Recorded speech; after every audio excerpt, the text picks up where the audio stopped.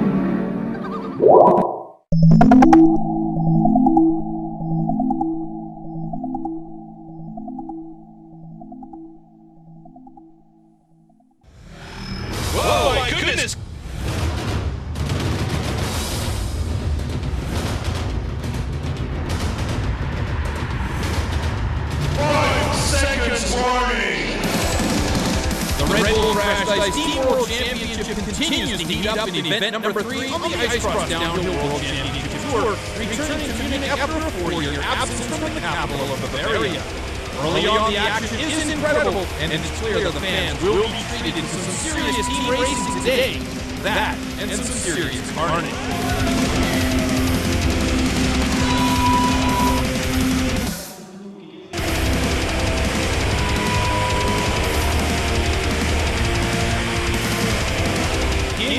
One team Unreal are up against the ranking leaders team Living the Dream. Team LTD have a 3-man finish, which means advancement to the next round. There's a review. I got his jersey a little bit. He shouldn't have fallen down like that. You know, it's racing, so things happen like that. Semi-final number 2 in a great heat with the Ice Crew against the Coast Guard Crew. The boys in gray, led by Fabian Nelson from Germany, out the numbers at the finish, edging out the Coast Guard Crew 22 points to 10 in the final. UNRL in their second final in 2 Red Bull Crash Ice events, the Ice Crew stepping up to their first final of the season. UNRL worked quicker to the bottom and had first, second, and fourth places locked up. They collect 1,000 event points and move ahead of Team LTD in the overall rankings with their win here in Munich. Next up, Investigator Live in Finland.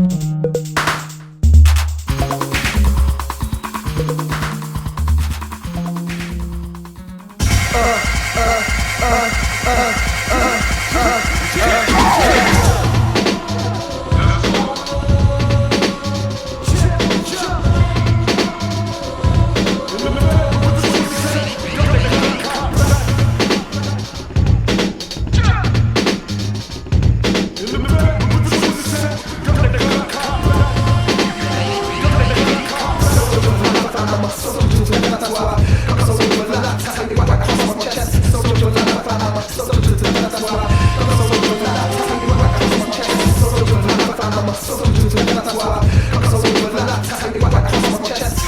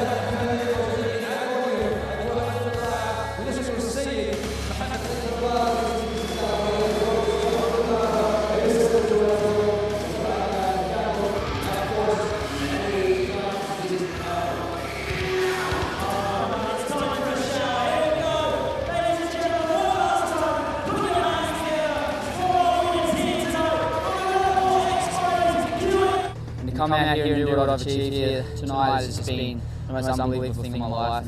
And this has been a dream ever since I was a child and started freestyle motocross. And now I'm here, it's now a reality. And what I'm thinking all my hard work's finally paid off, and I'm just living the dream. And I'd like to just thank everyone out there, really. Just feel light, and just want to relax now and let it soak all in. Here I am, I got it first, and in my eyes, Tom's still a legend to me, and he's my number one. The whole season's been definitely a hard mental game. It's just on my mind, just making sure that I have a smooth, consistent run and doing everything that I already know what to do, and just to stay calm and turn it back a notch and have fun this year. And I think that's just been my secret to having all the wins and having such a great year. So there's been pressure throughout the year, and this is by far been the worst, the most pressure. Yeah, I feel good.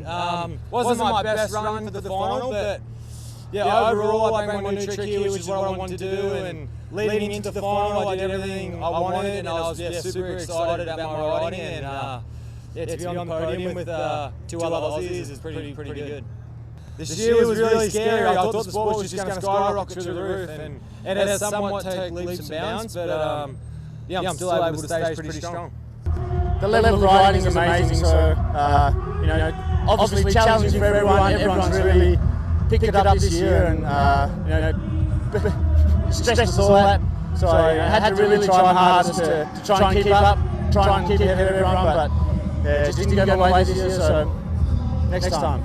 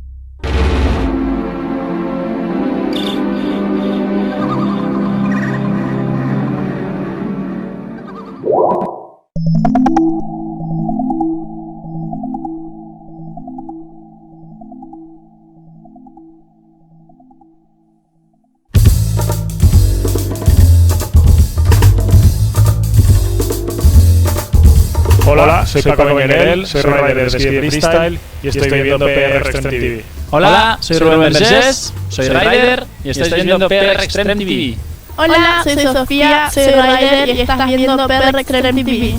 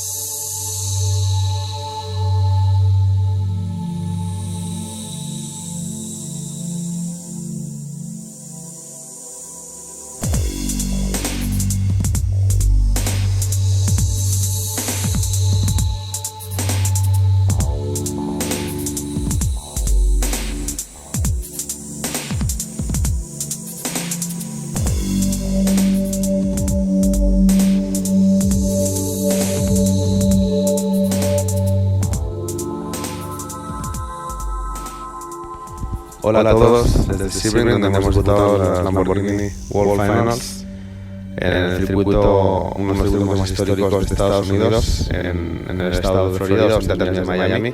Ha sido un honor y un placer poder hacer esta carrera gracias al buen trabajo que venimos haciendo durante todo el año en el Lamborghini Super Trofeo en las 24 Bravo Series.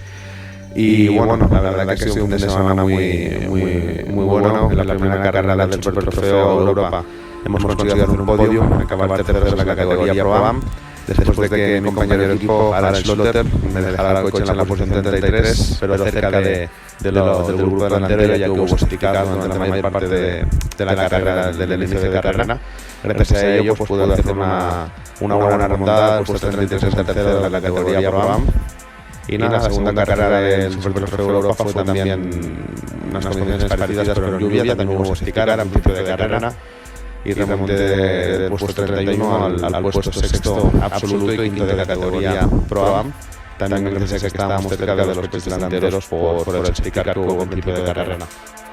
Y las dos carreras del Super Trofeo World Finals no tuvimos tanta suerte con el sticker, no hubo sticker en la carrera 1 ni en la 2, lo que hizo que el coche, cuando yo lo cogí, estaba bastante lejos de las posiciones delanteras. Todavía sí pudimos remontar bastantes posiciones y acabar la primera carrera en el top 10, y en la segunda, cuando estábamos rodando cerca del top 10, tuvimos un problema mecánico en la primera curva que nos obligó o nos echó hacia el muro y nos hizo retirar la carrera a una más falta de 2 vueltas.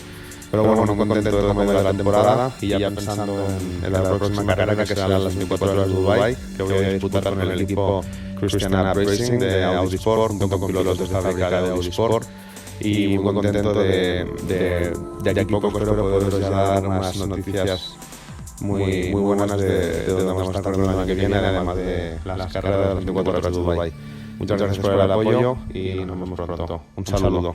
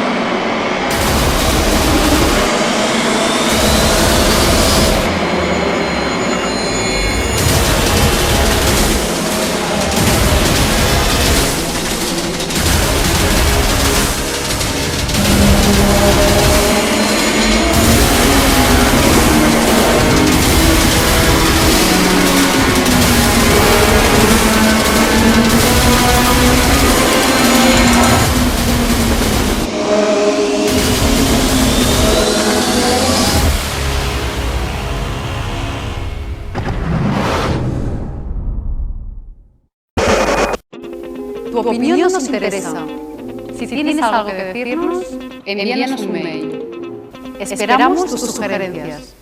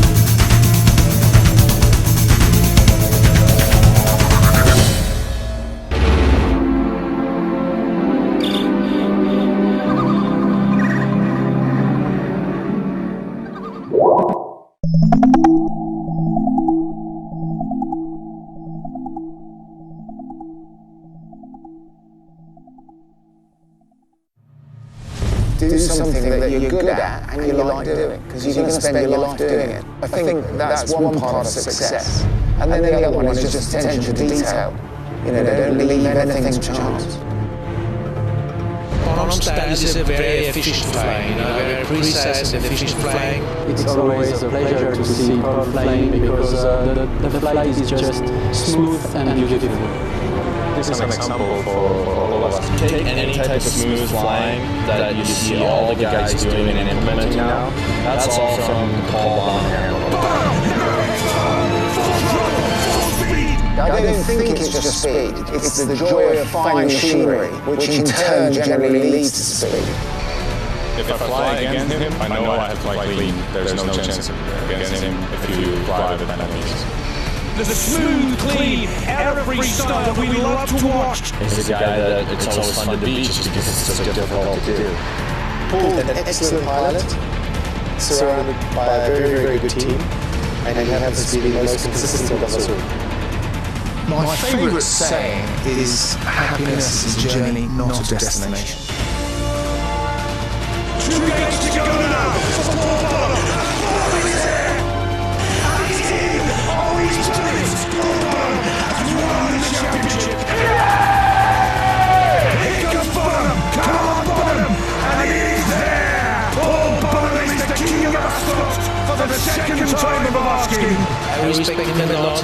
thinking, especially about flying, which was always something I looked up very much. Paul's as much as part of the Red Bull Air Races in my mind as anything, because from the time I started watching the Red Bull Air Race, Paul's been competing in it, and he's been doing well for so many years. He's always a guy to watch. All that he's just got everything and done better, and I can see clearly why.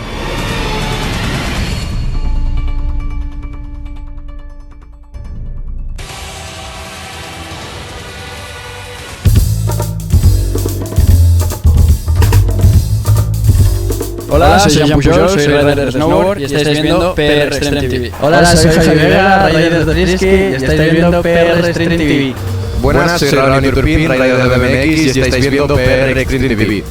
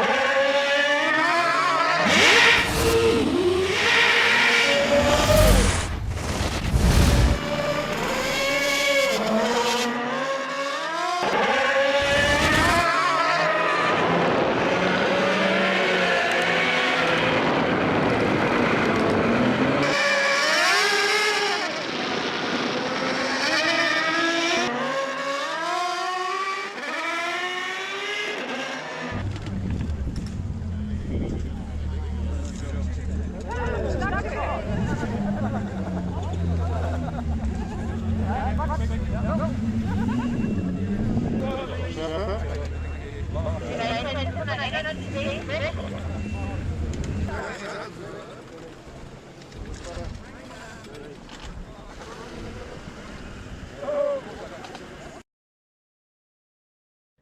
was very cool to do. Yeah, I mean, it's a different world for me as well.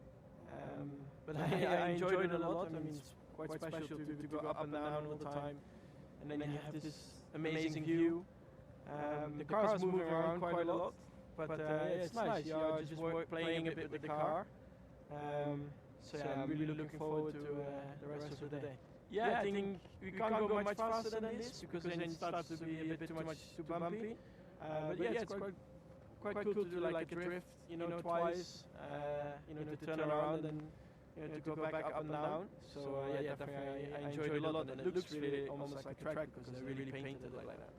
Yeah, and then also riding in this landscape, I think it's very special and it's very nice to see. I mean, even if you look up there, if you have such a view in a Formula 1 car, yeah, I enjoyed that a lot.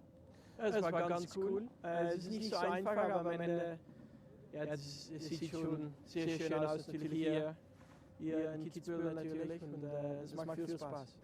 Ich glaube, es ist immer schwierig, hier zu fahren, natürlich auch mit einer Formel 1 Auto ist es etwas schwieriger, aber es macht viel Spaß, und das ist, glaube ich, das Wichtigste.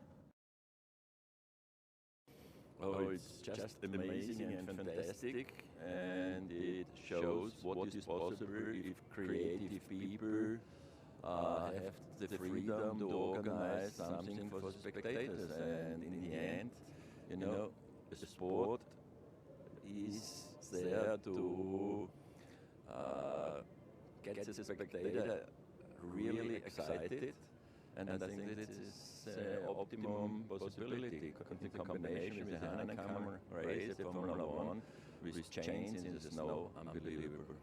Yes, I think Formula 1 is still the most spectacular motorsport event, and Hahnenkamm is as well the most exciting and spectacular Formula downhill race. So this combination fits well together, and to make it possible from the technical side with the Formula 1 was not easy, but our people did it very well, and it shows if you have a will and if you have an idea and you're not hindered by regulations or some strange people, then exciting things are possible. Da geht mir durch den Kopf, was alles möglich wäre in der Formel 1, wenn man Kreativität mehr zulassen würde. Und wenn man einfach wieder sich besinnen würde, dass es letztlich ein Sport ist, der ein Spektakel für die Zuschauer bieten muss. Aber das ist natürlich das absolute Extrem, und mit dem super Wetter kombiniert ein Formel 1 Auto mit Schneeketten. Aber all das ist möglich innerhalb kürzester Zeit auf die Schneekettenmontage, die in Graz innerhalb von ein paar Stunden erfolgte. Und nochmals, das ist, so muss Show sein und kombiniert mit hartem Sport. Ich glaube, das passt gut zusammen. Formel 1, die spektakulärste Motorsportform, und das Hahnenkamm. Ich bin jetzt gerade mit dem Hubschrauber auf, von oben schaut das alles noch wilder aus. Also das ergänzt sich gut, und ich glaube, mit Verstappen muss man ja aufpassen, dass er da nicht mit dem Auto hinunterlässt. Von dem kannst du das alles erwarten. The standout moments for sure is driving the car itself in the snow. It was quite tricky, and of course that the people were watching it and they were loving it. So that's always very nice to see. It's quite steep, especially a Formula 1 car, but it's not made to go on the snow. So I enjoyed the track. It was like an 8-figure, trying to get some donuts in. At one point there were a lot of grooves, I couldn't really get it turned around again because we had a lot of traction at one point. But at the end, I mean, I thought it was a great show, and I think that's the most important. Ja, ich glaube, die Geschwindigkeit natürlich war schon hoch für ein Formel 1 Auto in die Schnee. Das hat natürlich viel Spaß gemacht. Und ja, am Ende, glaube ich, das ganze Event war ganz cool. Ich glaube, die Piste war sehr schön. Ich glaube, die Organisation hat einen sehr guten Job gemacht. Und ich glaube auch von Red Bull her, das Auto hat alles perfekt gemacht. Und ich glaube, das ist auch sehr wichtig.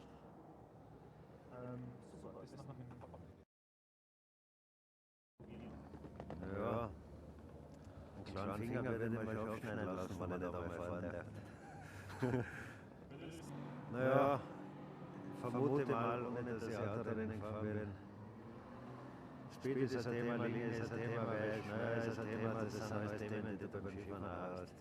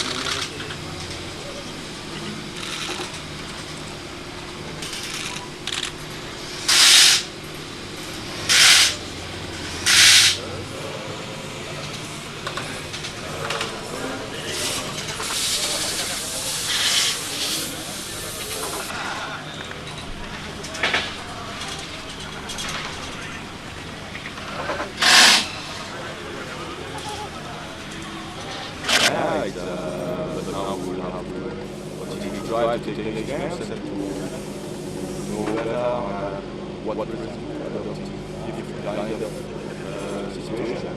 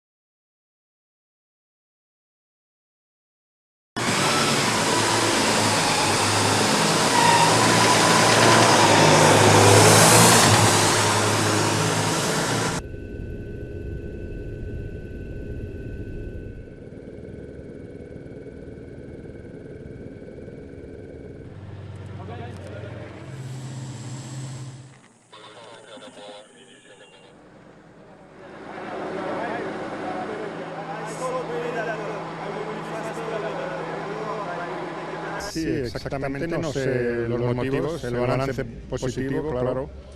Ha sido una etapa muy difícil, nos ha pasado un poco de todo, como a todo el mundo me imagino. Hemos tenido dos veces que nos hemos quedado atascados dos veces en la arena blanda, parar, sacar las placas. Hemos conseguido salir relativamente pronto y continuar, entonces al final pues bueno, me imagino que los demás han tenido también 1000 historias y hemos podido ponernos primero. Due to my former Dakars, I learned to manage the car and I backed off a little bit. Really good navigation of the co-pilot today. No mistakes, no. Exactly on cap, we did everything. And we came at CP2 and we really wanted to do the extra 100 plus case, but it was cancelled, so finished second. Yes, it's so complicated day for them. They are here to learn. There is a lot to learn. Then yesterday they learned how to in Rio, not too fast, and today in the sand, which was very difficult because the temperature was very high. They have got some difficulties, but they are learning and they are still there. There are only 4 days remaining, and they are still there. I'm not sure many people will have thought that at the beginning of the Dakar. They show an incredible level of performance on the first week, and when everybody see the speed, their learning curve, how fast it is, I have no doubt they will be able to fight for the victory in the very coming years.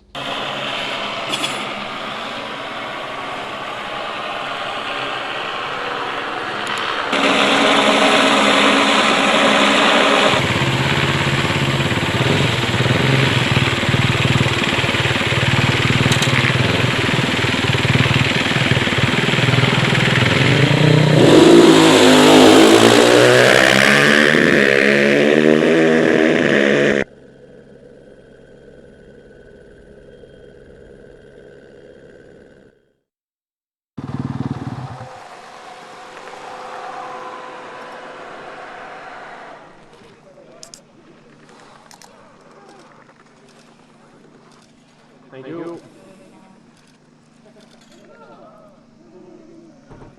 No, I haven't heard too much on the navigation with it all as yet and in the stage, but we've got through pretty good. We made a couple of little mistakes around the 100 mark, got a little bit lost, and luckily we found a waypoint and got ourselves back in and going again. But other than that, we've had a fairly decent day, fairly solid day, and it was just good. We didn't lost. It was definitely tricky navigation today.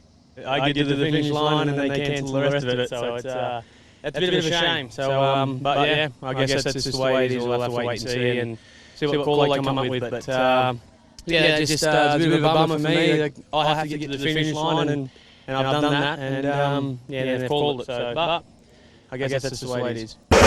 Tu opinión nos interesa. Si tienes algo que decirnos, envíanos un mail. Esperamos tus sugerencias.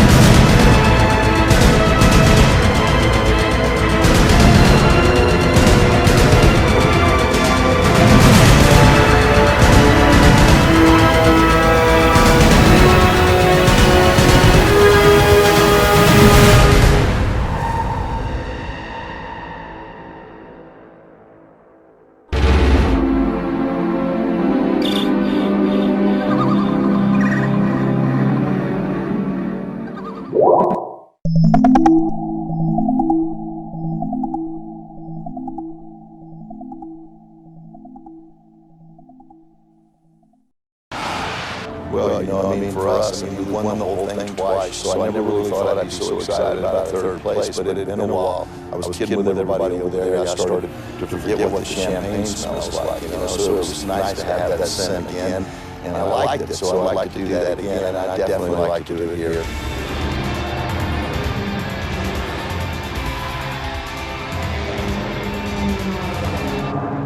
I've always been an adrenaline junkie. I love speed stuff, but I think there's a passion for it too. Racing, it's very part of our culture too. You know, I mean, it's gone back forever. Whether it was a horse race or motorcycle race. You know, I trust the machine. You know what it's going to do. And like a horse, I think of it as being a 1,000-pound 5-year-old. You have no idea what it's going to do because it doesn't know what it's going to do. So I just kind of stay out of the way. Honestly, I never wanted to be a cowboy again. You know, I mean, I like the motors and anything with a motor on it. I mean, the horses and the cows and all that, I never really got into that.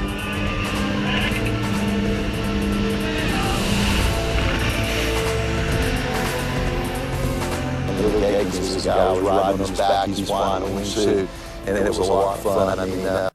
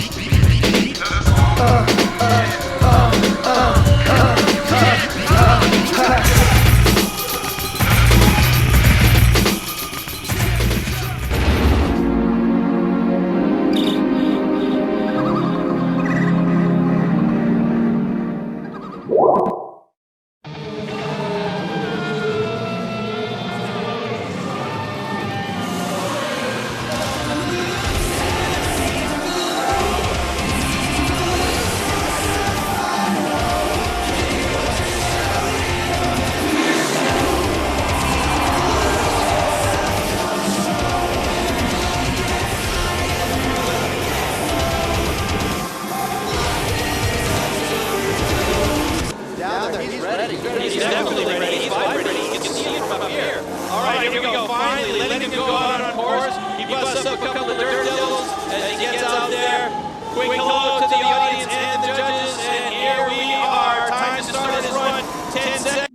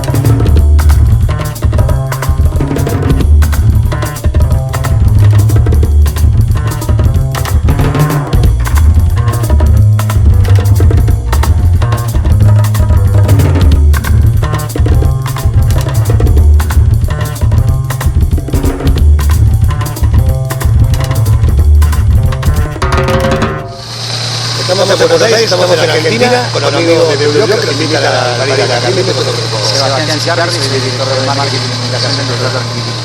Gracias por la invitación, aunque venimos hablando por intermedio de nuestro amigo más tarde. Contame qué es el evento de hoy. Mira, hoy estamos aprovechando lo que se llama el shakedown, que es el último día de puesta a punto de los autos y del equipo anterior a la carrera. Ya hoy los autos ya no se mueven hasta el día de la carrera. El flaco Comajar me invita a ver el DACA con el hombre, me encuentro con una persona que te garantizo que este de Fórmula 1 sabe. Decís tu nombre, por favor. Ricardo, para los amigos. Tengo una alias, pero ese es el para los amigos.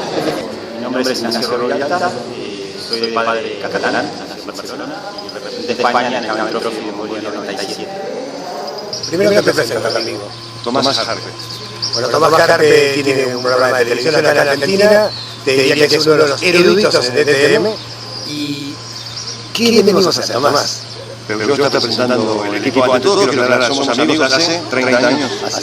Nos conocemos desde que éramos ambos muy jóvenes. Y ahora estamos en Buenos Aires, cerca de la capital federal, a 40 kilómetros, 50 kilómetros, en la representación del equipo Peugeot para lo que es un par de horas más la Dakar. Bien. Este mundo motor que estaba tan alejado para la Argentina, la Fórmula 1, MotoGP, Dakar, empezó poco a poco a venir.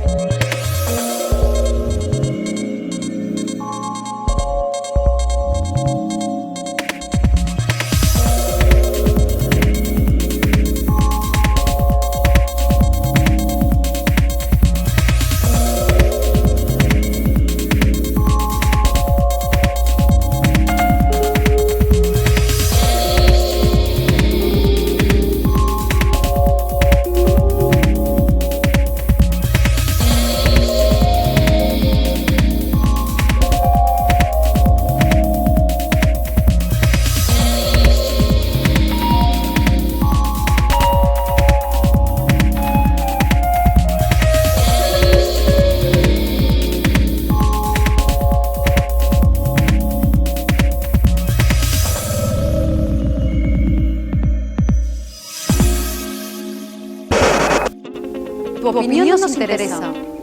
tienes algo que decirnos, envíanos un mail. Esperamos tus sugerencias.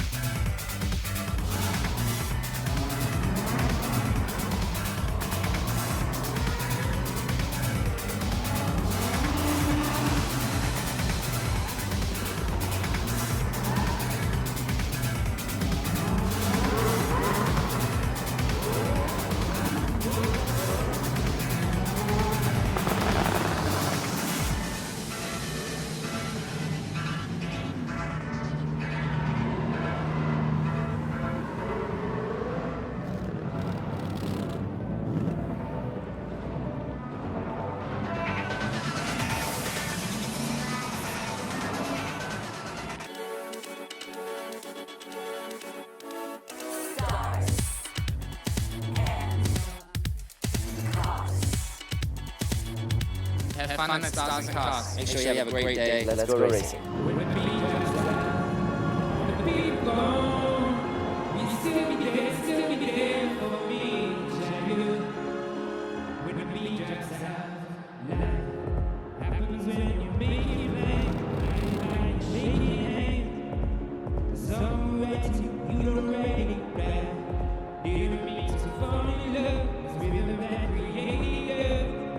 Schön, dass Sie gekommen sind, schön, dass Sie uns den Pokal gebracht haben. Wow, das ist eine Wahnsinnskulisse hier. Es ist unglaublich. 6 Teams haben wir gewonnen, 6 Rennen haben wir gewonnen und damit natürlich bewiesen, dass die absolut besten Teams für uns fahren und dass die schnellsten Autos ganz eindeutig einen Stern haben. Wir wollen das auch heute richtig gut feiern, es wird Racing geben, es wird Entertainment geben und vor allem freuen wir uns, dass so viele Fans gekommen sind.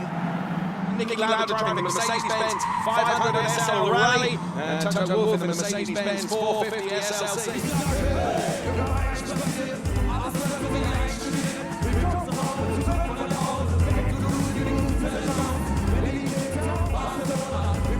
This is the most challenging car in the world.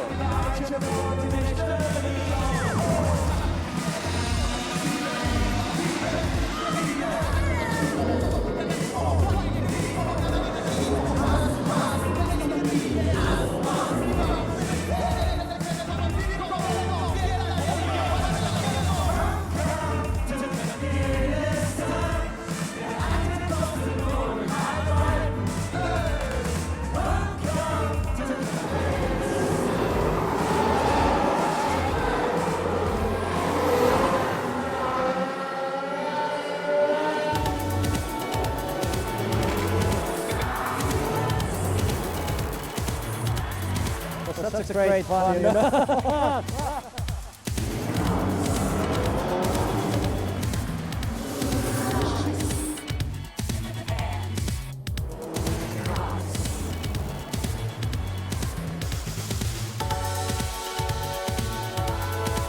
Wir fahren Spaß, wir fahren verschiedene Autos, je nachdem wie weit man kommt.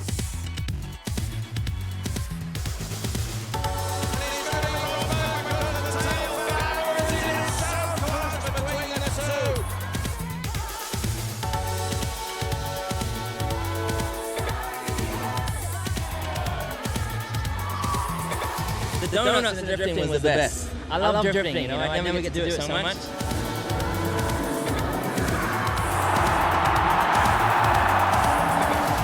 Pascal was a great driver, so he showed today. So.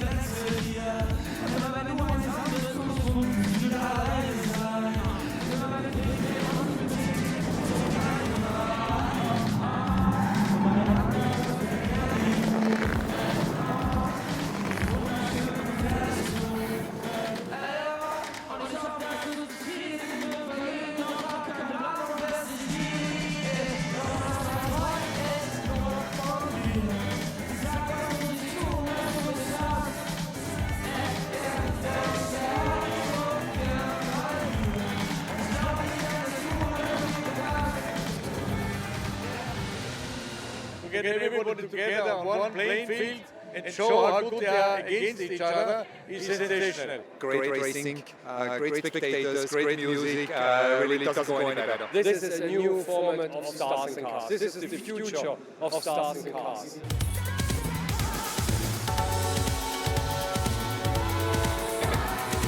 Merry Christmas, everybody.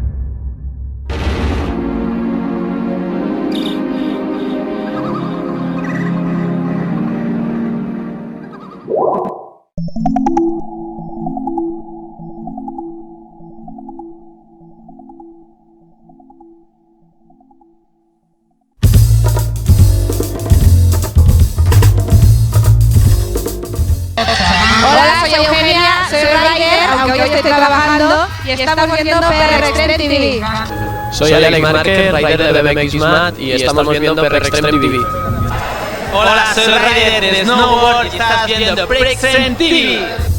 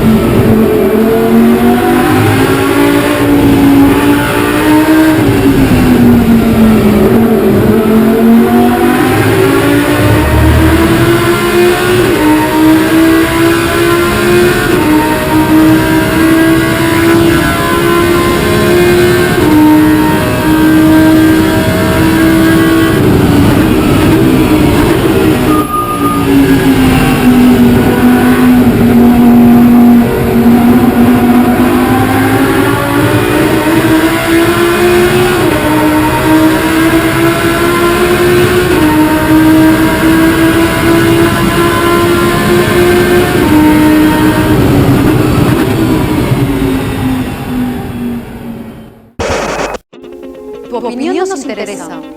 Si tienes algo que decirnos, envíanos un mail. Esperamos tus sugerencias.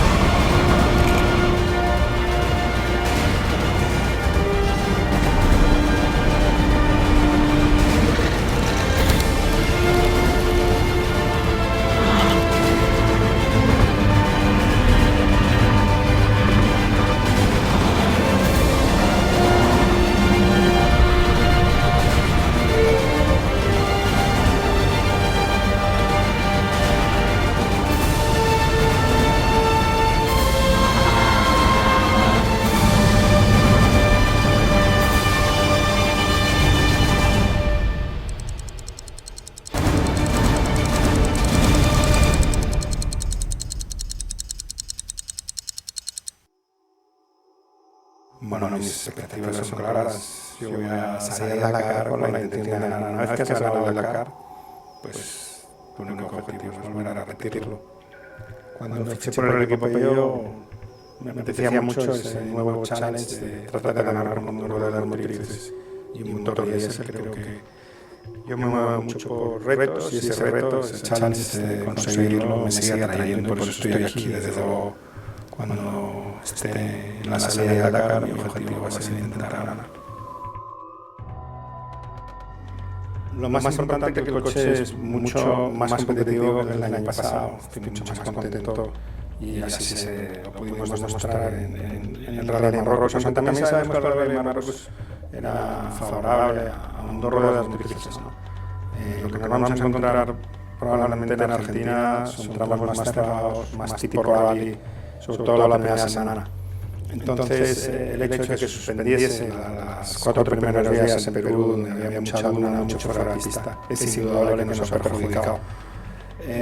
Pero contento, satisfecho, creo que el problema mecánico que tuvimos está solucionado y lo más importante es saber que el coche es competitivo, que el coche es mucho más rápido que el año pasado y que nos va a permitir plantar cara al equipo Mini, al equipo Toyota, que son los protagonistas o que han sido los protagonistas en las últimas ediciones.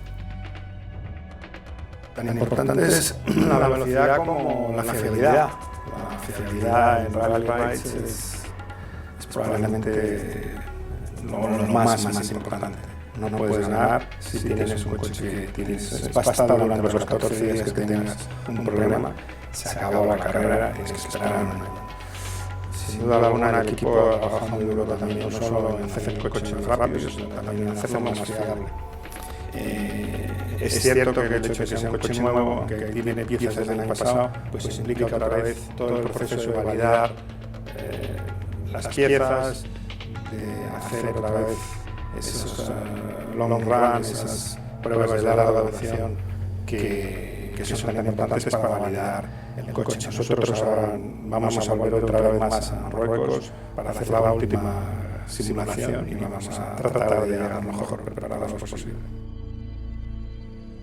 En primer lugar, pues si ves que has hecho una trayectoria equivocada porque has pensado que la curva era diferente, yo personalmente me enfado conmigo mismo por haberme equivocado. Me estoy dando cuenta que estoy perdiendo tiempo en esa curva en concreto. Luego hay veces que subestimas la curva, piensas que la curva es más lenta de lo que es. Tienes que a veces rides tienes que improvisar mucho. Improvisar es la palabra que es más importante en la conducción de un ride porque no tienes información. A veces te sorprenden cosas tremendas, un bache que piensas que es lo más peligroso, no piensas que es en fuera de pista, a lo mejor no hay ningún bache y de repente en fuera de pista te encuentras un agujero o cualquier cosa que automáticamente vas al límite de la suspensión, el coche, la tendencia en esos momentos es de que levante la parte trasera del coche y es lo más peligroso el volcar hacia adelante, ¿no? Por eso leer correctamente el terreno es tan importante y mantener la concentración en el terreno es tan importante en los rides porque hay muchas sorpresas que a veces suelen ser peligrosas. Sobre todo el roadbook lo que indica es los cruces, si hay algunas zonas de peligro, las dividen en peligro 1, peligro 2, peligro 3, pero claro, la información de las curvas no está, salvo casos muy puntuales. Entonces, conduces a vista, básicamente, y el roadbook lo que te indica es más que nada el camino, ahí es donde el copiloto tiene que ser muy preciso, sobre todo también para, como decía, los peligros, y luego los fuera de pista, el rumbo, ¿no? Que es la labor fundamental y la dificultad del copiloto en esos fuera de pista donde vas siguiendo un rumbo. Bueno, seguro que yo le considero un candidato a la victoria, ¿no? Sebastián es un piloto tremendamente rápido, inteligente, que se va a adaptar a los rides inmediatamente. Yo creo que con un coche como el que vamos a tener va a estar peleando por ganar etapas, por ganar la carrera y sin duda alguna es un refuerzo importante del equipo Peugeot. A partir de ahí dependerá un poco también de lo que hemos dicho antes, de la fiabilidad del coche. Tu opinión nos interesa. Si tienes algo que decirnos, envíanos un mail. Esperamos tus sugerencias.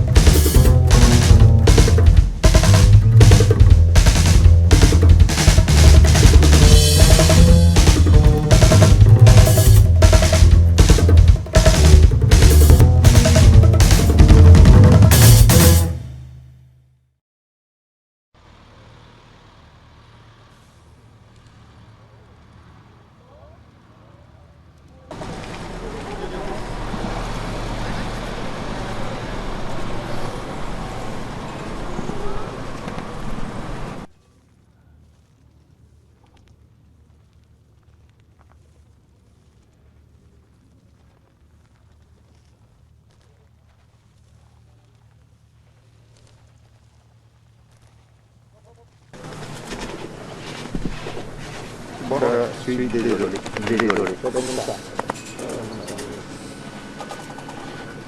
Salí primero hoy llamado. Yo creo que estaba bastante complicado más con la lluvia. Y luego se fue complicando cada vez más, pinchamos 2 veces, la pistola no funcionaba, luego la salida de la segunda parte del tramo estaba puesta en un sitio que te quedabas, estuve parado por lo menos allí 4 o 5 minutos. Y luego al final pues tuvimos el problema con el cambio y hasta allí. Pero Pablo, lo que han remontado tantos kilómetros, Sí, es un día que ha empezado a las 3 de la mañana y acabamos de llegar ahora después de hacer 300 y pico kilómetros remolcados, tanto en el tramo como en el enlace. Ha sido un día de esos para no olvidar. Es muy difícil, Carlos, pero el público argentino está al costado de la ruta esperándote, estaban todos aquí afuera, seguramente un mensaje para ellos también. Sí, muchas muestras de cariño y yo en el fondo estoy contento, he disfrutado la carrera, me lo he pasado bien, he ido rápido, estaba liderando después de perder el primer día en mazazo los 14 minutos. Y bueno, la carrera sí, hoy también su día tuvo problemas, tuvo depre, una saratilla hoy también, es una carrera que se van poco a poco pasando cosas y al final el que menos problemas tiene pues es el que gana. Hoy desde luego era el peor día para salir adelante.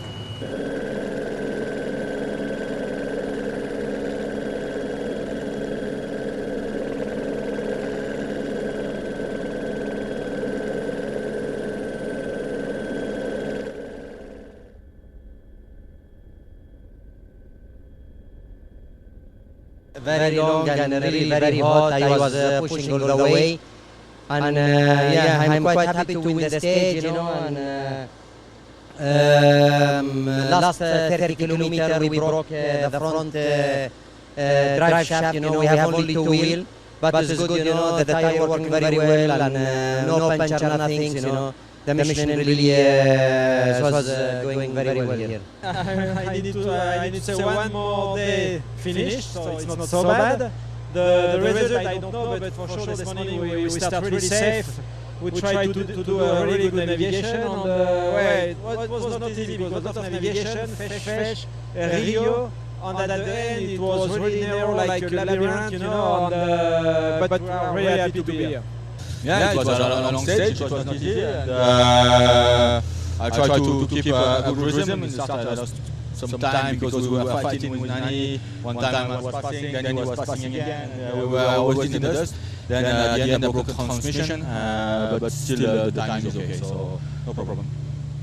I think it was quite difficult day today with difficult navigation and a lot of branches, a lot of difficult passes with the car. As a first car, we started the stage also difficult to find some waypoints. We have one puncher, it was not working our nut gun, so we lost a little bit more time. Then we have a second puncher, and then in the start of the second part of the stage, the starting line was in a completely wrong place, and we got stuck in the start. We have to take out the plug and we lost another 5 minutes at least, so it was quite difficult. And then suddenly the gearbox carcass, I don't know how you say in English, it broke, and in this case, in this car is part of the chassis, so we couldn't do anything. Yeah, not yet. So I won't spill the victory until I cross the finish line on the last day. So it's been hard on the bikes today. It's been a lot of hot weather, and hopefully it's look, the bike's still going really good. There's no water leaking or anything out, and still feels strong. So we're in a good spot. Mio did a good time today. He got the test win, beat you by 18 seconds. So it's all good. We made a bit of time on overall second, which is our main goal, and hopefully the next 2 days we can just take it a little bit easier. Yeah, sure, it's amazing. It was a tough day for navigation. I come back on the pub, Paolo. he crashed, I make a little mistake. I crashed first to the refueling, and after the refueling was very tough for navigation. And I did a great job, you know. I catch a good waypoint at a good moment. So I think I'm also lucky, but I'm very happy to catch the victory today. And the third. Tu opinión nos interesa. Si tienes algo que decirnos, envíanos un mail. Esperamos tus sugerencias.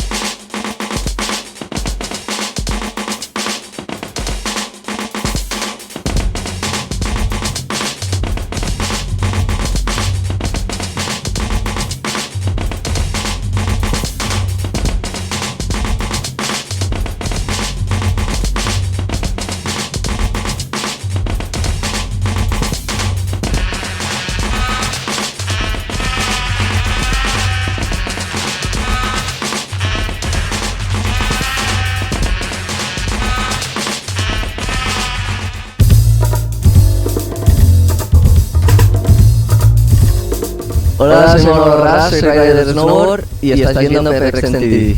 Hola, soy Renata, soy rider y estás viendo PRExtremeTV. Hola, soy Alex, soy rider y estoy viendo PRExtreme.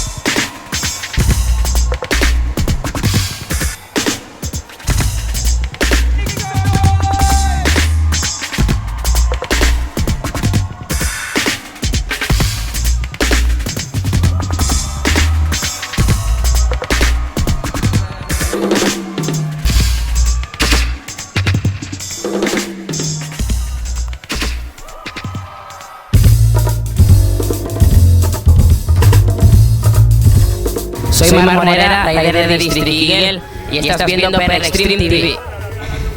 Buenas, soy Luca Meloni y estáis viendo PRExtremeTV. Hola, soy Mónica Font, soy rider de Spirit y esto es para PRExtremeTV.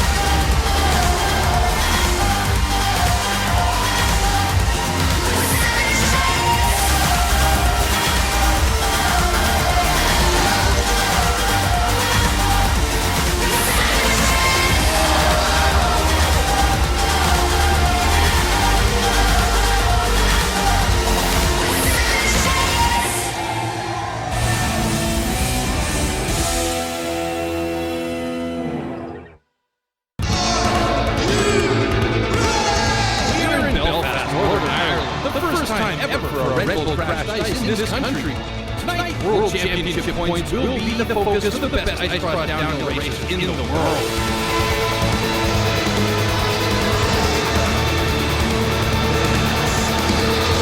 This track is challenging for everyone, especially after 5 events in 5 weeks, and fatigue is starting to play a role. The track's amazing, one of the fastest ones we've ever had, so just trying to have some smooth runs and continue into the finals here. Kyle Groxall is nearly eliminated in the round of 32, just barely getting the skate across the line and won with the Lago. Then, in the quarterfinals, the 2012 World Champion just doesn't have enough energy left. After battling from behind, Kyle is knocked out of the competition. What can you do? My legs are gassed. I gave everything I could in that last heat to catch back up, and these guys got the whole shot on me, so keep my head up and go in Edmonton and try for a win. Meanwhile, the other Groxall brother, Scott, keeps on powering towards his goal, advancing to his third final in 3 events. In semi-final 2, it is all out order to try and find position and space on track. Speedsters Marco Delago and Dean Moriarty looking to block the line, get tangled up and nearly take each other out, while Luca Delago sneaks through. Clearly fatigued, Cameron Noss also doesn't have the juice to keep up and falls back, while reign champ Marco Delago brings up the rear and is eventually eliminated. 24,000 people await in anticipation for Scott Groxall, Dean Moriarty, Dylan Moriarty, and Luca Delago to race.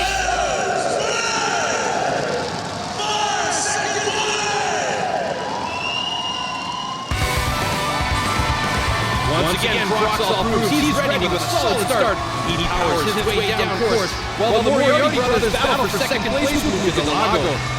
Scott Groxall reaches the finish line to win his 3rd in a row and continues his dominance of the 2015 Ice Cross Downhill race season. Yeah, it feels amazing, especially against some of the top guys in our sport. Just happy to get another win here. Scott moves into a solid lead in the overall standings and will head to the next Red Bull Crashed Ice in Edmonton, Canada on the 14th of March with a target on his back. Will you be there?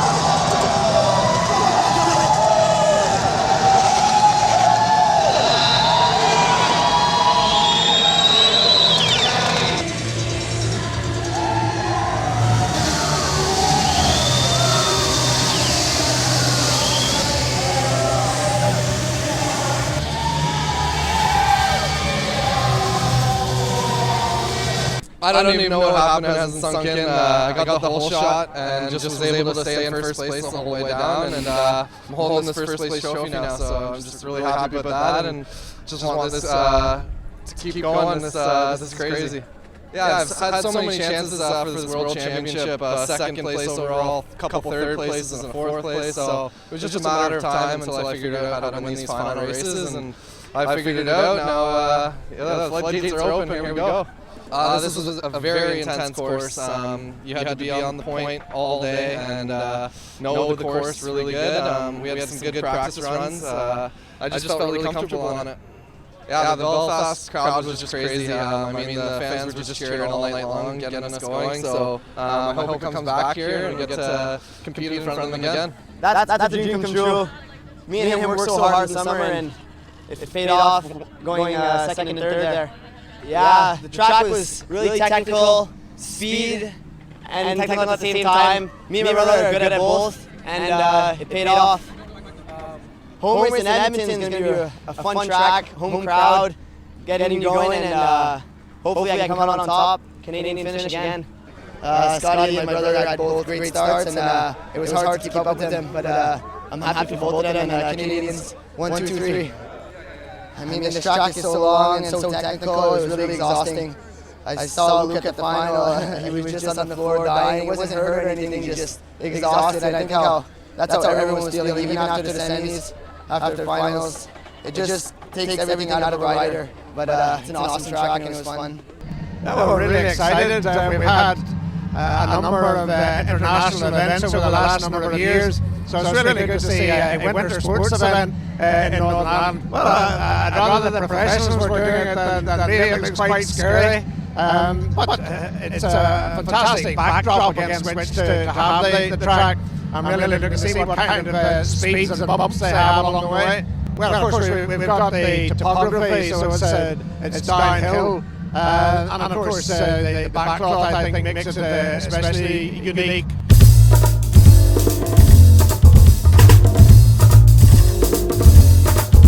Hola, soy Paco Miguel, soy rider de esquí de freestyle y estoy viendo PRExtremeTV. Hola, soy Rubén Vergés, soy rider y estáis viendo PRExtremeTV. Hola, soy Sofía, soy rider y estás viendo PRExtremeTV.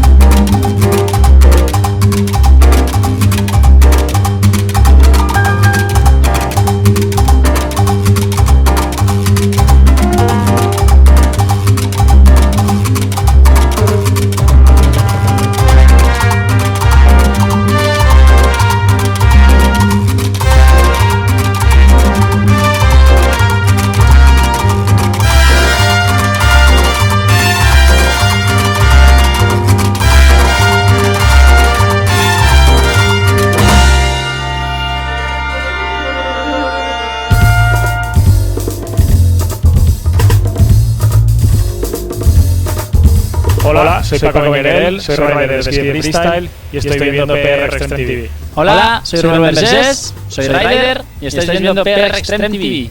Hola, soy Sofía, soy rider y estás viendo PRExtremeTV.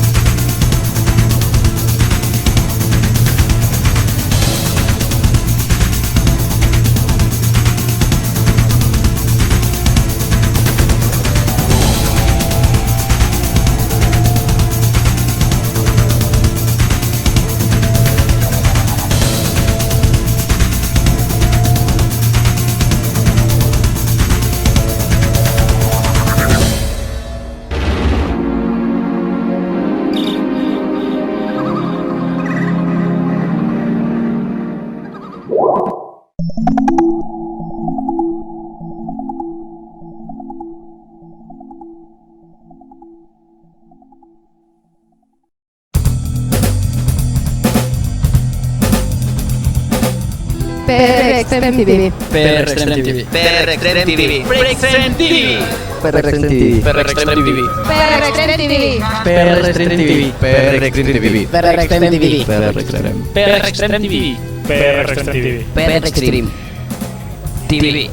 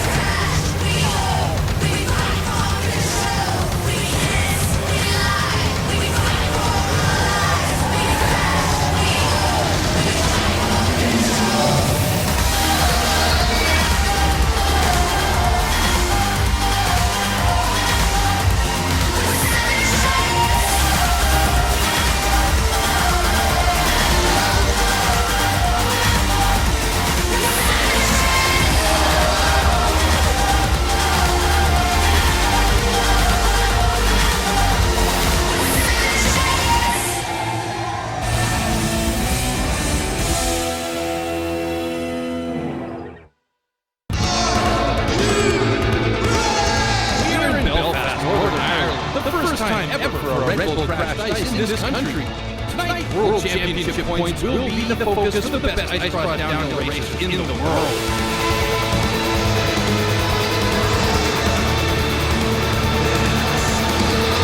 This track is challenging for everyone, especially after 5 events in 5 weeks, and fatigue is starting to play a role.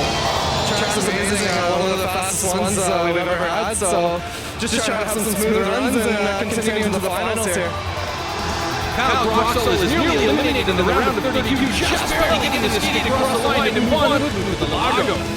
Then, in the quarterfinal, the 2012 World Champion just doesn't have enough energy left. After battling from behind, Kyle is knocked out of the competition.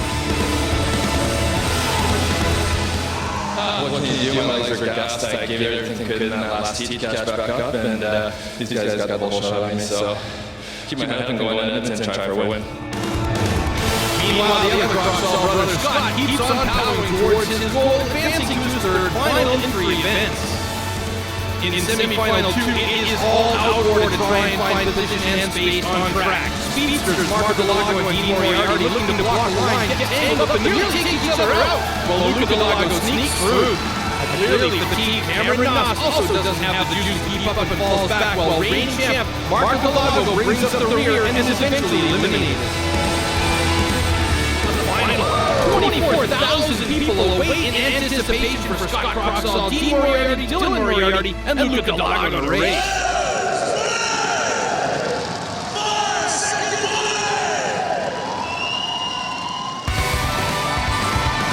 Once again, Groxall proves he's ready with a solid start. He powers his way down course, while the Moriarty brothers battle for second place with Luca Delago. Scott Groxall reaches the finish line to win his 3rd in a row and continues his dominance of the 2015 Ice Cross Downhill race season. Yeah, it feels amazing, especially against some of the top guys in their sport. Just happy to get another win here. Scott moves into a solid lead in the overall standings and will head to the next Red Bull Crash Ice in Edmonton, Canada on the 14th of March with a target on his back. Will you be there?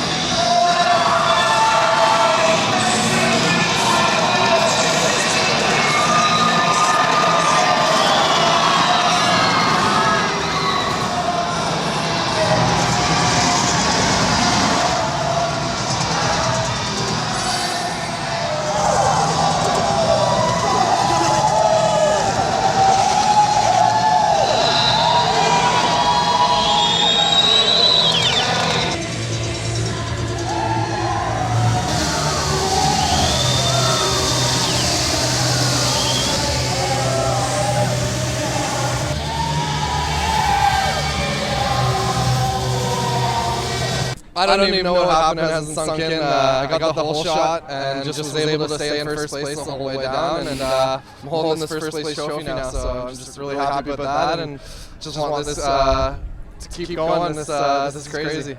Yeah, I've had so many chances for this World Championship. Second place overall, a couple third places, and a fourth place. So it was just a matter of time until I figured out how to win these final races, and I figured it out. Now, the floodgates are open. Here we go.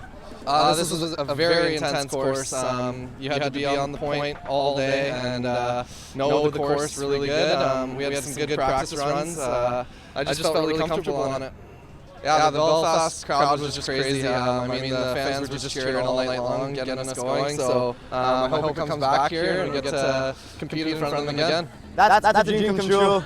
Me and him worked so hard in the summer, and it paid off going second and third there.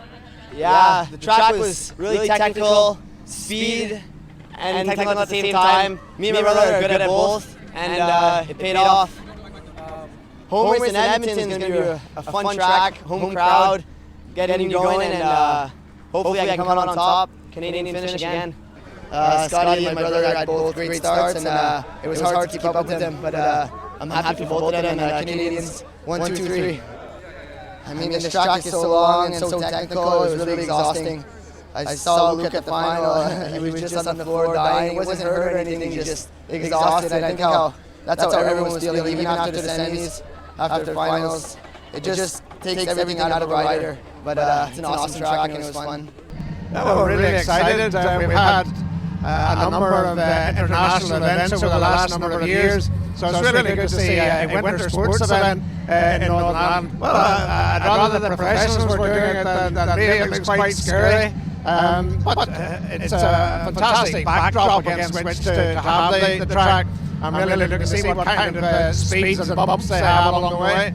Well, of course, we've got the topography, so it's downhill. And of course, the backdrop, I think, makes it especially unique.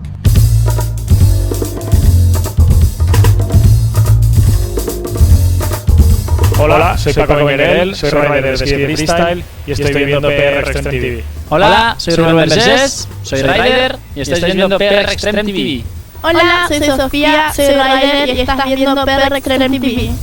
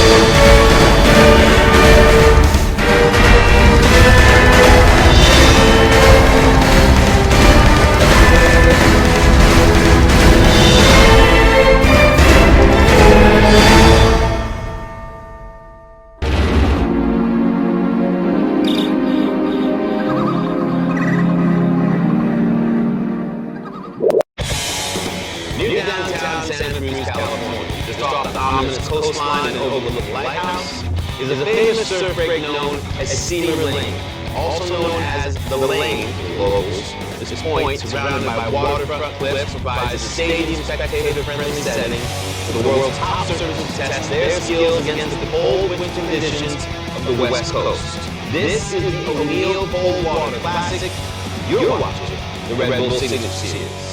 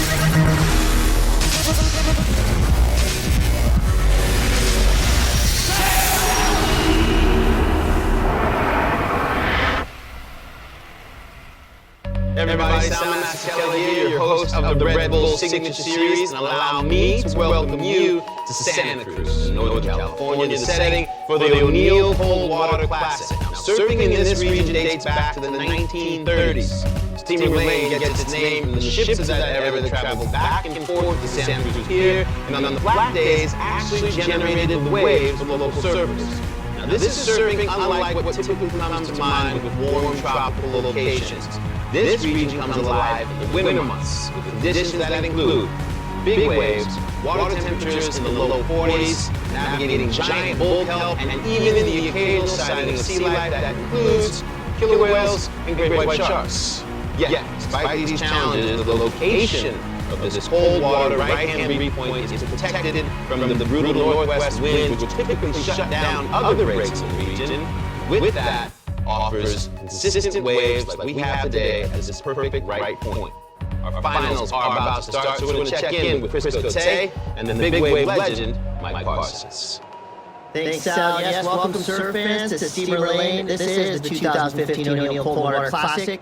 We're going to go four-man heats, top two surfers will advance. We're going to go four-man priority. Snips, that means this is like gentlemen's rules surfing, correct? It is. It's basically taking turns with four surfers in the water, and that will be a great addition to this year's event. The waves today are great in that 3 to 4 foot range. Judges will be looking for those big, explosive, powerful maneuvers. This is a classic right point, and these guys will be going off today. Thanks, Mike. Let's go to Chris Pastris on the bluff. Thanks, guys. We've got some good conditions for surfing here at Steamer Lane. The water is uncharacteristically warm at 64 degrees, which is great for surfing. We've got a light offshore wind, medium-sized waves, 4 to 5 feet, but we spoke to our contest director. Word is these waves are building and will peak just in time for an epic final. Thanks a lot, Chris. That's right. We're getting into quarterfinal action. This is quarterfinal number 1, Alejandro Moreta from Puerto Rico. Nathan Yeomans from right here, San Clemente, California. Roji Panesi, he is the underdog, the young threat to take this heat out. Killian Garland, he is going to be another local favorite from just down the road in Santa Barbara. We're going to start off with Killian Garland. Picks off a nice little wave right off the slot, straight off the top. Killian Garland, he is a tall, powerful surfer. He's able to generate a lot of speed. Comes around this section.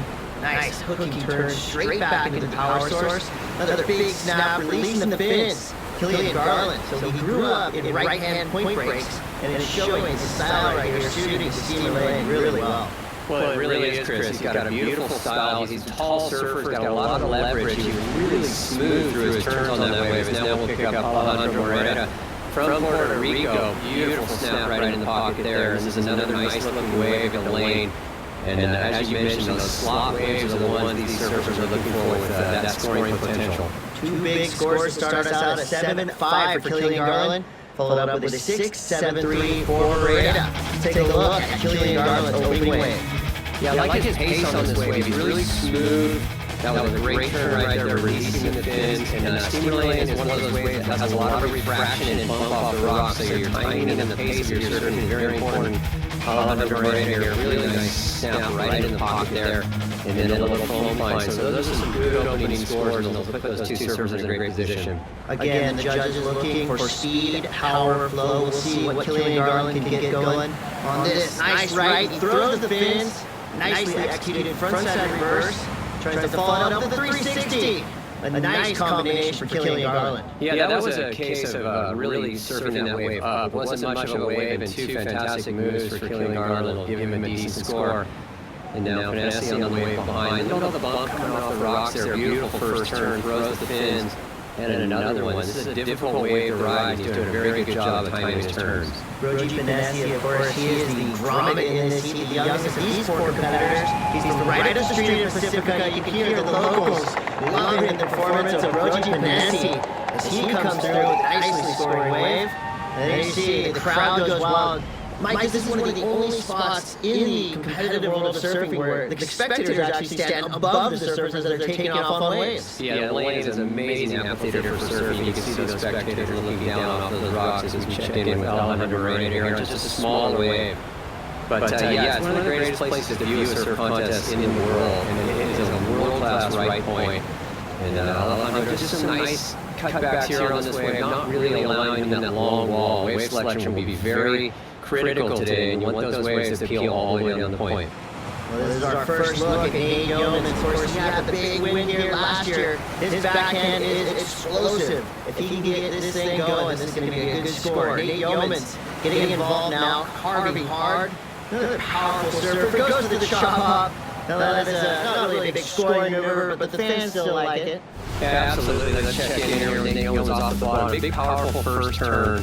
He's got a lot of leverage, a lot of power in his surfing. That's a nice second turn there. Unfortunately for Nate, this wave really didn't pan out through the inside, but looking smooth. He's won this event twice in the past. Very comfortable out here in the lane as he throws the chop off.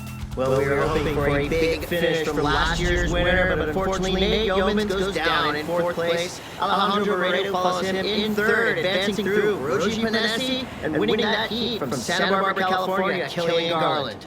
Let's take a closer look at this wave with O'Neill team rider Ben Coffey. This is the course preview. Well, beautiful morning here. You can see steamer lane here to jump off the cliff. And that is at the very top of the point. There's the help that keeps this place so clean from those strong northwest winds. And here's the takeoff steamer lane right next to the rocks here. You're literally up against them at high tide. It refracts right off the cliff. And then it gives you this beautiful canvas for big backside off the tops that they've been performing here on this nice clean morning light. And Judge really looking for those big backside turn or front side, but it's a quality wall and powerful surfing here this morning will be what the judges are looking for.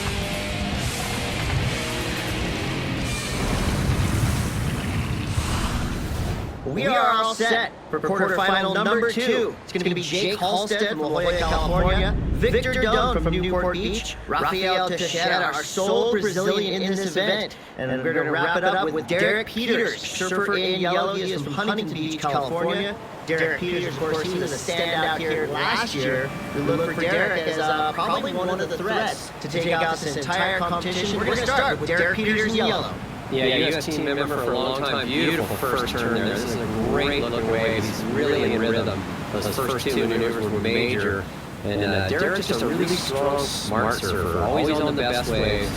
And really maximizing some big turns on those first two turns on that wave were excellent. Keeping it critical, yet keeping in total control. Derek Peters, his first wave comes through at a 7. Now here's our first look at the young Brazilian, Rafael Teixeira. Yeah, nice little wave here. He's got a good wall. Nice opening turn there, throwing lots of spray. Really powerful and tight in the pocket. Well, as we wait for the score for Rafael Teixeira's first wave, let's go to the beach where Chris Pastras is with Nate Yeomans. Thanks, guys. Nate, I know you got behind a bit early. The waves were a little slow during your heat. You did get a chance to defend your win. Take us through what happened. Yeah, I think the lane of all places, it's just, it kind of determines who's going to make it or not. You got to get the right waves. There's not much opportunity in between the good waves, and I was just kind of out of rotation. It was a good time. I would have liked to have done a little better, but No hard feelings, man. Onward and upward. Yes, exactly. We're stoked you're here. I know O'Neill's stoked you're here. You got to hit the road. Your family's here. Best of luck with the rest of your year. Thanks, Nate. Thanks, Chris. Always good to hear Nate Yeomans, positive and looking forward to the next event. Let's get back to this quarterfinal. We're going to start it off with Derek Peters, surfer in yellow. Yeah, Derek Peters using his priority in a nice looking way. Big first turn, drifting the fins, and then gliding across this section, nice and smooth. Another nice snap in the pocket, is reading his wave really well. Very important to be in that rhythm with the wave, and a fantastic last turn there, really ditching the fins, and very impactful finishing turn there for Derek Peters. That's going to be a nice backup score for Derek. Now let's get to Victor Doan. Victor on a tricky looking right. He gets caught behind just a little bit, still manages one quick turn. It's probably going to come through a little bit of a low score. So we're going to look at Jake Halstead having a paddle right up against the bluff. Yeah, Jake Halstead from down the road in San Diego, a big powerful surfer. Surfing reminds me a lot of Connor Coffin. He's very smooth and powerful, has a ton of talent as he waits for this section to build up. Nice snap in the pocket. And looking for that oncoming section, you can see the bump, and he finishes very strong. He likes it. Well, the judges really loving the powerful approach of Jake Halstead. Now let's take a look at Derek Peters. Winding up, smashing that oncoming section, but not able to hold on. You gotta complete these waves, Mike. Well, you sure do. That last maneuver is so important for these surfers. Let's take a look at Derek Peters' ride here. Nice first snap off the top. Another clean re-entry off the top, and right here he's waiting for this wave to build up in front of him, looking for that finishing maneuver that is so important. Goes to the massive layback, good timing there, just catches the rail and goes down. Here's another look at Jake Halstead. The good news for Derek Peters, that wave did not improve, but still in the lead. Halstead has the power approach. You see this strong finish, blasting the tail out. Jake Halstead loving it. Let's get back with Rafael Teixeira. Looks like he could be on a good one.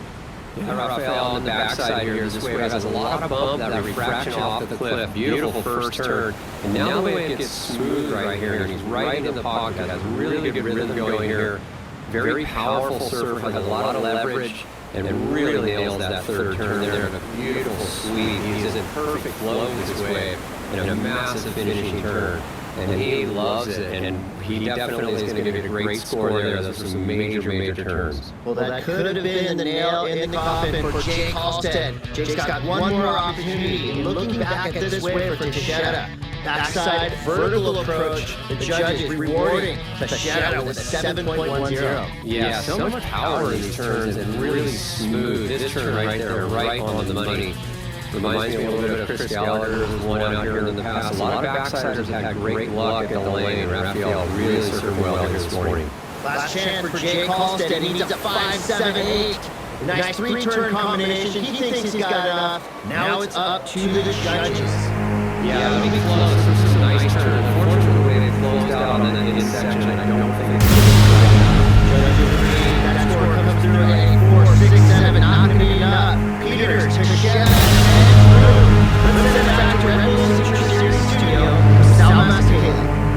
This event came to the World Tour stop for the pros in 1988. Surf contest began here in 1967 with the Santa Cruz Pro-Am.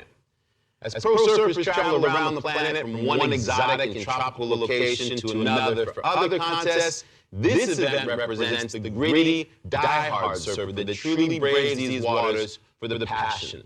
Other breaks might have their own unique history and notoriety, but it takes a special breed of surfer to compete and navigate the cold waters of Steamer Lane. So the Cold Water Classic has been on for close to 30 years. It's the longest running event in Northern California. There's been various iterations of it over the years. It started out as a Western Surf Association event, more of an amateur event, a local event. And then it's blossomed into a prestigious pro event. It's got so much history and heritage. It started out as a local thing, and then it just grew into this big event. Now it's a qualifier. Have it elevated this year to a qualifying series event, 1500. It's exposing a lot of the American public to athletes that normally they would see. So it's really a great opportunity for domestic pros to come and show their skills.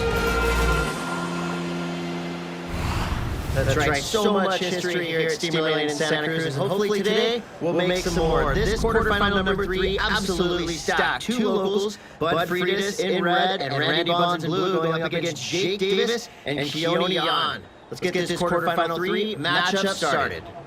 Yeah, this is a great heat on paper. We'll see what unfolds. Randy Bonds, he's out there in the blue, paddling for this first wave. Looks like Bud Freitas a little bit out of position, and Randy Bonds up and riding right here on a nice, clean-looking wave. Beautiful first turn. Really critical stab in the pocket, throwing tons of spray, and another one. So he's really in rhythm here. The local knowledge paying off with 3 massive backside turns. Well, you can hear the hometown crowd getting behind Randy Bonds. A great opening wave comes through in an 8.6. Yeah, these maneuvers are world class. Really timing it perfect. Sliding the tail there, kicking on the tail pad, and really in rhythm with this wave, coming right down in the critical section of the wave and straight back into it. Really powerful, perfect timing, and throwing tons of spray. And one more to finish here, connecting with the lift. So I talked a lot about the rhythm, but it's so important, Chris, to have that flow with these waves and be right in that rhythm with what the wave's doing. Well, you're seeing Timmy Ray's getting ready for quarterfinal number 4. Now more action in the water. It's going to be Jan, your surfer in yellow. Having a look, he's deepest. He's in the spot, and he is up and riding. Yeah, Keone on a nice wave here, big set wave, nice sweeping first turn to get things started.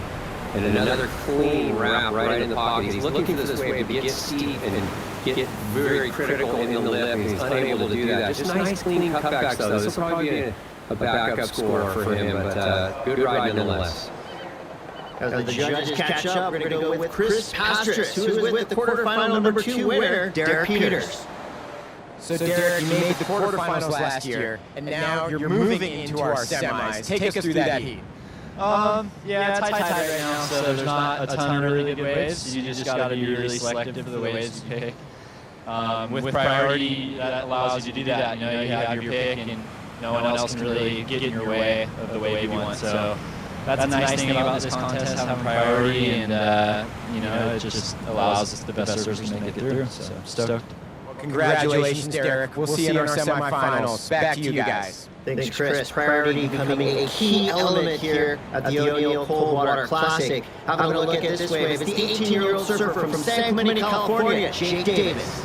Yeah, Jacob Davis, a very powerful young surfer, got a ton of talent, and he's picking a nice-looking wave here, beautiful first turn off the top here. This wave is tricky though, sometimes it'll slow down and have so much bump. He's trying to find something where he can do something spectacular. He's looking for an air section here over this wave to build up. Jacob, one of the most talented young surfers in America, but unfortunately that wave not cooperating, a lot of bump, and he's only able to do a floater on that finishing maneuver. You could tell he was coiling up, looking for just the perfect section. Just did not come through. It'll be a decent score. Jake Davis, of course, to stand out in the amateur ranks. Now working his way up on the QS system. So as he finishes his wave, that was the section he wanted. And the body English tells us that was not the score he was thinking was going to come from that last wave. Now we have a look one more time. Your surfer in yellow. Last chance for Keone Jan. Yeah, Keone on the inside wave here, but let's see if it doubles up for him. A couple of clean turns. And he's in rhythm with this wave. Some good surfing. Some of those medium ones turned out to be really good scores. And really powerful cutback there.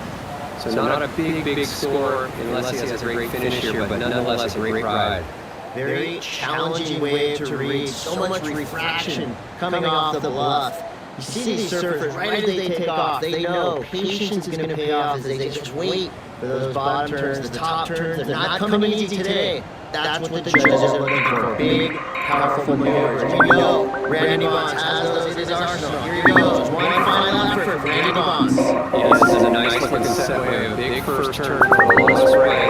Beautiful second turn right into the pocket. So two fantastic maneuvers in your strike, Chris, about the rhythm of the wave and the refraction. You have to have a lot of patience on this wave and try not to oversurf it. And the little boy, Bud Freitas, with the huge layback opening turn. Well, look at the big score. 6.6, and he falls on the second turn. The judges, they want to see you complete your waves. Bud Freitas not able to complete his wave. That score is not going to be enough. Yeah, let's take a look at how there he goes. A huge layback opening turn, one of the best maneuvers of the event. And right here you can see the bump on the wave, and he just mistimes this a little bit with backwash. And unfortunately for Bud Freitas, a local boy, he goes down. And right behind him was Randy Bonds. Check out this second turn right here. Big range, he's throwing a ton of spray, perfect timing. And he winds up with an excellent score and wins that heat. Well, that is exactly what the judges were looking for. Speed, power, flow, that's enough for Randy Bonds to get a convincing win. In second place, also advancing, Keone Yon. Dropping to third was Bud Freitas, and in fourth place, Jake Davis. Quarterfinal number 4 is in the water. Chris Waring from Seal Beach, California, going up against Tyler Morris from Camarillo, California. And in the blue jersey, Timmy Reyes from Huntington Beach, and Dylan Southworth from Sayulita, Mexico. This is a stacked super heat for quarterfinal number 4. We're going to start off with our surfer in red, Chris Waring. Yeah, Chris Waring on a nice set wave here. Big, beautiful first turn off the top. This wave's got a lot of bump on it. He reads that second section well. Has to stay nice and smooth here through the middle of the wave, waiting for this section to reform on the inside. But he's looking for a section of consequence. He could have it on the inside. One more snap. Releases the fins just a little bit. Finishes off that wave. It's going to come through. Probably a mid-range score. Chris Waring, that'll probably serve as his backup. He's going to want to get back out there and get in position for his next scoring wave. Beautiful set rolling through the slot here at Steamer Lane. And this is Timmy Reyes in blue. Yeah, Timmy on one of the bigger looking waves of the day. This wave is going to run all the way down the point. He throws it up a little foam climb to start here. And then another snap off the top. You can see this wave really running wide and a lot of bump there. And unfortunately for Timmy, unable to negotiate the bumps, and he goes down.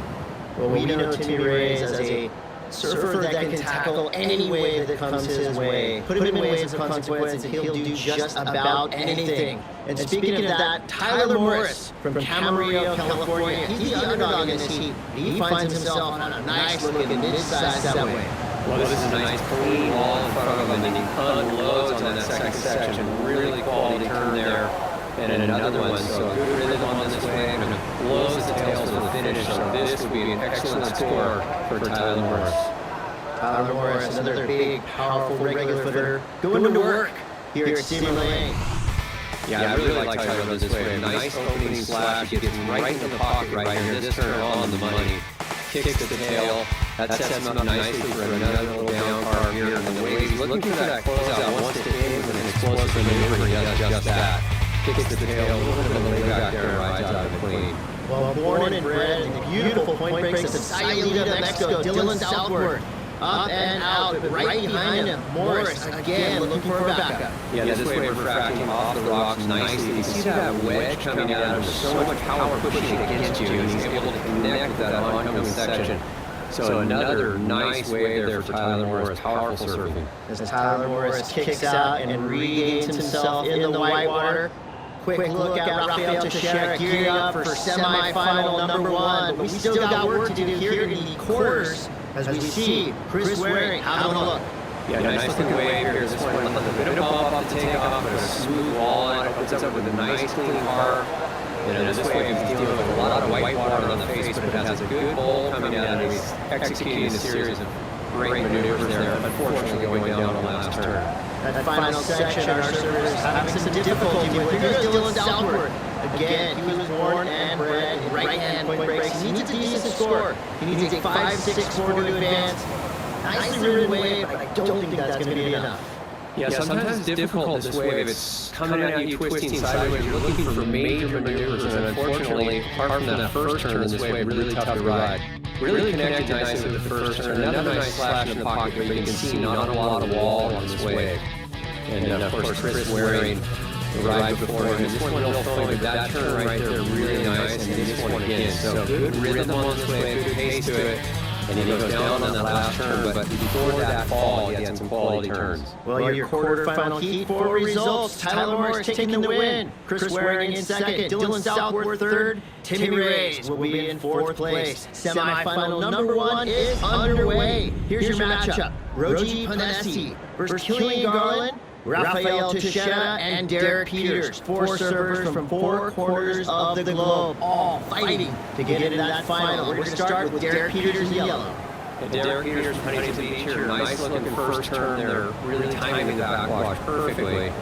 This wave is going a little bit fat here. He's waiting for this section to build back up. And once that quality finish, And nice and smooth through here, and a little bit of a hop as this wave rebuilds for Derek Peters. Derek has been a workhorse throughout this entire event, looking for a big finish. He's coiling up through this inside section, and it's not going to pan out for Derek Peters. He is in control, but he is out. Now, on the beach, we have Chris Pastris with quarterfinal 4 winner Tyler Morris.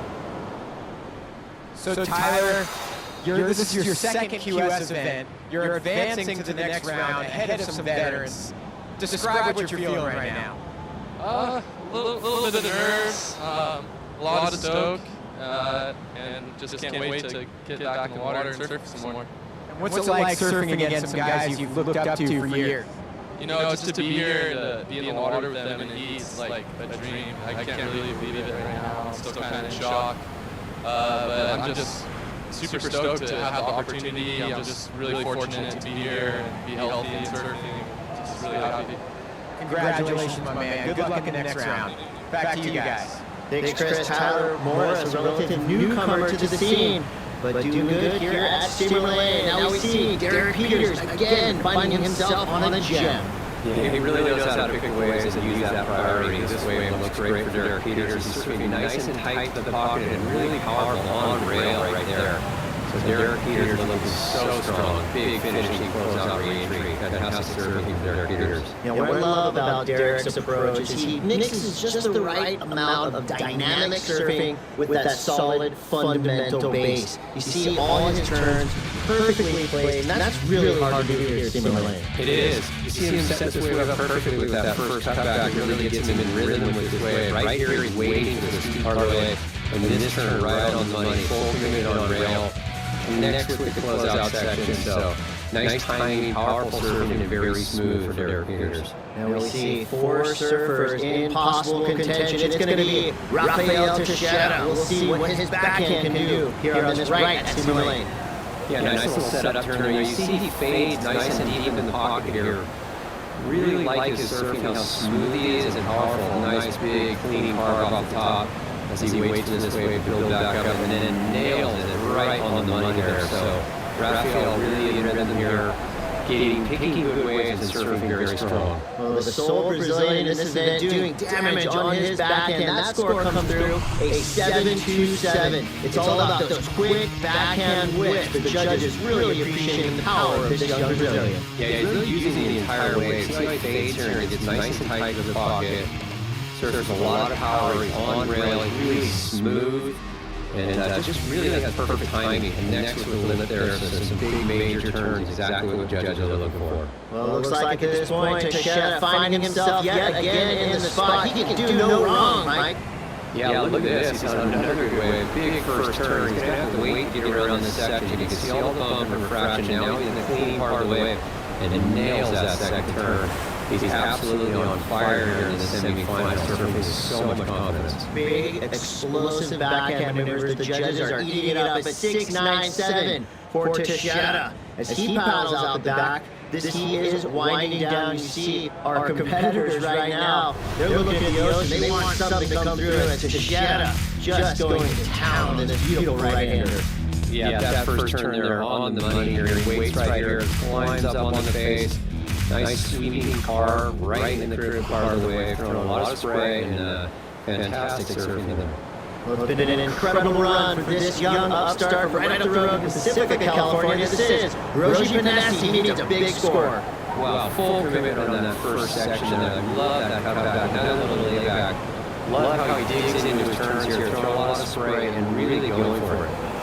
Well, Roji going for the big tail blast at the end of that wave, but again, Mike, that end section, which is so critical for those big scores, not panning out for Roji Panesi.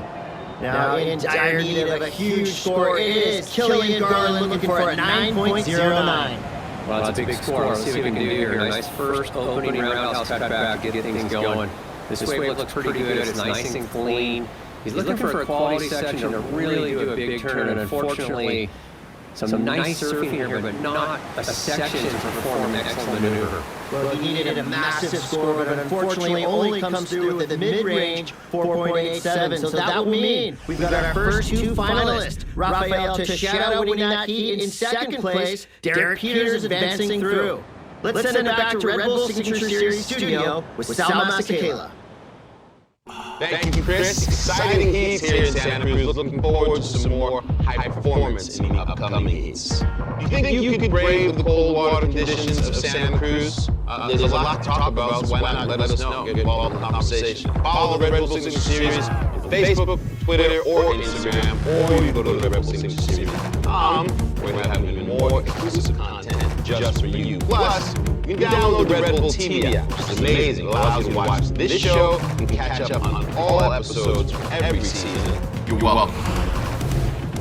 We are all set for semi-final heat number 2. This is a big matchup. Chris Waring, he will be your surfer in blue. Tyler Morris will be in yellow. Randy Bonds in red. And Keone Yan will be in white. Chris Cote here with Mike Parsons. Our first rider of semi-final number 2 is Randy Bonds. Yeah, the local boy, big first turn there, really good vertical, and again for Randy Bonds, he's in rhythm with this wave. 2 great opening turns, and the local boy off to a great start. Love the excitement from the crowd. Every time Randy Bonds stands up, you hear the cheers start, and they grow as he goes down the line. Now you see a wave coming through. It is going to be in blue, Chris Waring. Yeah, Chris Waring using priority, nice big set wave here. Comes off the bottom of that first turn pretty good, and now nice slicing cutback right in the critical part of the wave. So Chris Waring from Huntington Beach really surfing well here today at Steamer Lane, waiting for this wave to build up. So much bump and refraction from the cliff you can see on those turns there. So some nice cutbacks there for Chris Waring and a pretty decent opening score. Well, Chris Waring had to know he needed something spectacular with the fan reaction of the previous wave from Randy Bonds. Some good opening turns. It's tricky this mid portion. I like the way he finished this wave, Mike. Yeah, I did too. This was a nice turn in the middle there. This part right here, real tricky. You can see all the bump there. He's trying to get his timing right. And just a nice little sweeping carve to finish for Chris Waring. So a tricky wave to ride. It'll be a mid-range score. Great overview of our 4 surfers as they fight for position. It's going to be from Tahiti, Keone Yan. He's reacting nicely to this cold water, Mike. Yeah, he is. What a transition from Tahiti. He's on a nice big set wave here. A couple of nice opening turns and a third little foam climb there. Sweeping cutbacks. And he's got a real smooth, great style. Yeah, I like the low center gravity, nice, powerful, clean approach from Keone Yan as we see in the slot, right next to the bluff, dealing nicely with the refraction. It's Tyler Morris. Yeah, this is a nice little wedge. He throws a layback up the first turn. Loves his commitment there. And beautiful carve here, right into the pocket. So some good surfing here for Tyler Morris. He's been having quite a run. Really looks like he's found his confidence. Yeah, Tyler Morris, I like that he applies just the right amount of pressure to these waves. Steamer Lane is a spot that you can overpower at times, but obviously Tyler Morris, he knows his wave well. You see perfectly placed turns. Yeah, that was a good layback. He did read that wave nicely. Unfortunately for him, the wave gets a little sleepy here through the middle. He's looking for that second where he really impressed the judges with something major to finish his wave, and he's unable to get it. Your surfer in red at this point, the obvious crowd favorite is Randy Bonds. Yeah, on the backside here, let's see what he can do. Huge first turn, and the crowd go crazy here for the local boy. Another nice re-entry, really kicking the good waves, and just gets a little hung up on that third turn. Maybe got caught up in the excitement. That was a great looking wave. Still 2 quality turns, and it'll be a good score. Well, that just shows you, even with so much knowledge of this wave, it can be a very, very tricky wave to read, as Randy Bonds makes a small error that could cost him the heat. Here goes Chris Waring, surfer in blue. He's got a nice looking wave, Mike. Yeah, it's a big set wave for Chris Waring right towards the end of this heat. This wave looking great for him. Nice little snap off the top. And waiting for this wave to wall up through the inside. Really looking smooth and good timing here. Oh, that turn was on the money for Chris Waring. Sweeping carve and a finish. So that was definitely the wave Chris Waring was looking for. Really clutch surfing there for Chris Waring. Right at the end of that heat. Some powerful surfing. Big open face wave there. Let's take a look here. This turn right here is on the money. Really tight to the pocket. You can see he's on his rail, pushing on that tail pad. very powerful surfing and straight into this finishing maneuver. That last wave comes through it at 6.7. The judges loving the speed, power, and flow of Chris Waring. That'll be enough to get him the win. And in second place, just making that advancement, it's Randy Bonds. Rounding us out in third, it's Tyler Morris. And fourth place goes to Keone Yan. We're ready for our final. Now let's get into it. Your four finalists are Rafael Teixeira, Derek Peters, Randy Bonds, and Chris Waring. We're going to start with Huntington Beach surfer Derek Peters in white. Yeah, Derek Peters on a big set wave here. Nice opening turn right in the pocket, clean snap. Comes around this section and hooks it really nicely. Beautiful style, surfing with a lot of power and timing his waves perfectly with Derek Peters. This is 22-year-old surfer from Huntington Beach, California, off to a strong start. Here in the final, the judges reacting with a 6.67. Yeah, Derek Peters surfing really smooth, looking very good. Has a chance to qualify someday for sure. The surfer has a lot of experience already at a young age. You can see here, big opening turn there on a set wave. And comes around the section, and that was a money turn right in the critical part of the wave, throwing a lot of spray. In the criteria, speed, power, and flow, he's certainly hitting on all cylinders, Derek Peters. So Peters off to a great start, but watch out. It's the Brazilian, Rafael Teixeira, off to a massive start with a big explosive backside hook. Follows it up with another backside bash, straight back on the open face to Teixeira. 3 blistering turns in a row. Follows it up with the 4th backside carve. Now Rafael Teixeira looking like he could be on the wave of the event. Yeah, what an incredible ride. You can see the passion there in the Brazilian. They all have it, really hitting all his turns on the money here. Let's take a look. Huge first turn, sets himself up nicely. Big, deep bottom turn, and right in the critical part of the wave, one of the best turns of the contest on a set wave. Then he's able to nail that third turn with a lot of power.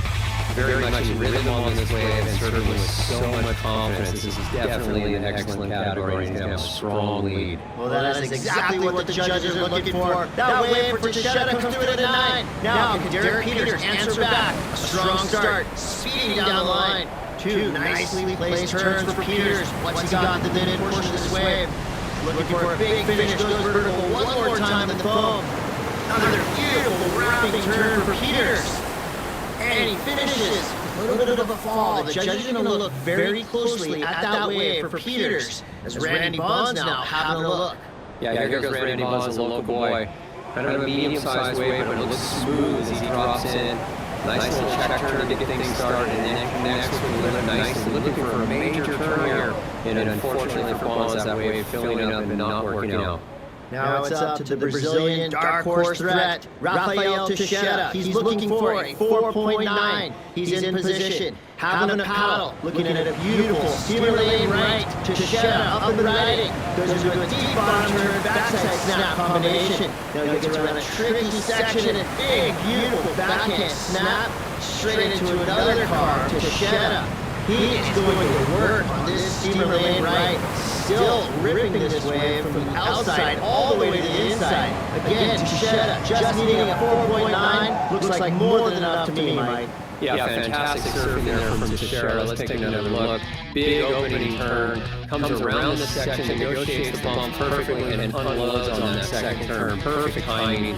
And I love how he has the patience on the wave here and reads it perfectly. So much pressure on him for this ride, only needed a small score.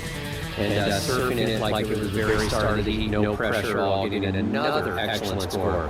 And with that second scoring wave, it is the lone Brazilian in this competition taking the win. Rafael Teixeira is the 2015 O'Neill Coldwater Classic champion. And with the win, the Red Bull signature moment goes to the one and only Brazilian competitor in here today, Rafael Teixeira.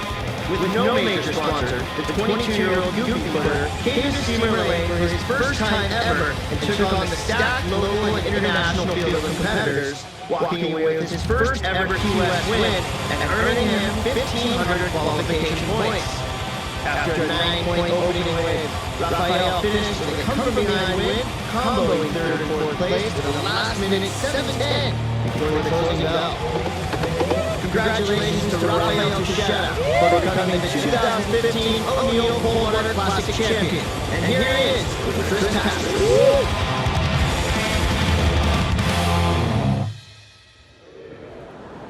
Rafael, congratulations. Only our second Brazilian to ever win this event. One of our few international surfers here today. Describe the emotions you're feeling right now. Oh, I'm feeling good.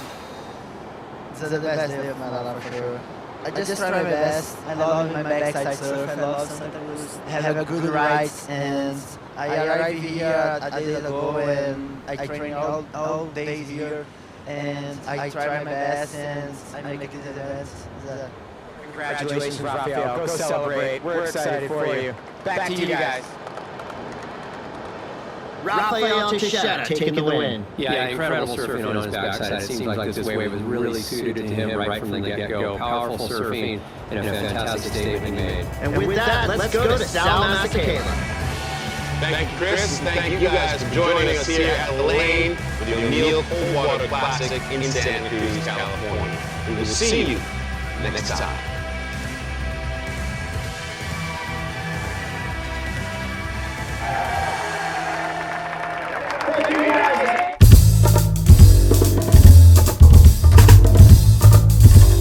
Soy Mar Monera, rider de District Eagle, y estás viendo PRExtremeTV. Buenas, soy Luca Meloni y estáis viendo PRExtremeTV. Hola, soy Mónica Fon, soy rider de Pirret y esto es para PRExtremeTV.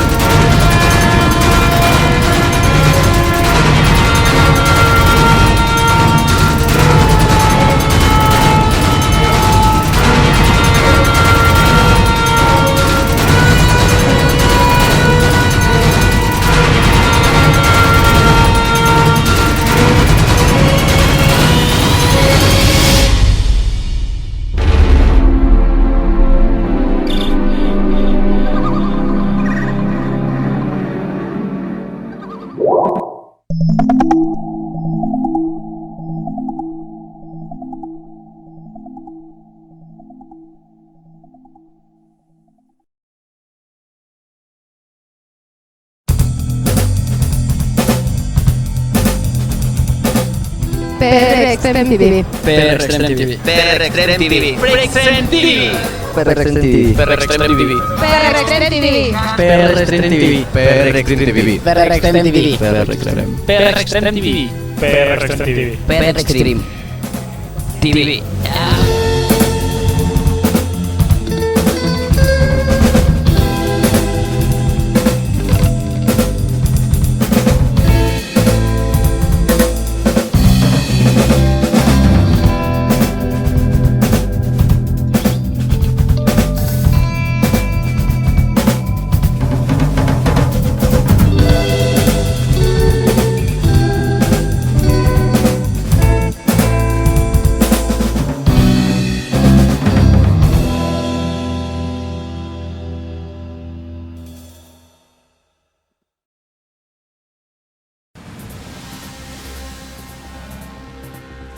This is the Banzai pipeline, also known as pipeline or simply just pipe. This is considered the perfect barrel, perhaps the most photographed wave in the world. Each winter season, surfers from around the world aim to make a name for themselves at this wave in hopes of launching professional careers. The right image on this wave can bring instant fame. Today, that's going to take shape with the goal of gaining valuable qualifying points for next year's World Tour. This is the Volk Pipe Pro. You're watching the Red Bull Signature Series.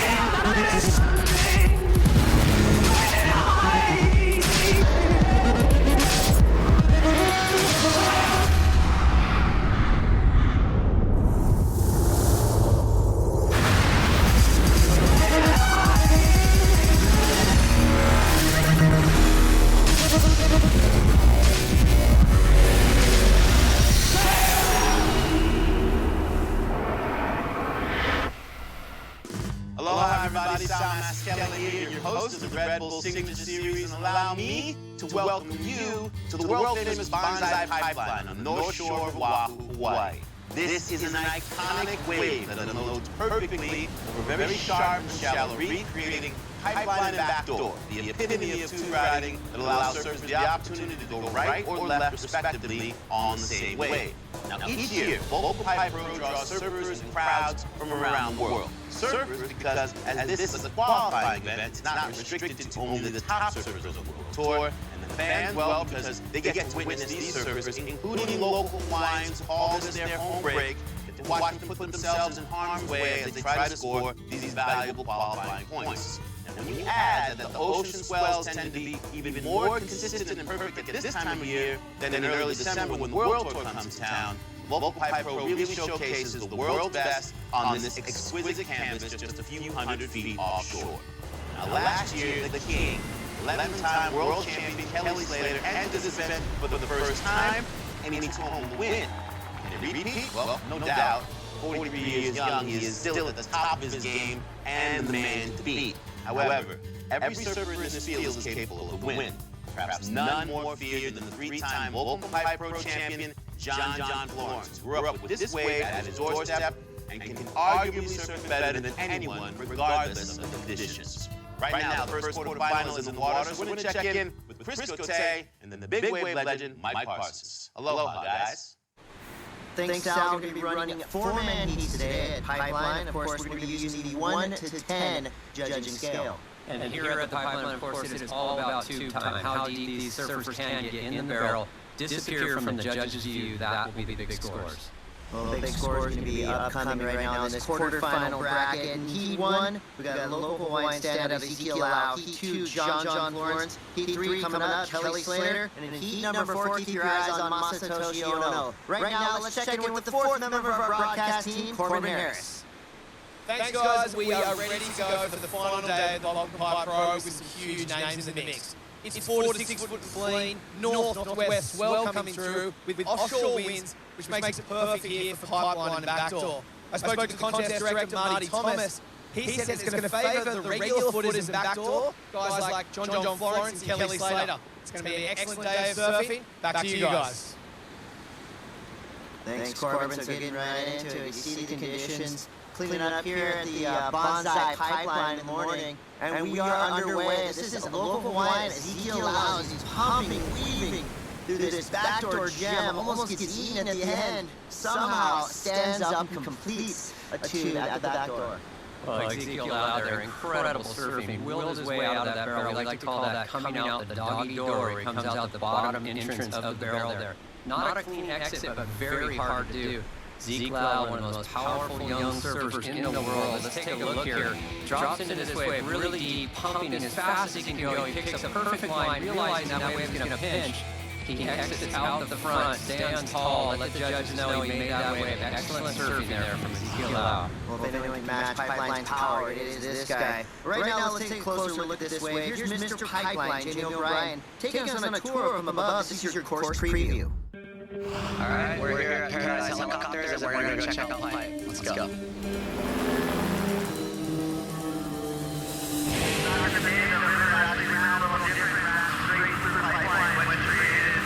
The legend, the myth, the best wave in the world. Straight down the middle is close to pine trees, and right there, you see it right and the left. We're just flying over the pipeline right now.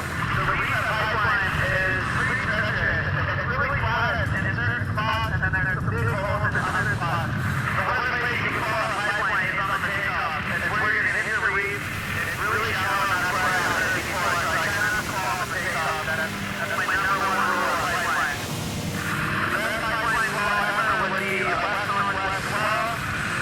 Southeast winds and 8 to 10 feet would just set this place on fire. That would be a game-changing event. And that was your breakdown of Pipeline. Jamie O'Brien. Incredible perspectives of all angles of Pipeline from Jamie O'Brien right there with GoPro. Mike, tell us about Pipeline. Well, it's such a heavy wave, and I love those shots of the reef and the water to see how uneven it is and how dangerous this wave is. It's all about how steep it is on the takeoff. Let's take a look right here at Sebastian Zietz on a very good-looking wave here backdoor. AKA Seabass driving through this backdoor wave, hard off the bottom, tries to throw in one final arcing turn at the end. The damage had been done with that barrel. Right behind him, Aritz Aaron Bruce stalling hard under the lip, driving through this backdoor wave. Can he come out? He gets clamped. Yeah, just unfortunate there for Aritz, and he goes down, and now it's the young Brazilian turn, Ian Gouveia, grabbing the wall. Beautiful style here, pulls up high and deep in the barrel, and he comes out clean. He's got another section here and slams it off the top. It's beautiful surfing there from Ian Gouveia. Yeah, it's got to be difficult on the backhand, especially when you go against two guys that we know have all the ability in these deep backdoor barrels. So Gouveia, he'll make his way back out. Right now, let's take a look at Gouveia's backhand approach. Real compact, real confident. Yeah, beautiful surfing here from Ian Gouveia. Comes out of the barrel clean and lines up a big maneuver right here. Slams it off the top, free falls out of the lip, and it hangs on clean. Exactly what the judge is looking for. And then Seabass behind him, deep in the barrel right here. Beautiful style and technique. He is so comfortable in these tubes. He goes for a big layback jam. You can see how important positioning here is. This pipeline gets nice and deep in this barrel, rides just above the foam wall there, looking for that exit, and he comes out clean. So excellent surfing there from Seabass. That last wave, Sebastian Zietz gets a 7.93, jumping him up to the top slot. Meanwhile, out the back, all four surfers battling for position. It's going to be Ian Gouveia escaping the pack. Gouveia on his backhand drops into a backdoor beauty. But beauty comes with the price. Gouveia goes down. Yeah, went down pretty hard on that. Looked like a nice wave. He did well to get away from his fellow competitors there. Had a great try at that wave. But unfortunately, just not working out for Gouveia. And now behind him, Seabass on another nice-looking wave. Yeah, streaking down the line, Sebastian Zietz finds the escape, pulls out. Seabass not looking for a huge score. That could be just what the judges want to help his cause. Yeah, it's a smaller wave, but it's really tall. This wave's cupped out on the reef nicely, and he pulls in really deep here and comes out clean. Judges love those clean exits. So a nice backup score here for Seabass. You can see how long he's in the barrel, disappeared from view. And he comes out, so well done there for Sebastian Zietz, and he's building a strong heat. Yeah, that will be good for him at 4.17 for Sebastian Zietz's last wave. Here goes Ezekiel Lau, trying to claw back into this thing. Lau pulling in, riding as deep as possible, get another section in front of him. Unfortunately for Lau, the wave closing out, not offering him the escape he wanted. Yeah, nice effort there from Ezekiel Lau, and really did his best to get out of that barrel, but not quite able to. There's Ian Walsh coming up in the next heat, very talented big wave surfer, and he will be dangerous in these waves here today at Pipe. Well, speaking of dangerous, a late drop at backdoor, pulling in, coming out. Beautiful surfing from your Spanish standout. Yeah, Ritt's really looking good on this wave. Just the type of wave he's been looking for in this heat. Loves this takeoff right here. Really steep drop. Just sticks it. Stays nice and deep in the barrel there as long as possible, and a beautiful carve off the wall as he comes out. So Ritt's looking comfortable here, looking good on his feet. We take another look from the water. Picks a great line there, really high in the tube, and exits out the bottom. And then the big snapping cutback for Ritz. He'll be fired up after that wave. One more good wave, we'll see him advancing in the next round. Well, Ritz getting a 5.67 for his last effort at backdoor with time winding down out the back. It looks like we might have a split heat, pipe, and backdoor. We're going to follow the goofy footer, Ian Gouveia, pulling in and getting smashed by a backdoor bomb. Yeah, that was one of the bigger sets of the heat, and really good attempt there from Ian Gouveia. It looked like he had everything going right. The wave just stretching out down the reef. Big steep drop, he paddles really hard, almost air drops, grabs the rail here, pulls out nice and high, has a lot of speed, but you can see that foam ball just gobble him. And then Seabass on the left, realizing that wave's just a straight closeout, and he goes down. Well, risk to reward both surfers on that last exchange, just getting a 173 and a 1. We're coming up on semifinals right now. Advancing through heat number 1 of the Vulcan Pipe Pro quarterfinals is Ezekiel Lau and Sebastian Zietz.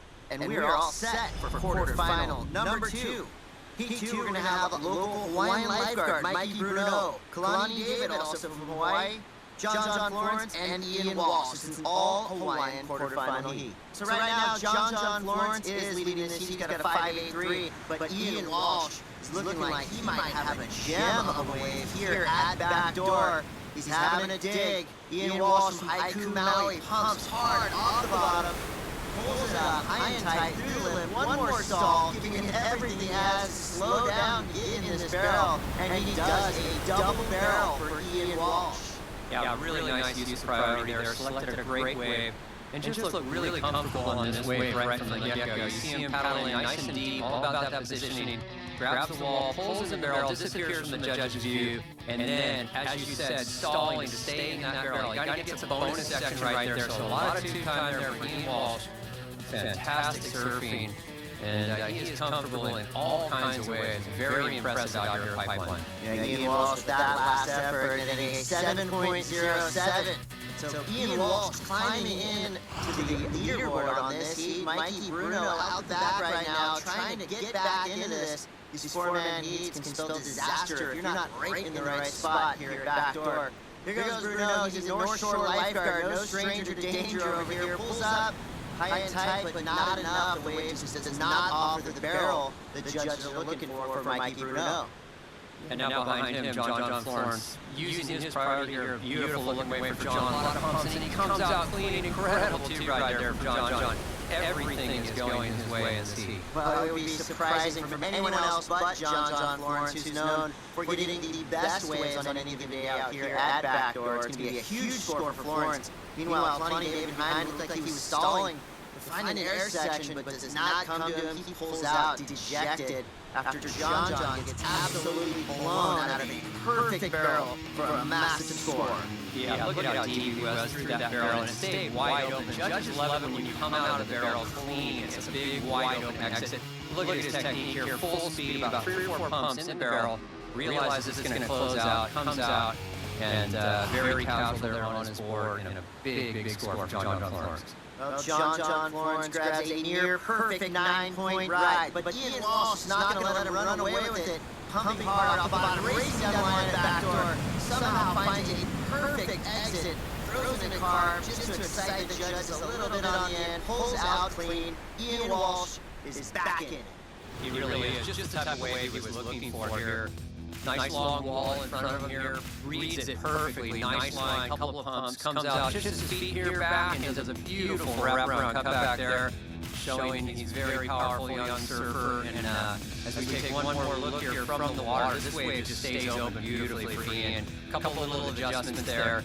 Comes out and rips into this cutback, feeling super comfortable, knowing he's going to be looking good for a spot in the semifinal. Yeah, Ian Walsh ticked off all the boxes, 8 dry barrel, perfect exit. That wave's going to get him at 6.13, jump him up into second place. So John Florence holds on the lead, but watch out.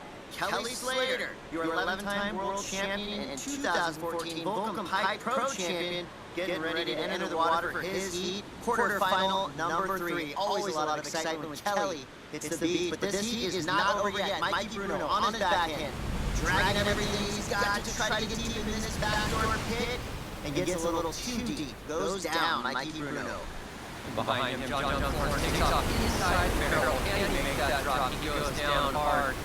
Incredibly late takeoff for John, unable to stick that one. Incredible stuff. Ian Walsh, one last ditch effort right here. Nice looking backdoor wave. Pumps up the bottom.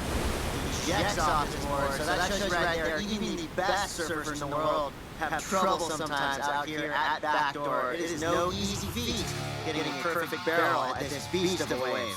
Well, it is a beast of a wave. As we watch the replay here of Mikey Bruno taking off backside out the back door, really deep in this barrel, driving, just looking for that exit, unable to come out. Looked like he did everything right, but that wave just stretched out, and then John, under the lip, free fall, was unable to set his fins, and even the very best go down hard here at Pipeline sometimes. Well, Mikey gave everything he had, just was not enough, and that'll set us up for semifinal number 1. John Florence and Ian Walsh will meet up with Ezekiel out of Sebastian's heat. Right now, let's check in with Sal Masakela back at the Red Bull Signature Series studio. Success is about having the right tools for the job, and nothing is truer when it comes to successfully navigating Pipeline. Choosing the right board is not just about the ride of your life, it's also about being able to do so safely. You just can't pick up one of these boards at your local sporting goods stores. You see, creating a Pipeline board is a painstaking precision process that is done by both machine and hand, and only a select few surfboard shapers can truly be called masters of the Pipeline craft.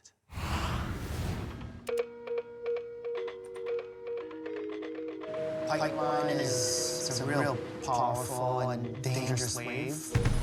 When you're making a board for Pipeline, you have to keep a few really important things in mind. A lot of guys now are riding very long boards, they're a lot shorter. The front half of the boards have a lot more meat through them than they used to. That gives you like maximum potential to get into this wave. You need to have the right board dimensions and foam volume. Put a lot of off-curve, just a bottom curve, so that when you paddle into the wave, as you come down this transition, you easily fit into that.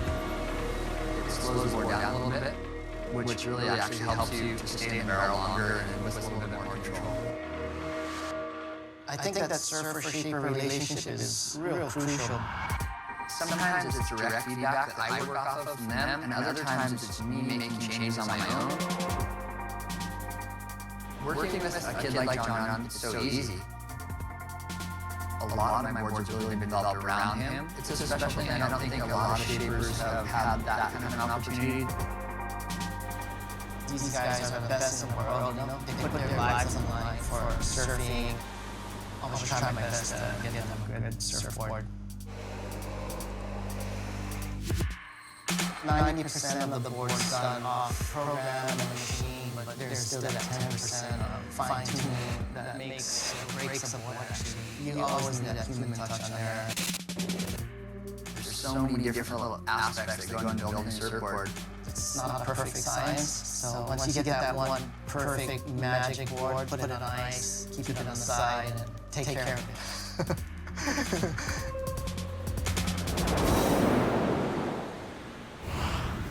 We're on to a super stacked quarterfinal number 3.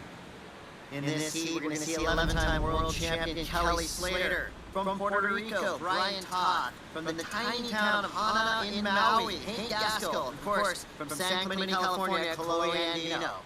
Yes, this is another very stacked heat. You got the veteran 11-time world champ. He's going right here, Chris. He's wide on the reef. Beautiful looking wave. He pumps through this barrel. Can he exit? And he does, the magic man himself. Kelly Slater with what could be the first perfect wave of this event right behind him. Hank Gaskell, dreaming of perfection, ends up with disaster. Hank Gaskell going down. Tons of action in the early parts of this heat. As you see, lots of water moving around and surfers jockeying for position. This is Chloe Andino. Up and out. It just did not pan out for Chloe. Yeah, unfortunately, that wave just ran off a little fast. We take another look at Kelly Slater, really deep on this wave. Pumps to gain all that speed on that forefront surfboard, disappearing from judge's view for a very long period of time. Incredible surfing there from Kelly Slater. Yeah, Kelly Slater, I mean, there's a reason why he's won out here Pipeline nearly 10 times. He is that in tune with this wave backdoor.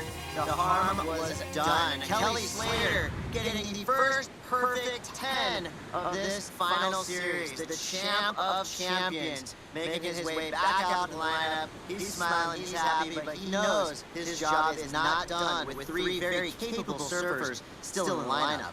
Yeah, this is still a stacked heat, but a perfect 10 for Kelly Slater on this wave behind him on the backside. Dragging the ball here, Brian Toth from Puerto Rico. That wave stretches out on him and flows out on a nice style there, but unable to exit is Brian Toth. Well, Kelly Slater with that perfect 10 has got to motivate this next surfer who's with Corbin Harris. It is John Florence. John, congratulations on making it through. You through to the semi-finals. It's predominantly backdoor. Do you think that's going to help you a lot? Yeah, I like pipe backdoor equally, but today's really fun. It's a really good little backdoor day. Oh my gosh, and there's some really fun ways. The wind's on to the right, so there's some good ramps too. And yeah, it's cool. Who else are you looking out there for today? I mean, everyone this year is going crazy. Chloe and Kelly and all those guys are insane. So kind of everyone, I had to eat my last season, so scary. I got to come up against them. Yeah. All right, good luck moving forward. Cool, thanks. Great insight there from John Florence, who can't keep his eyes off the water. Right now, Hank Gaskell got a little runner backdoor. He's trying to push through this wave. Ends up exiting clean, but didn't get the deepness he wanted in the barrel. Yeah, behind him, Chloe and Dino dropping into a nice looking wave here. Hits the brakes, pulls into the barrel, really pumping. Can he get out of this one? Incredible stuff there from Chloe and Dino. Excellent scores as he goes to the big air and lands. Unable to ride out of that, but the damage was done. Nice surfing from Chloe. Well, it seems like Chloe and Dino knew that he needed something massive to get back into this heat, and I think this is just the wave he was looking for. Beautiful takeoff. Yeah, and then he just kicks it right there, stalls, and then redirects in this barrel, leading through this tube. Really well read there from Chloe, and just the type of score he was looking for. Going to get way up into the excellent range. We see a beautiful view here from above. Snaps it and stalls, and then starts gaining all his speed and just picks the perfect line. Well, that wave was about as close to perfect as it gets. 9.5, so Chloe and Dino jumps up into that second spot right behind Kelly Slater, who's sitting on that perfect 10. So a huge heat underway right now here in quarterfinal number 3. Kelly Slater with that perfect 10 is going to hold on to the lead. Chloe and Dino is going to be right behind him in second place. Kelly Slater again finding a gem at the back door.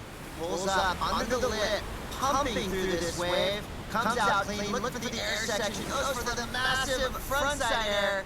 Comes unglued at the end, but like we say, the damage had been done with the tube. The judges, they like the airs, but they love the tubes. Yes, this contest is all about the barrel. Beautiful stuff there from Kelly Slater. Underneath priority, picking a great wave, another excellent score. Here's Hank Gaskell looking for a nice little drainer here, pumps through this one and comes out clean, so a better wave there for Hank. But he needs those excellent scores to fight back and get in contention in the seat as Chloe and Dino and Kelly Slater have posted the big scores. Yeah, here goes Hank Gaskell. You gotta love this guy's style. So smooth and fluid. He was looking for something real big here. The waves did not cooperate. He still got a 4, so one of his higher scores. But Kelly Slater, talk about drama. Yeah, his board looks great. It's so fast, that forefin. He just reads this wave better than anyone in the world. Busting the huge air there and goes down. But the most successful competitive surfer ever in the sport out here at Pipeline, winning the Pipe Masters 7 times. And of course, he is the defending champ of this event. He busts a big air there and goes down. He just has that special relationship with this wave, Kelly Slater. And showing his stuff here today. Well, we got a dogfight to the end. Chloe and Dino coiling up like a cobra, pulls into a nice little tube right at the back door. Finishes solid with a beautiful hack. So Chloe and Dino throwing everything he has at this backdoor wave, rides it all the way to the beach. And that's going to be enough for Chloe and Dino to hang on to that second spot. This wave for Chloe at 5.6, solidifying his advancing position. Yeah, great backup wave. Nice little barrel there. Beautiful wrap right here. Kicks the tail. Real strong surfing and another tight wrap right here. Just beautiful style. Looking really comfortable. He spent a lot of time surfing pipeline, and it is showing here. He's been a semifinalist in this event before. He would love nothing more than to get into that finals. Watch another look here. Beautiful cutback there from Chloe. Every angle covered here at the Volcom Pipe Pro. Beautiful shot right there of Chloe and Dino going mental on a beautiful wave at backdoor. Well, our competitors third and fourth are scrambling right now. Spectators on the beach gearing up for what's looking like a stacked semi. Brian Todd could have one more chance. The right wave comes in. You see Kelly Slater in the lineup looking very calm and collected. But don't look now. One last chance here for Brian Todd. Your surfer from Puerto Rico on his backhand, grabs his rail, pulls in, driving through this tube. He needs a big score, but does not come out. Brian Todd goes down. Yeah, a little unfortunate there for Brian. That wave just stretched out across the reef, a smaller wave, so that is not going to make a difference for Brian Todd. Well, there's your surfer advancing in second place, Chloe and Dino, with Kelly Slater taking the lead with a perfect 10. So your semifinal number 2. We're halfway set. Right now, let's check in with Sal Masakela back at the Red Bull Signature Series studio. Now, you might think that if you come from legendary Hawaiian surf royalty, there'd be a lot of pressure on you to be on the world tour or win titles like the rest of your family. Also, add to that having a famous wave like Pipeline in your backyard, it ups the expectations. But Mason Ho is not your conventional surfer. With nicknames like Ambassador of Fun and the world's most entertaining surfer, Mason definitely breaks the mold by making sure he is the one having all of the fun and doing so on his own terms. Well, my dad was like one of the first professional surfers. I heard first get paid for surfing, and then my Uncle Derek is his younger brother, and he's the first Hawaiian world champion. And my sister is also a really good surfer. She's on tour, and she's always one of the ones contending for the world title. And then there's me, I'm just like trying to surf and having fun with it. To me, Mason is very free-spirited. He's against the mold, and I love that about him. Just have a lot of confidence once I hit that water. Whatever little line I see, whatever I want to do, I know I just do it.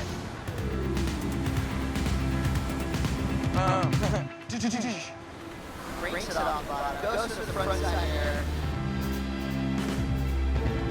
Volcom Pipe Pro is very special to all of us because it's all locals.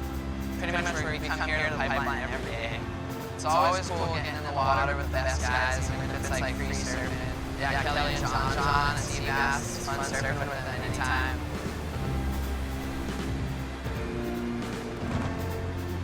Pressure's not there anymore for the family because I just feel like I've grown out of it. I can't be as like good as my dad and Uncle Derek. They've already they paved the way.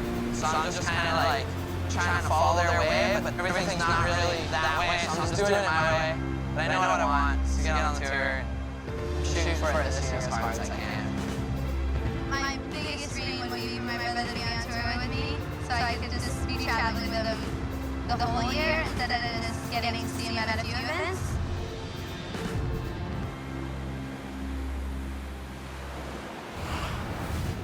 Well, there's a reason why he's known as the most entertaining surfer on the planet.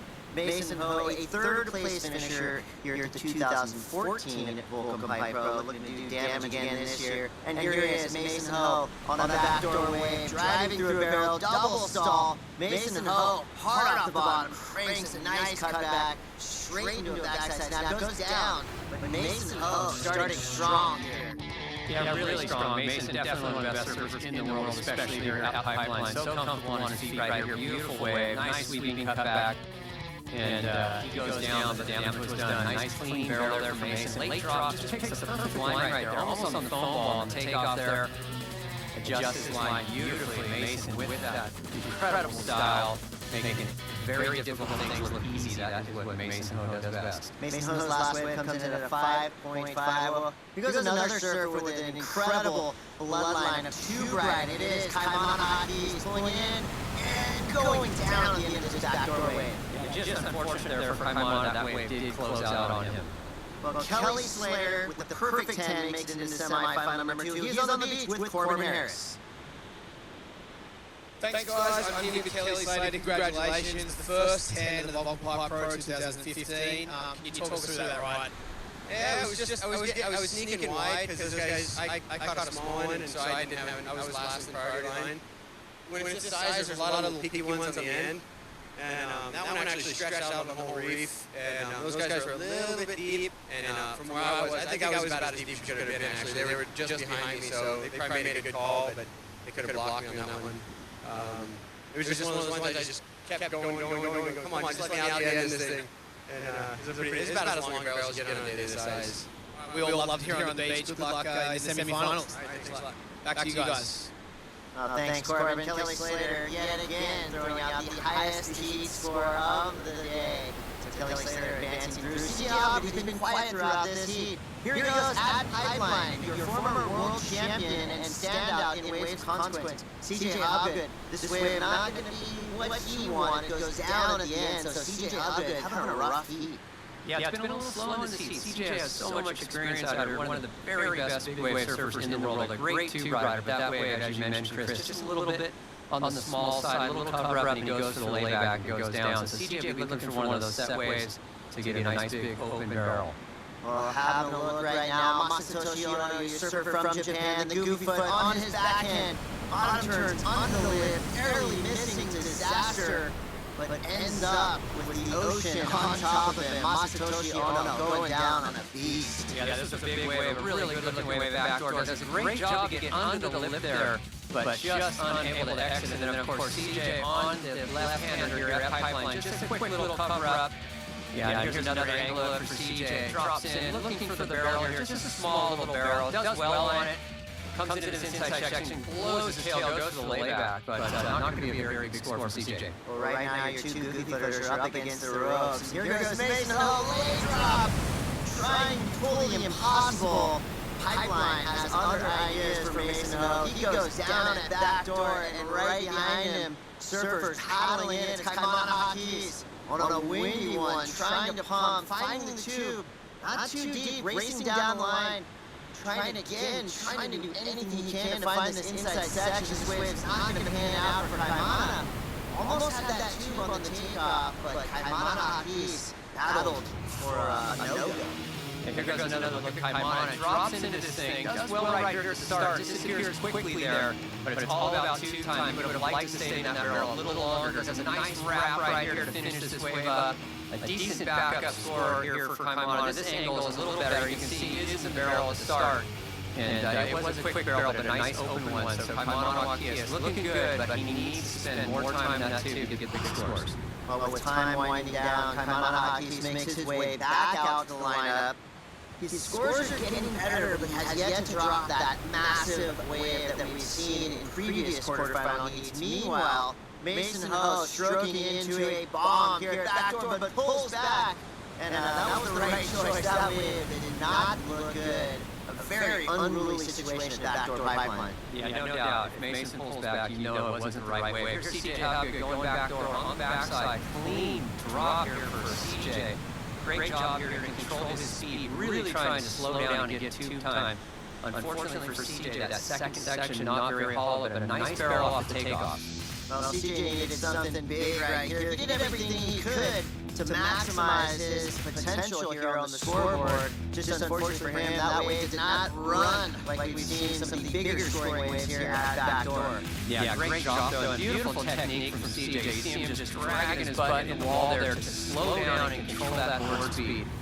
And CJ, one of the very best tube riders in the world, but it's just going to be a mid-range scorer. Well, CJ looking to the beach, trying to find out what he needs. His last wave comes in at a 4. So right now, he doesn't need something huge, just a wave to help him get to that advancing spot. Here's his last-ditch effort. CJ Hobgood grabbing the rail, high and tight, streaking down the line. Can he find an exit? Cannot. CJ Hobgood cannot make the exit on a smaller backdoor runner. Yeah, fantastic effort there from CJ. Never say die attitude, but unfortunately that wave just closing out at the end of the section. And with that, our semifinal number 2 is set. Masatoshi Ono and Mason Ho will meet up with Kalo Andino and Kelly Slater. Semifinal number 1 is underway. We've got local Hawaiian standout Ezekiel Lau going up against Sebastian Zietz. Past champ John Florence and big wave surfer Ian Walsh. This is going to be a cracker of a heat. Chris Cote here with Mike Parsons, ready for some action, and we are right into it. Sebastian Zietz in the red, howling on a backdoor wave, pulls in, stays in. Sebastian Zietz finds the exit, comes out clean. Seabass will get the early lead. And behind him, John Florence on a nice looking wave here, deep in the barrel. He comes out clean, you knew he would. Goes to the huge air reverse, lands on the wall and goes down. So a flurry to start this heat. Great opening wave there for Seabass, and then John Florence right behind him. Well, let's check in with Corbin Harris, who's on the beach with quarterfinal winner Mason Ho. Thanks guys, standing here with Mason Ho, coming out with flying colours in first position, going into the semi-finals, mate. What's your strategy moving forward? I know you were here last year, you were in with Kelly as well. Yeah, just try to get the best waves as possible. It's always what it's about, surfing the heat, and yeah, Kelly and the other guys, it's gonna be a nice little heat, or a nice heat, because I feel like we're all kind of got the same same little strategy. So yeah, we're all just gonna go. Let's see who could finagle that thing. Well, we hope to see you soon. We'll let you get back to it, and good luck in the finals. Thank you very much. Well, congrats to Mason Ho, thanks Corbin. We'll back out of the lineup right now. Sebastian Zietz stalling on the backdoor wave, pumping through the barrel, comes out, but goes down. Mike, completed wave or not? Well, I believe the judges will deem that incomplete. He just nearly exited, but was unfortunate to go down there. Behind him, Z-Cloud in a nice barrel here. Good, clean opening tube to start this wave. Yeah, Ezekiel Lau, like you said, strong surfer from Honolulu, Oahu. He's going to try to get everything he had on that ender, but just comes up short. You see right here, he's in the whitewater. Not a good place to be. Here goes Ezekiel Lau on the backdoor wave. Yeah, this is a nice wave for Ezekiel. Grab the wall there. I really like how he slowed down right at the start to get as much tube time as possible. Just like that. A nice turn. Powerful snap. Goes to the second tube and just unfortunately gets clipped by that last section. But I love his approach. Really powerful surfing and end. Really deep tube ride right here from Seabass. Unfortunate though. Just trying to move his front foot a little and open bump, and the judge will definitely deem that incomplete. Would have been a great score had he exited clean. Out the back right now, having a look. Ian Walsh from the island of Maui, slowing down perfectly right in this tube. Can he come out? He does. Ian Walsh with the clean exit. Yeah, exactly what the judges are looking for, that clean exit. Stayed in the barrel as long as possible there, disappearing from the judge's view. Excellent surfing there from Ian Walsh. Right now, let's check in with Sal Mascala back at the Red Bull Signature Series studio. Thanks, Chris. Beautiful beaches, warm tropical water, incredible barrels, amazing surfing. What else could we ask for? You guys have any stories or images from Pipeline? Want to share them with us? Please do so. Follow the Red Bull Signature Series on Facebook, Twitter, Instagram. You can go to redbullsignatureseries.com for even more behind-the-scenes content. You can also download our Red Bull TV app, which lets you watch this show and catch up on every episode from all seasons of the Sig Series. You're watching the Volcom High Pro, and we're smack dab in the middle of semi-final number 1. Out the lineup, 4 surfers battling for the top 2 spots. Here goes Ian Walsh. Late drop into the tube. Rides cleanly, but cannot make the exit. Gets eaten by the foam ball. Yeah, Ian Walsh trying to maximize the tube time there, just going down. Behind him, John Florence going down as well. You can see the wind blowing right now into the face of these waves, creating those big ribs coming up the face of these rides. Incredibly difficult as that wind increases. These surfers having a few problems on the bumps. Well, when you see 2 surfers like Ian Walsh and John Florence going down, you know it's got to be tricky. There's Kelly Slater on your screen, putting on the red jersey, checking in for semi-final number 2. Can he repeat, or will John Florence make it out of this heat to battle Kelly in the final? None of this guy has something to say about it. Sebastian Zietz pulling out high-speed exit, flying out the back of a backdoor beauty. Well, that was a fantastic wave there from Sebastian Zietz. Really late takeoff, deep barrel on a set wave. Drops in right here, almost goes down, pokes his nose a little bit, pulls out of it, and picks a perfect line, exits the barrel clean. Little aerial kick out right in front of the water photographers there. So Sebastian Zietz having a good time here in this semifinal, looking good for a berth in the final. Yeah, Sebastian needed a big score, and I think that was just what the doctor ordered. He's pulling out of that wave, netting a 7-point ride. Ezekiel Lau, meanwhile, out the back, a late drop, stomps on the tail, stands tall on a big backdoor wave. Another big stall from this Hawaiian powerhouse. Disappears again, comes out, throws a frontside hack to end it. Ezekiel Lau means business. Seabass again on his 4th scoring wave. Pulls in, not come out. A low scoring wave for Seabass, but his previous effort could be the difference maker. Yeah, Seabass having a very good heat, staying very busy, riding lots of waves, but Ezekiel Lau, that big set wave and the long barrel, judges are going to love that. Powerful surfing here. Look at the size of this wave. Late drop, stalling right here to get as deep as he possibly can. Pulls out nice and high in this wave and reads it perfectly. Comes out, I love this little stall bottom turn here, slowing things down again. Constantly looking for the barrel. And then behind him, of course, Seabass pulling into a beautiful looking wave, but it just didn't quite stay open, so not going to be a big score for Sebastian. But Ezekiel Lau, really looking good here, has a great chance of getting into this heat. Ezekiel Lau's last wave, a 7.33, that drops John Florence into 3rd place. John needs a big score on your screen right now, paddling. It's John Florence escaping from the pack. Looks like he's on to something here at backdoor, stroking hard. He drops in, stalls it tight in the barrel, standing up through the exit. Miracle worker John Florence finds a perfect little backdoor wave, but will it be the score he needs? Yeah, it's going to be very close. Incredible stuff there from John Florence. Really clutch surfing to be able to find that wave, get out priority right at the end of the heat. He needs a big score to turn the heat. Let's take a look here. Drops in, it's a really clean wave. Love how he just stalls right off the takeoff, hanging out in that tube as long as possible. Comes out, has a little section right here, jams a little layback. Just looking super comfortable, super good on his board, and you gotta think this is gonna be an excellent score for John. Well, he's looking for something in the near perfect range. With scores coming in, it looks like John Florence could just get it. And ladies and gentlemen, yes, John Florence drops the score he needs, an 8.07. And with that score, John Florence will be moving through into the finals with Sebastian Zietz. With 2 finalists already set, it's all about these next 4 surfers entering the lineup in semi-final number 2. One of them, Kelly Slater, 11-time world champ. Will we see Kelly match up with John in the final? We're about to find out. Right now, let's check in with Sal Masakela back at the Red Bull Signature Series studio. To run an event like this, you need a minimum of 3 days of good to perfect surf out of an 11-day window. Now imagine that pressure of deciding if the contest is a go for that day. You have competitors, fans, organizers, promoters, sponsors, TV crews, the entire world looking at you to make that call and green light the event. You make the right call, you're a hero, everyone loves you. But if you make the wrong call, you want to immediately bury your head in the sand. It's very comforting knowing that Mother Nature ultimately has the last laugh.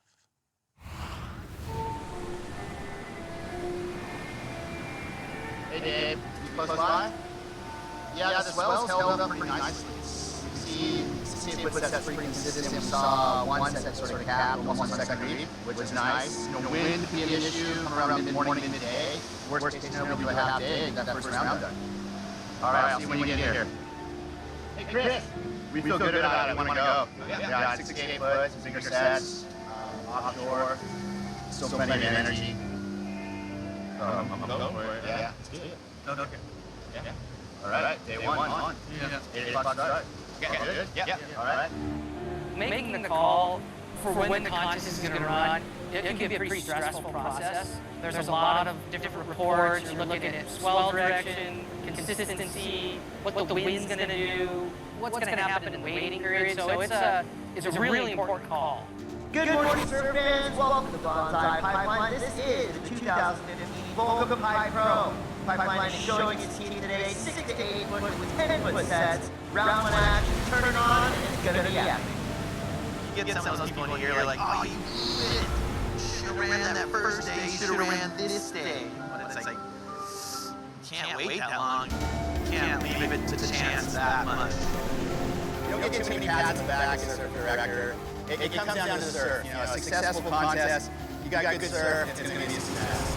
Sometimes you nail it, and sometimes you don't. You know, we've had times where we thought, hey, it'll be better tomorrow, and all of a sudden the afternoon turns on, and it's one of the best days.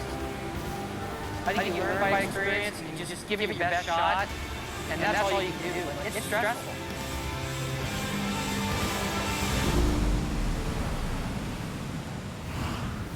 Well, a thankless job making the call. If the waves are bad, it's your fault. If the waves are good, chalk it up to pipeline. So that was a great piece on how we say if it's a go or not. Thankfully, it's a go for us today. Pipeline going off here for semifinal number 2. To start off, Masatoshi Ono grabs his rail, dealing with those wind conditions, but the tubes are open. Fortunately for Ono, that one was not. Yeah, you can see the wind lines there. Wind really picking up here for the semifinals, so conditions are getting pretty tough. Masatoshi here on the backside pulls in. This wave looks pretty good. Stays open for a bit, but unable to exit here. Great water shot as he pulls in, picks a line, just gets a little too high, and gets clipped by the lip, goes over the fall, and goes down. There you see the wind affected outside. Hopefully for these surfers in the lineup right now, the wind's going to hold up just enough, giving them opportunity for tube riding. Here goes Chloe Andino, pumping hard off the bottom. Missing that first section, coming around and opting out. He's going to paddle back out in the lineup. So that wave, not much opportunity for Chloe Andino. Masatoshi Ono right behind him on a medium-sized wave. That back door catches the rail on the drop-in. Still manages to pull up into the tube, but unfortunately gets clipped. Yeah, pretty treacherous conditions there. Masatoshi just caught a little wind bump there, and he goes down for a second time in a row. Previous wave flowing, realizing there wasn't going to be a barrel, so he rides around it. I think with these conditions, one quality score will really make a difference and get these surfers into the final. Well, you saw Masatoshi Ono getting smashed by a wave backdoor. There's Kelly Slater paddling out the back. If anybody knows this lineup, it is Mr. Slater paddling into a backdoor wave, wind up the face, whips it on the lip, pumps into the tube. The wave breathes and it eats Kelly Slater, kicking him out back. Yeah, the reason the wave breathes here is that reef is so shallow, you can actually see the warbles in the wave. As we see Mason Ho with a clean barrel here, picks a nice line through it. So our first decent score of this semifinal goes to Mason Ho. Wave selection always very important. He gets a clean little barrel, not real deep, but a big set wave. Let's take another look here at Mason. Way far forward on his board, doing a good job to slow down right there, get a little bit of tube time. And exiting clean, he surfs here on every swell, feeling very comfortable. Surfboard looks great under his feet, and Mason Ho, you've got to think over the coming years, he's going to win this event here at Pipeline. That way, a little bit of a throwback to the classic style right there, shooting up on the board. He gets a 2.57 for his first wave, so the best wave we've seen yet, but I can assure you with this much talent in the lineup, we're going to see some bigger scores coming through. Chloe Andino, taking off on a backdoor wave, goes for the big Vince free snap, pulls it down, but again, the judges are looking for the tube rides. Chloe Andino does not find one, throws a nice turn in the mix, but that's not going to be the score he's looking for. And big sets rolling in and out the back behind him, like you said, all about the barrel. Nice turn there for Chloe. But he knows that's not going to be a big score. Here goes the 11-time world champ Kelly Slater using his priority. Looking down the line, this wave looks great. Nice long wall, threads the needle here through the barrel and exits cleanly. So that is going to be our first score close to the excellent range. He had a lot of tube time. Kelly Slater looking very good right here. Well, just when you think conditions are deteriorating, leave it to Kelly Slater to find a diamond in the rough. See right here, shrieking down the line, pulls up right into the pocket, clean exit, Kelly Slater. No surprise here. This guy knows backdoor like the back of his hand. Yeah, this surfboard looks so good under his feet. Just looks glued to him. Look at how fast he can transition and pick up speed when he needs to. I think that's the real advantage of the forefin in these conditions, and Kelly is dialed in right now. Speaking of dialed in, Mason Ho, he's looking for it too. Pumps down the line, just exits in front of the foam ball. Mason Ho showing some stoke right there. He just needed one final score to advance in the finals. Will it be enough, Mike? I think it may be Mason Ho doing a very good job there to exit right before that wave closed out. He wasn't looking for a very big score. And let's take a look here. Mason using his priority. Good wave selection here. Just grabs the wall, and right there he realizes it's going to close out. I'm coming out the front, and he is stoked right there, realizing that may be enough to see him in the finals. And with time winding down, indeed it is enough. 3.70, Mason Ho advances to the finals along with Kelly Slater, making for the ultimate matchup. Sebastian Zietz, John Florence, Kelly Slater, and Mason Ho will do battle here at the Volcom High Pro. And we're here, we're ready for the finals, ladies and gentlemen. This is a matchup of epic proportions. Sebastian Zietz, John Florence, Kelly Slater, and Mason Ho. This is a fantastic matchup for the best surfers in the world, and conditions really good right now. Looks like the wind is backed off a little bit. And John Florence here looks like he has inside position for this right. Very important to get that quick start. And it looks like John Florence will strike first. Here goes John on a massive backdoor wave, stalling in the pocket, exits with a big carve. John Florence with an incredible start to the finals here at the 2015 Volcom High Pro. Right behind him, Mason Ho on another backdoor bomb. Where is he? He's out! Mason Ho with an incredible backdoor wave, perfect exit, finishes up with a clean wrap. John and Mason, a 1-2 punch. Yeah, you see Mason's sister there, Coco Ho, she loved it. Incredible stuff there from Mason Ho. Big backdoor barrel. So deep in this barrel. Look at how much time he spends in the tube. He's completely gone. This is a solid wave, really deep, stays in it, and reappears there. Mason Ho, fantastic start to this final. He was third place last year in the Volcom High Pro. He wants to do better than that. And then John just parking it in this big barrel, staying right on the foam ball, controlling that speed, throws it to cool layback. Really nice style there from John. So fantastic opening wave for John Florence right here. Love how he just hit the brakes, and all about tube time he stayed behind that curtain as long as possible. Well, the judges appreciating both waves. John, an 8.43. Mason Ho dropping an 8.6. An incredible start for both surfers from right here on the North Shore. So local knowledge paying off. But here goes Sebastian Zietz. He knows the tube, a late drop, and it goes down. An incredible wipeout for Sebastian Zietz. We're going to keep our eye on the line and see if he pops up, and he does. Near disaster, Mike. Yeah, that was a pretty heavy drop for Sebastian. Seems like waves are really turning on right now. John behind him is standing tall in this barrel. It's a brainer, and he comes flying out, throws a gigantic slob, and goes down a humongous air after a really long barrel. So John Florence is off and running another massive score for sure. Nothing gets the crowd fired up like a barrel with a huge air on the finish. John Florence adding insult to Sebastian Zietz's injury on this wave. You see Seabass on the inside taking it on the head as John rides right past, out of the barrel, and in the air, nearly taking out our drone. That was an incredible air attempt. Let's take a look at the water angle there. Super deep in the barrel, controlling his speed, just hanging out nice and casual. Knows he has a clean exit. Punts a gigantic slob, lands almost halfway down the face. And he goes down to take one more look. Does such a good job to nail that drop, get in under the lip, maximize that tube time, comes out with a huge air almost out of frame there. And then had you landed that, it's a perfect 10, no doubt, but it's still going to be an excellent score for John. You got it, Mike. A 9.2. So even though John didn't complete the aerial, the judges loving the tube ride. The highest score so far of this final. There goes Sebastian Zietz trying to climb back into the sting. Late drop, stalls into the barrel.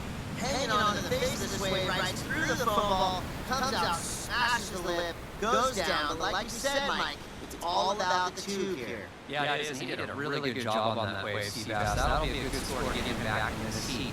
A lot of times when your opponent starts with a really big score, you gotta just crawl your way back in, and that's exactly what Seabass has done here. He's deep in this barrel, really able to stall and stay in there as long as possible. He goes down on the layback, but those turns not really factoring in. As you see right here, he just hits the brakes, completely gone from the judge's view, and stays in that tube as long as possible. Fantastic surfing there from Seabass. Well, Sebastian Dietz, the tube ride pays off his last wave of a 7.0. So Seabass inching his way up into the leaderboard. John Florence right now looking unstoppable. Meanwhile, Sebastian Dietz going for a second scoring wave, pulls in, fighting against this wave at the back door, and goes down. So Seabass looking for something big, does not pan out for him.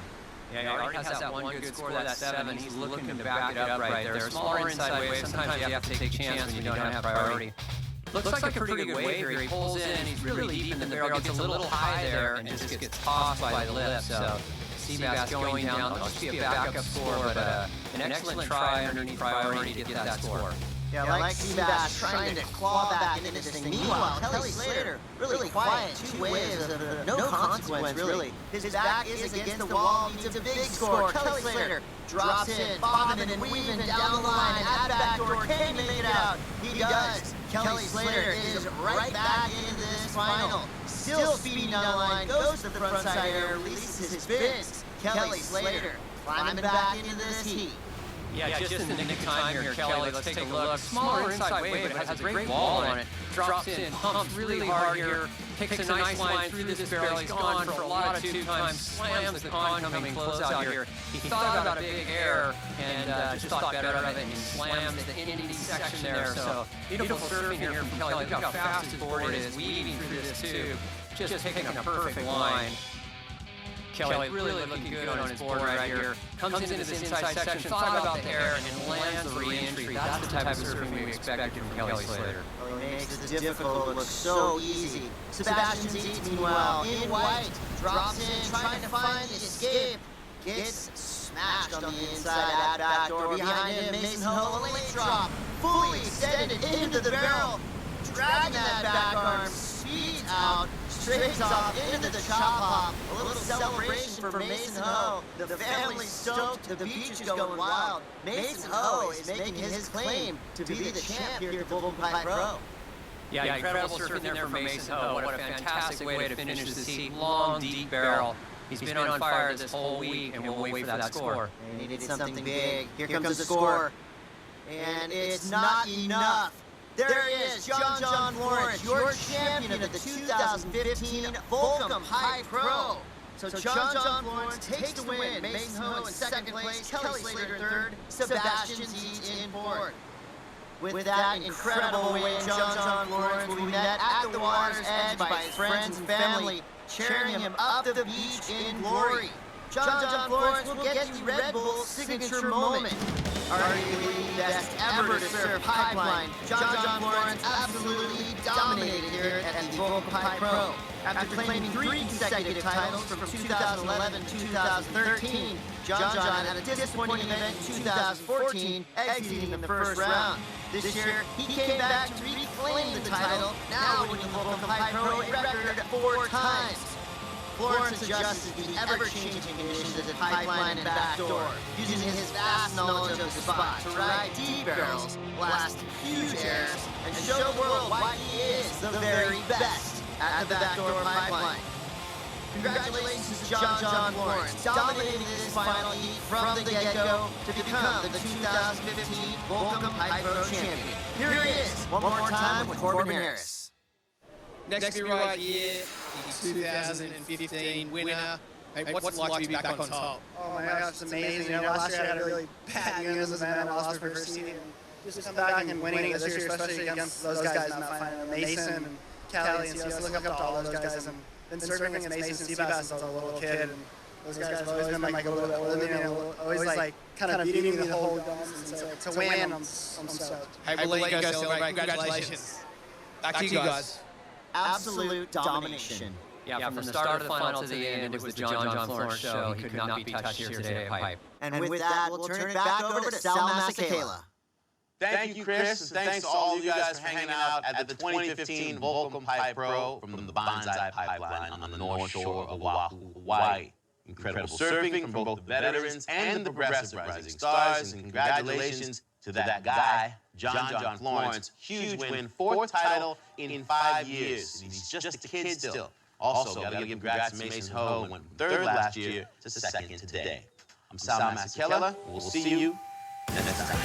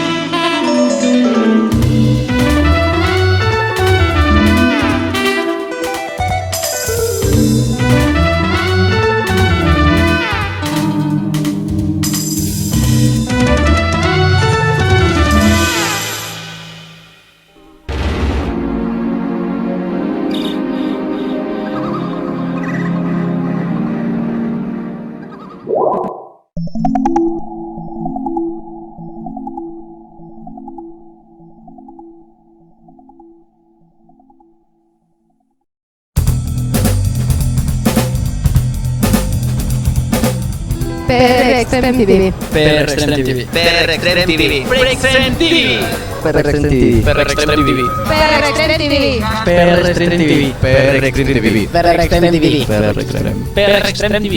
PRExtremeTV. PRExtreme TV.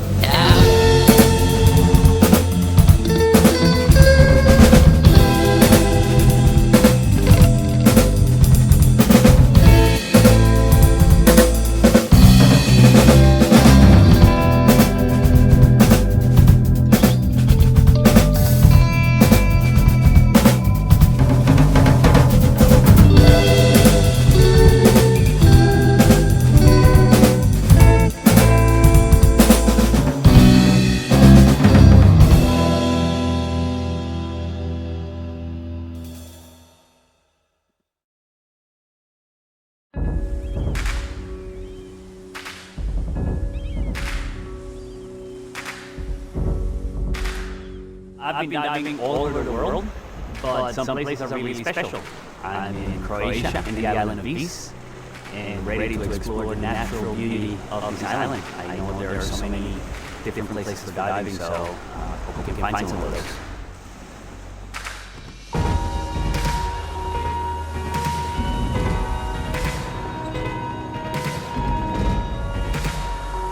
We went to Stinova Beach. That is just this beautiful, like, beach in the middle of nowhere. That's kind of like the place where you want to be, like, spending a romantic afternoon. I think the challenge is a little bit the water. There's some areas that are going to be nice and deep, and then some other that don't have that safe landing. So gotta find out those spots, and then you know, kind of identify them and make sure that we're hitting the deep water.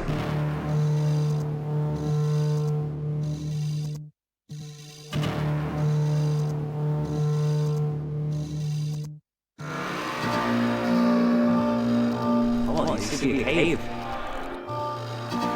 Walking up all the way is just rosemary everywhere. It just smells really good.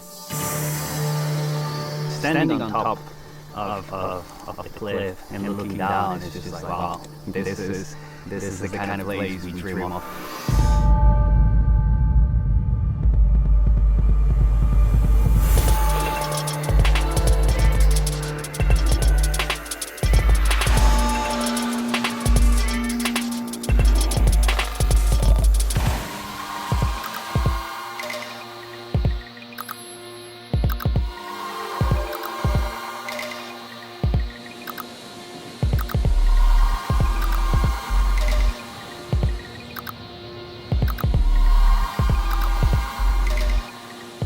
We're in the Green Cave. You know, there's a lot of cave around the island, but it has to meet certain conditions for me to be able to jump. This looks beautiful, but just nowhere to jump from this small hole, but I have to be probably like 30 kilos to jump from there. I weigh double that, so.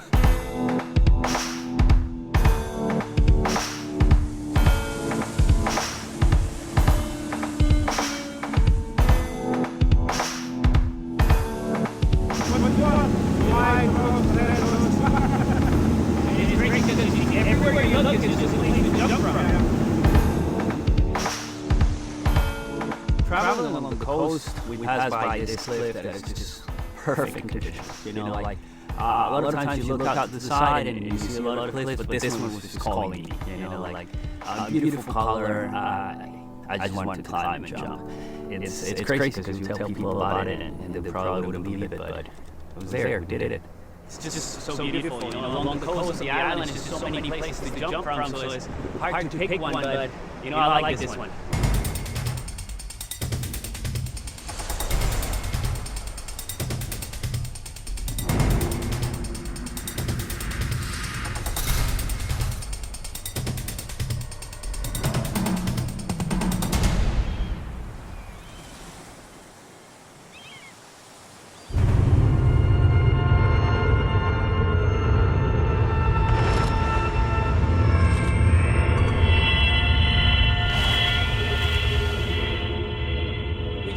Day, diving from this really nice cliff. What I love about the coast here in Croatia is there's just rocks like that everywhere. The military history of the island is so strong that, like for example, one of the places I was diving from was a military vessel storage facility. It's probably the strangest place I jumped into. You know, this big cement structure in the middle of the rock, beautiful, 20 meters high. I mean, if I asked to build it like that, I'd probably get it right. So it's amazing the variety that you find here. Today we are here in this military installation because the island is a strategic position in the whole history. To me, it looks like the perfect place to hide. And for diving, I think the sound of the impact is going to be awesome because it echoes really nice. So let's see what happens.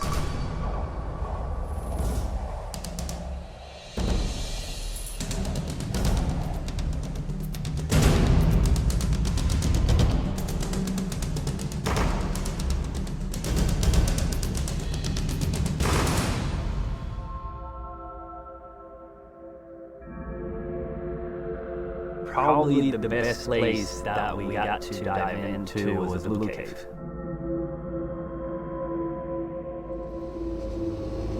Now here is the enter. Very small hole. We must put the head down.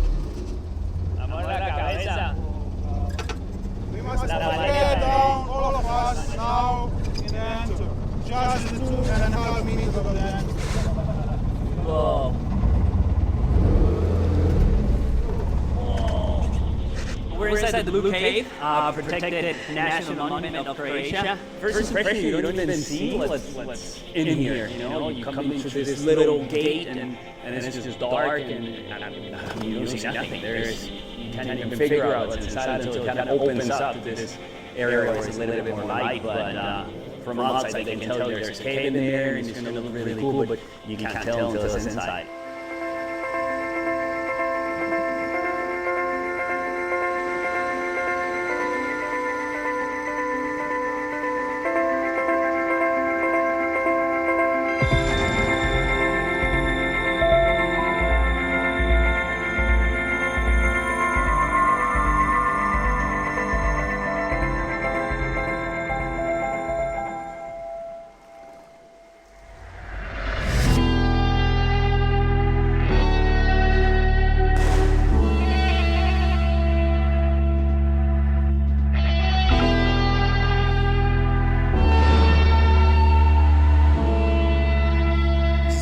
Jump from maybe about like 10, 12 meters and I mean this is awesome. Just beautiful light, nice temperature, the water is as clear as you know it's possible. I can see everything, so I dream about places like this and to find something in Croatia is just perfect.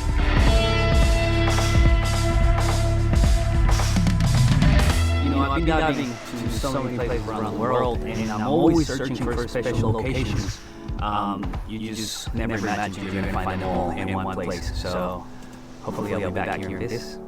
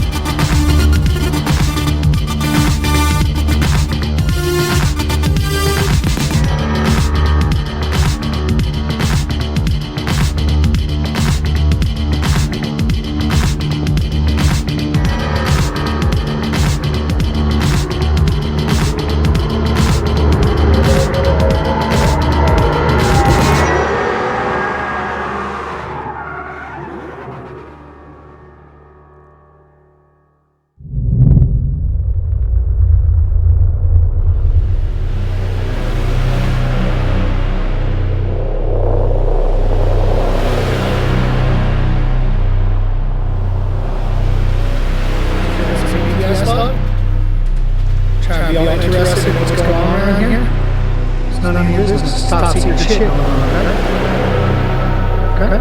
You got permission? Let me see your hard card, dog. Let me see your hard card. Well, then get out.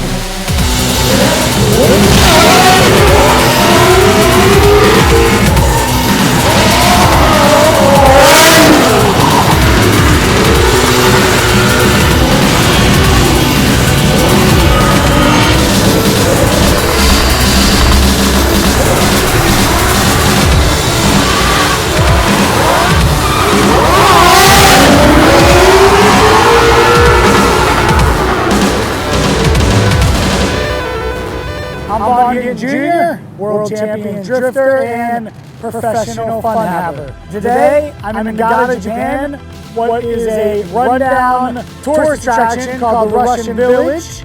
I'm here to shoot a video with the Monster Energy Japan family, and in that family, my man Daigo Saito, who is an absolutely amazing drifter. We're out here hitting the Koge, making this amazing location a playland.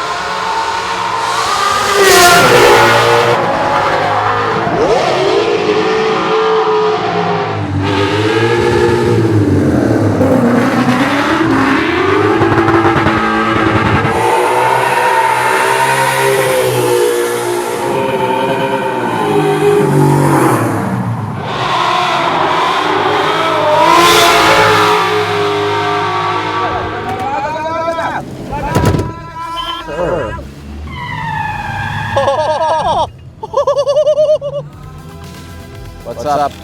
I'm Larry Chen from Speed Hunters, and we are in Japan shooting a viral video. You guys are gonna like this video. Some crazy stuff going on. You guys are gonna hate my pictures because they're gonna be nothing like the video.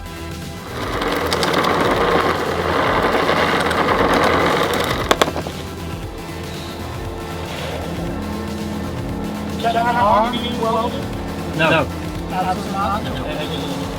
Everything was going fan-freaking-tastic, and we had the great idea to try to practice for what was going to be a pretty insane stunt. I got 6 inches too close to my foot, and on rotation, the rear right wheel caught the curb and broke a spindle.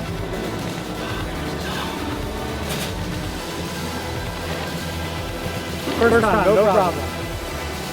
I was super bummed. It was stupid of me to take that risk, kind of. But luckily we made it work, and we really didn't lose so much. Every time you're on a shoot, you're always doing things for the camera. But here, when I'm on a mountain, we can do full mountain runs. So I'm doing that for me. Yeah, just having fun. Daigo, you having fun? Yeah, he's having fun. まあ、今は最初の峠のシーンを撮ってます。今もう2日目のようなんですけど、最初のシーンで大丈夫なんでしょうか。心配です。残念ながら雨降っちゃってて、あまりスピードが出ないんで、ちょっと残念なんですけど、まあ楽しんでます。Here we go!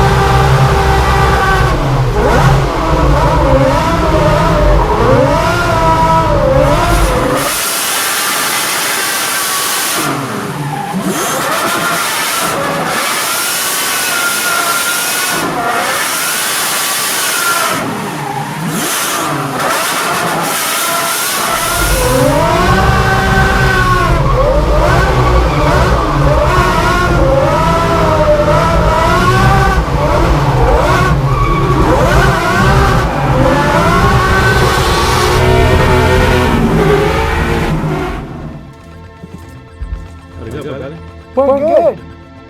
Definitely sketchy as shit.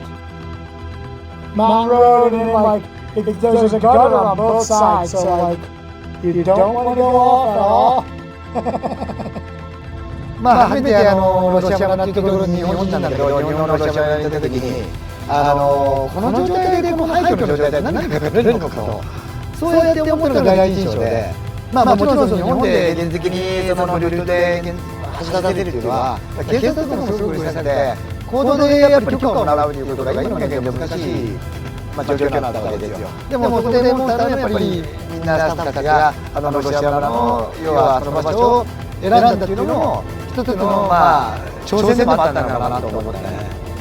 その前日に自分は新潟君の体で飛行機に入って、そしたらモンスターの担当から電話あって、トラック、デコトラ、日本でいうと光がバーッとあるトラックの飾り付けのトラックの傘の車が日本で有名なんだけども、その車を3台出す予定だったのが、結局それが急遽キャンセルになったから、なんとかもう加藤まで用意してくれないかと。今現在でできることは、自分たちのスタッフのメンバーが力を合わせて、もう一度夜中の12時に、大体僕らの会社の愛知県から新潟まで来るのに、約8時間から9時間かかるわけですよ。でもその時の時点でもう夜中の12時だったから、8時9時まで来てくれって言ったら、そのままうちのスタッフも冷静に、やっぱり新潟まで入らないといけなかった状況で、会社に連絡して、もうお願いしたいって言ったら、うちのスタッフは気持ちよく、大丈夫だって、頑張れるからって。で、寝ずにやっぱりうちのスタッフが3人で車を2台運んでくれたっていうのが、今回の新潟のトラブルのスタート点だったのかなっていうのはあるよね。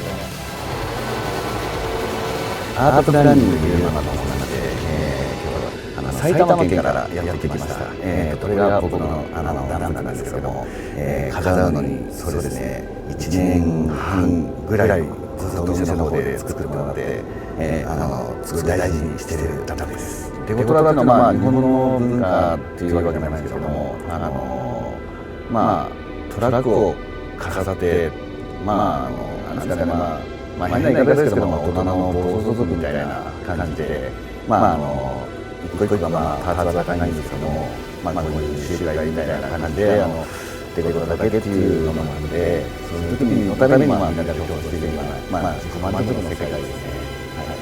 正直なんですけど、ドリフトで、自分のランプ大きいで、この周りをまともに、正直ぶつからないのかなっていうのがちょっとあって、で、ぶつかったら高いなっていう、そんなことばっかり考えてましたね。でも、見てて楽しく過ごさせてもらいました。ありがとうございます。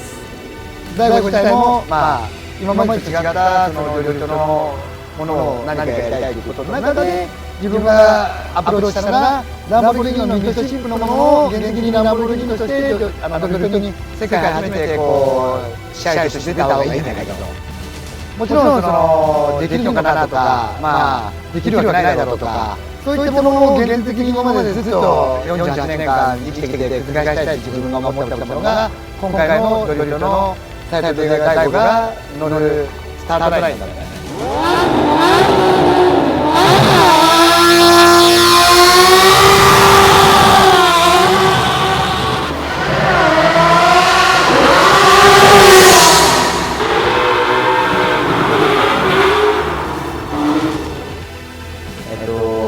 今峠のシーンの撮影で、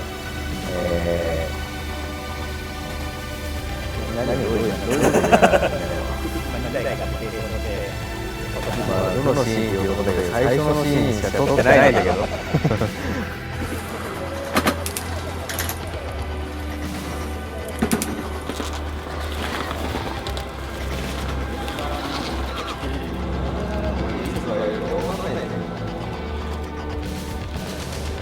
時間がなくて、俺今日12時には多分出ないと、12時超えるんだったら俺コンビニでも出ないことにするから。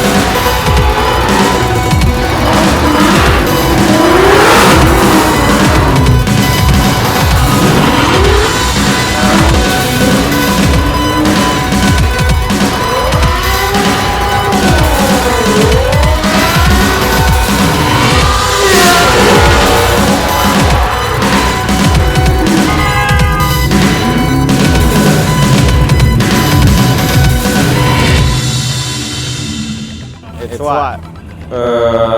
Nearly 2 a.m. We just finished wrapping on the video with Vaughn and Iger. We got two very different characters, two very different cars. Yeah, I mean, it's cool working with the best in the world. We just ask them to put the car 2 inches here or 3 inches there, and they do it every single time. We had 2 weeks to build out a location that didn't have roads, it didn't have a course to drift on. From the get-go, you know, we just had so many problems. Even shooting days, we've had rain. Vaughn had a little incident with his Ford when we were doing some testing for a stunt. But luckily we had a really good crew, and it just sort of crushed through it all. We got a heap of dope footage on the Russian arm, the drone, and the ground crew. So, I mean, it's going to be a really sick video.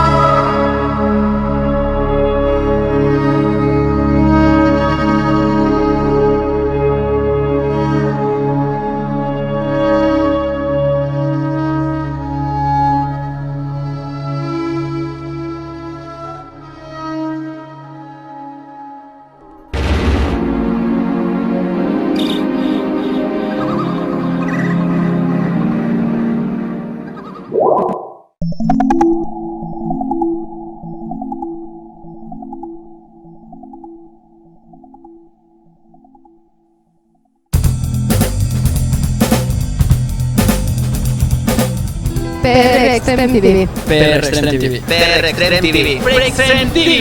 PRExtremeTV. PRExtremeTV. PRExtremeTV. PRExtremeTV. PRExtremeTV. PRExtremeTV. PRExtremeTV. PRExtremeTV. PRExtremeTV. TV.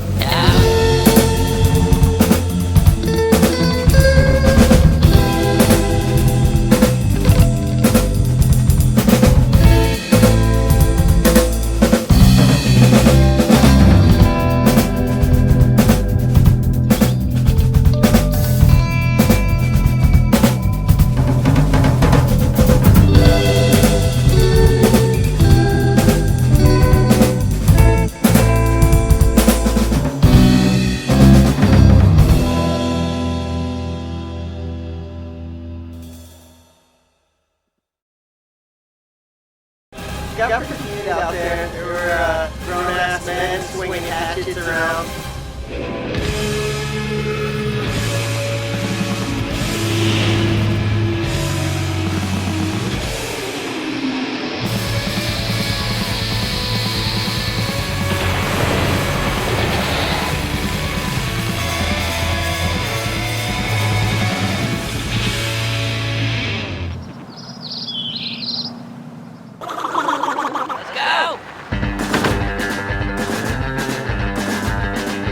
That's not unreal. I swear our spot just gets crazier and crazier.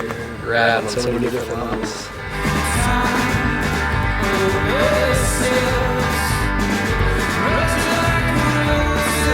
Jumps are sick. Big. Downhill. Not just down a little bit. Heavily down.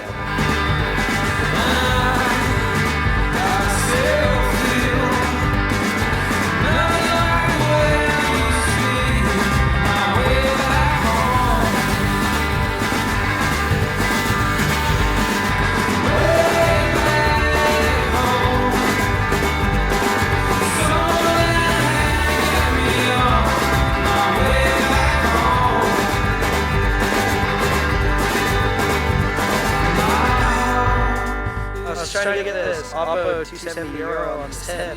270 perfect first try. Tried to do it again, then case and ran into a tree.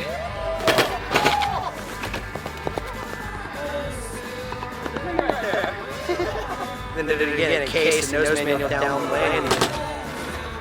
Then did it pretty good. I did an opposite 270 on the flatty and a normal 270 on the quarter 550. Front wheel landed soft stuff, face planted there.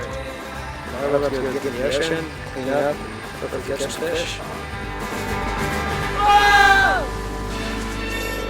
After the trails, we took a heli to the beach.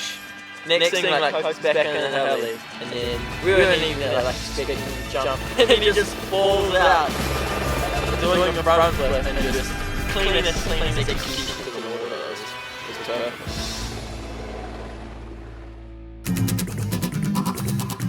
So Hugger's casually chopping wood. He chops a piece of wood in half, and he was like, man, I'm hot. And then zips his jacket, and then he got it off finally and threw it, and it hit the bottom of the fire. Started catching on fire. So now he's having an emotional breakdown. A little bummed about being burned. He said that jacket has made him who he is today. He said it was his favorite flotation device. Let's find our resting place.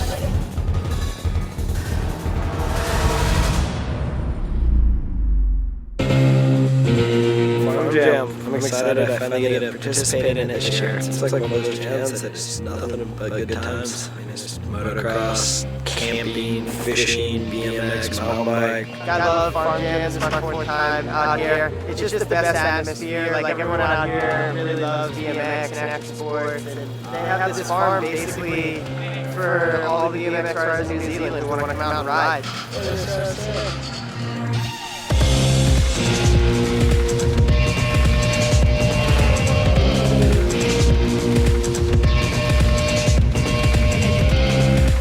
Yeah, it's pretty wild. It turned out so good. Everybody was set. That's what the BMX is all about. Just out there having fun with friends.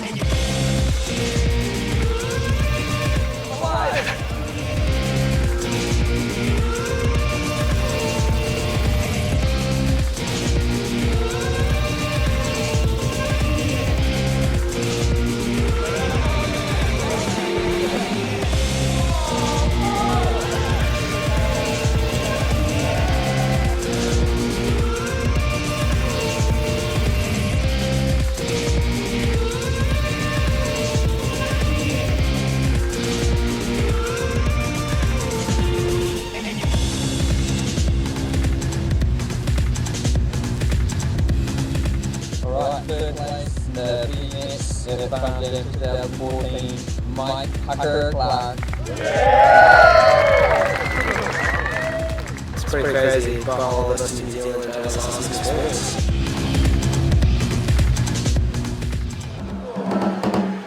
Where did next go? A little higher, Nate.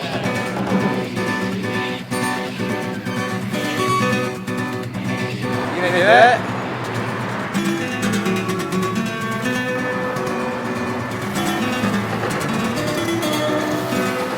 I'll jump up and say. Yeah, let's just jump up and say.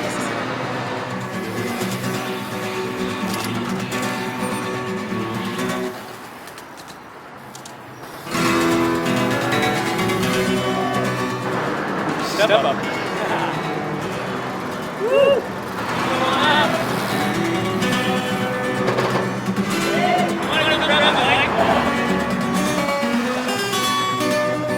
Fireman's training.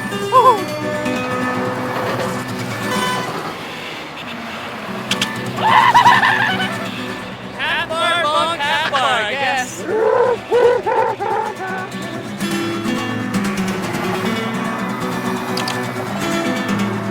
You got it. I believe in you.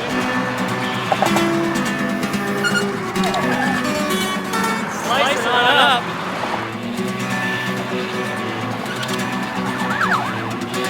Well, we have the police here. They just showed up. We came down from top. We talked to the police. They were psyched. They wanted us to jump up again. They pretty much just got a phone call to be like, hey, check out this spot because these crazy dudes are jumping up this crazy setup. Let's put on a show for the cops.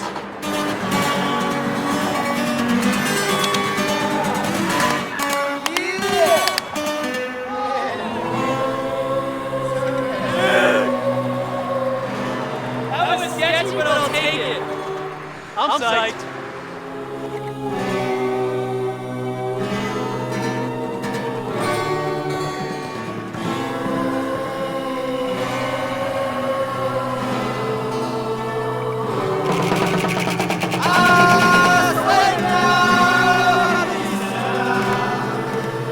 Everyone's got face paint. Apparently we're all warriors as we go into Rebel Alert Conquerors. Oh boy.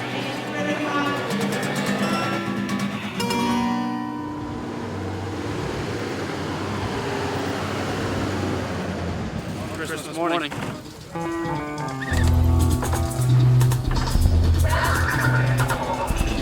Where do you even start? The Dirt Conquerors setup out here in Mexico is just really different. Basically, they combine what a cement park would be and built it out of dirt.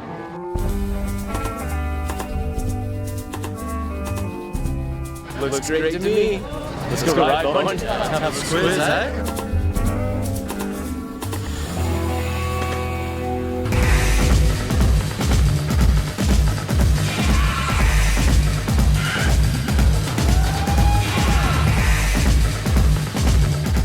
Everyone was lining up the wall ride over the capsule, and then Dennis was just wall riding it, looking out, and it's pretty big.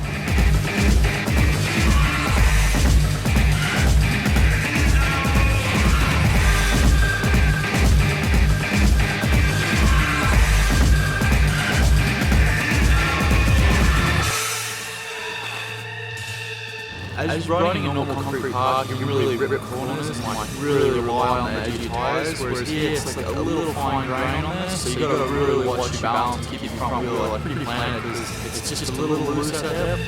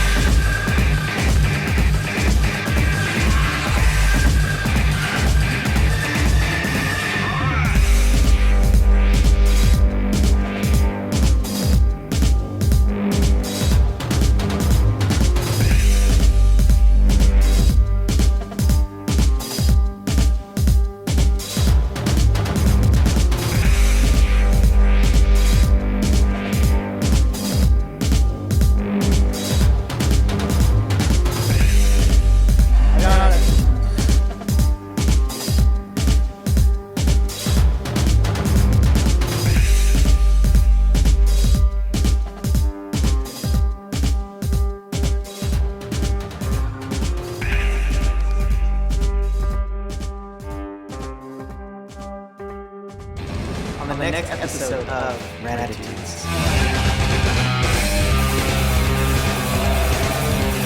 I've been a fan of memes.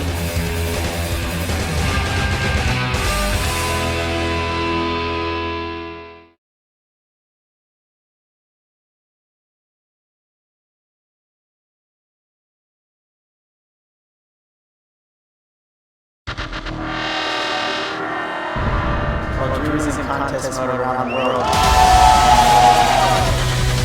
Tucker and I were in New Zealand, partying our asses off.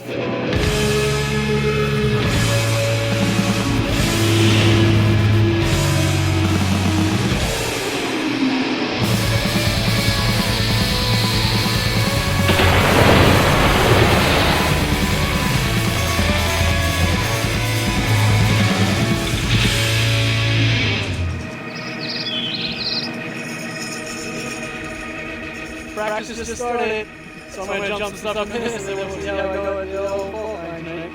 Check out this park job I did. Snowbank? No problem.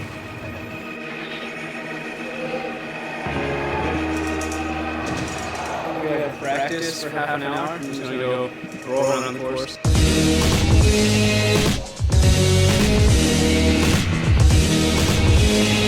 All I want to do is go there to be. If I leave in one piece, so I can ride BMX tomorrow, and you win or you lose, that's just the icing on the cake.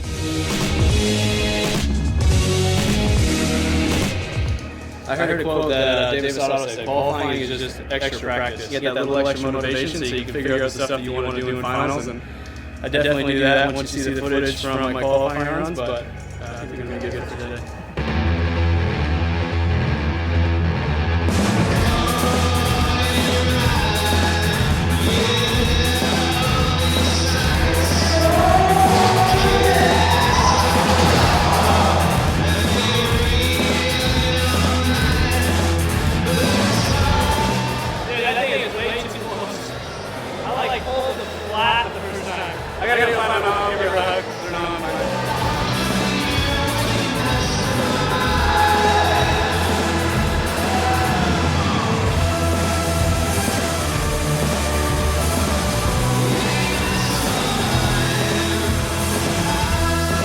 It's almost nice qualifying in second because if you lay down your first run, that puts that added pressure on the dude that qualified first.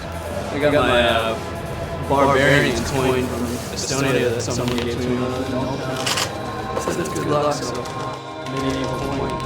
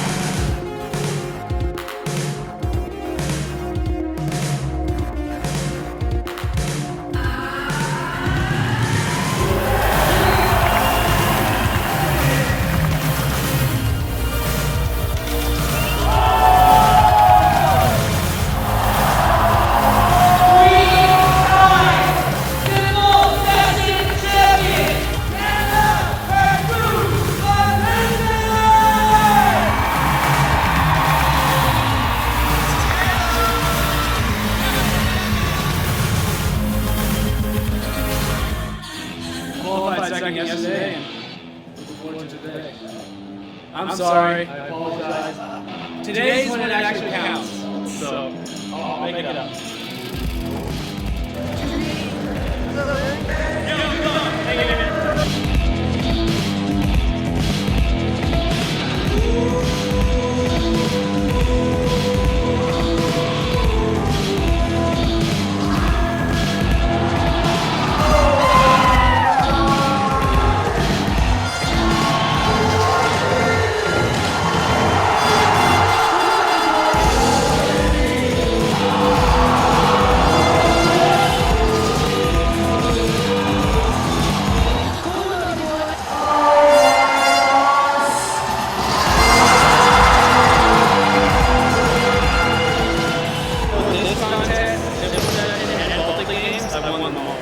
to come back and like 2 years later, because I missed them all last year, and to go 1, 1, 1, like it was such like a mountain. Yeah. Now like just icing on the cake. No better.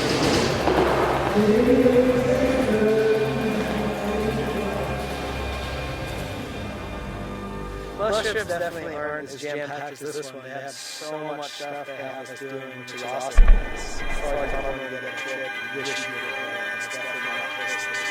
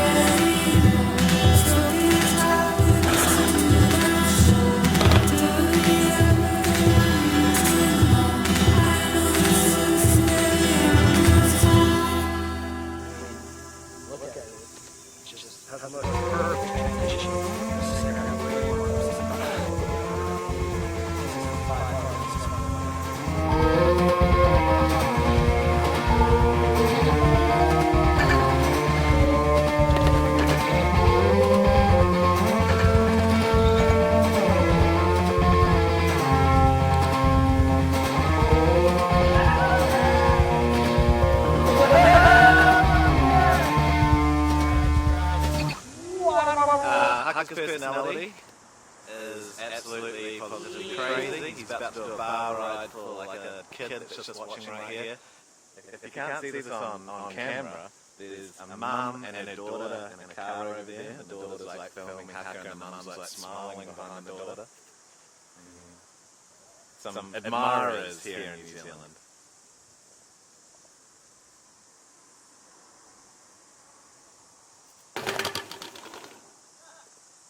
The penny board! on the next episode of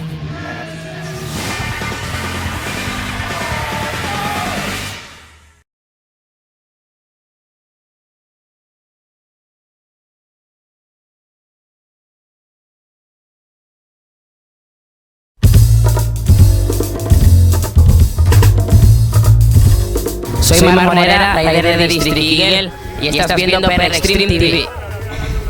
Buenas, soy Luca Meloni y estáis viendo PRExtremeTV. Hola, soy Mónica Fon, soy rider de Speedride y esto es para PRExtremeTV.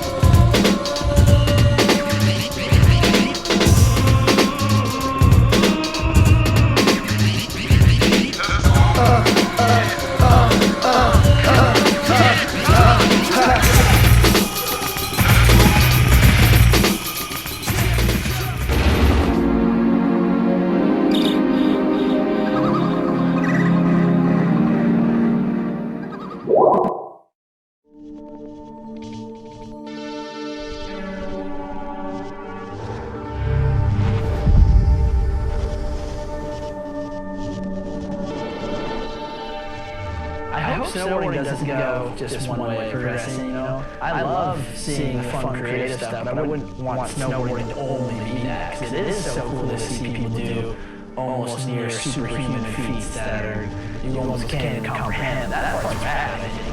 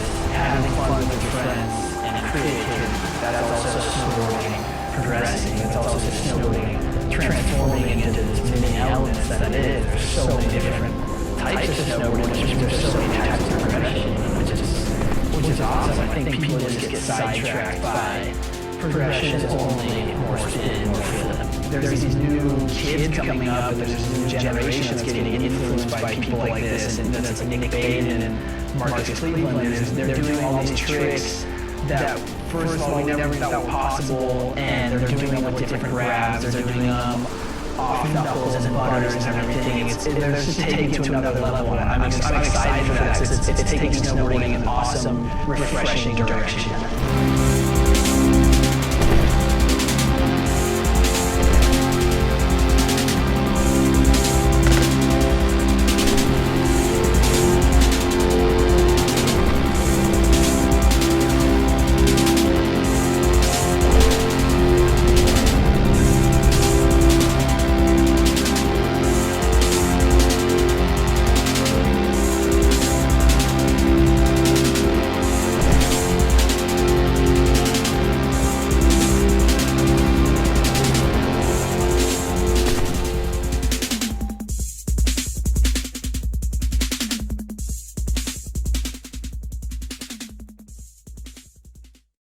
The first time I got on Red Bull to be able to skate this ramp and then come back 12 years later.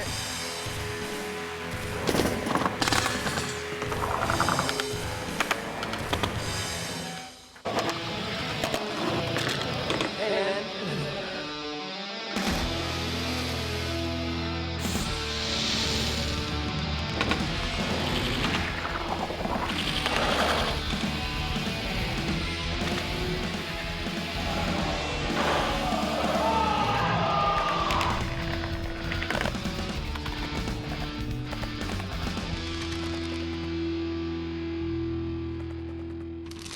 The first time I got on Red Bull to be able to skate this ramp and then come back, 12 years later and skate on the last day it's ever going to be around is amazing. When I first got on Red Bull, I would have been, 13, something like that. And came to this office and was like, no way. Does anyone skate this? And they're like, no one's even up there. Like, no one's been up there. Like, all right, whatever. I had my board and I just ran up and dropped it through the thing. And I think I moved out because I wasn't ready for training.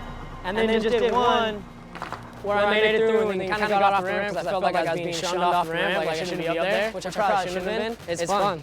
Got Joey skating right now, he's probably going to land this line.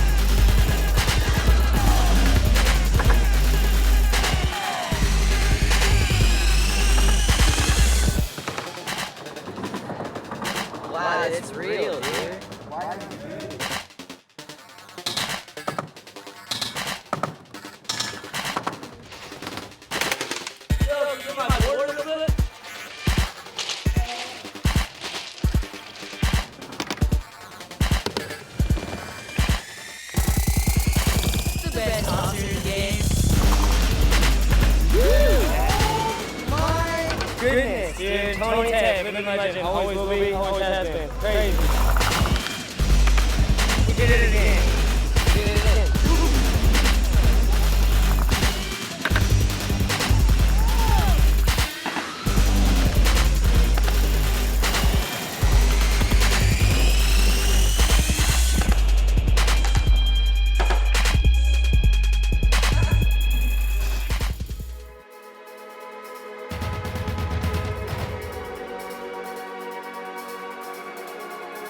Let's see what happened on Sheckler Sessions, Season 4.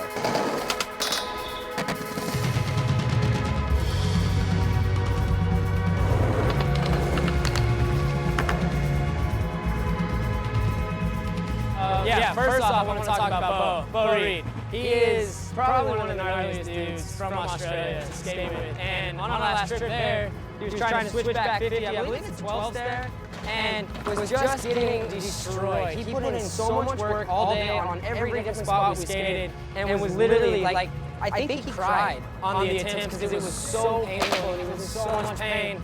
And we got home, we were so bummed for him because he was ripping so hard, and he finally was just like, guys, I got it, and sent us the clip. So play that.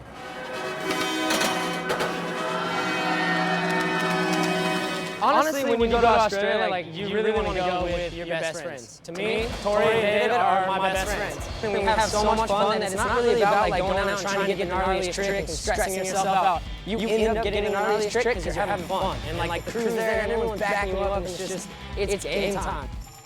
I skate with these dudes a lot at home, but skating with these dudes somewhere new, it was just so sick. And then meeting up with locals was just even more fun. And I think having a solid crew, being in a rad environment like that, really pushes everyone to skate harder. And I think we were feeding off everyone's energy.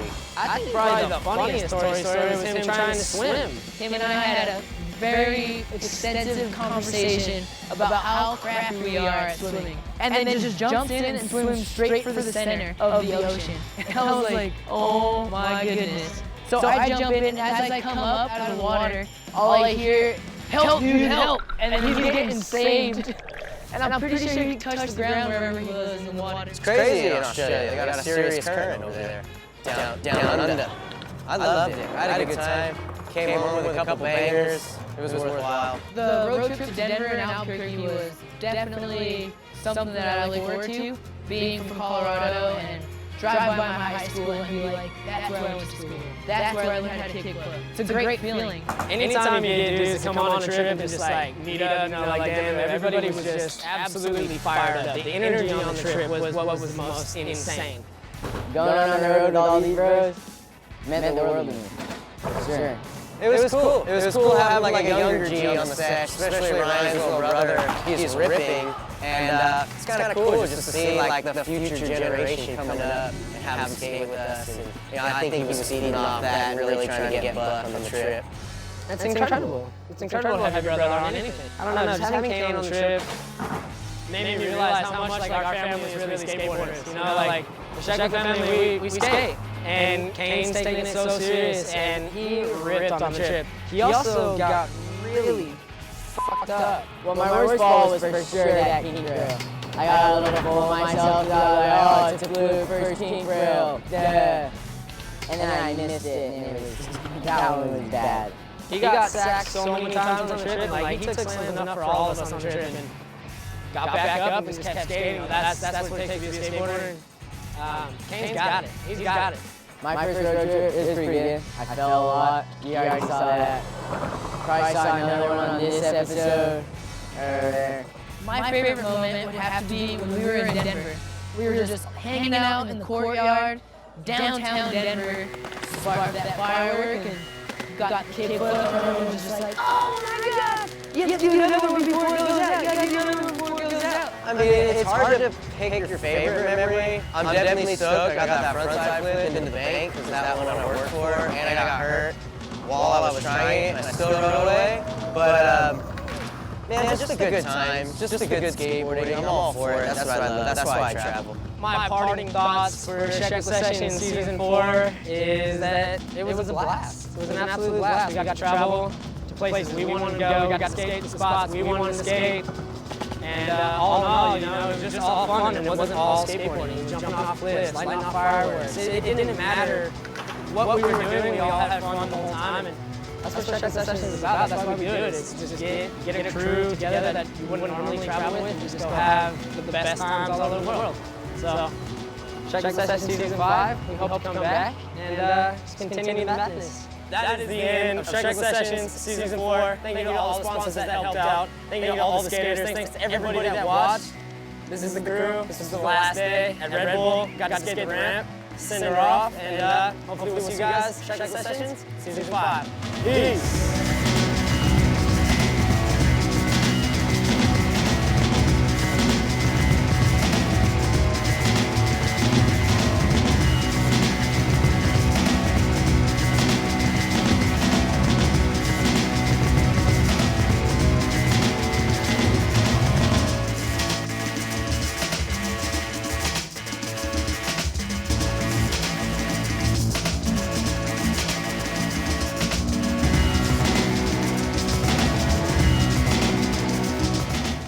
Made it to Denver.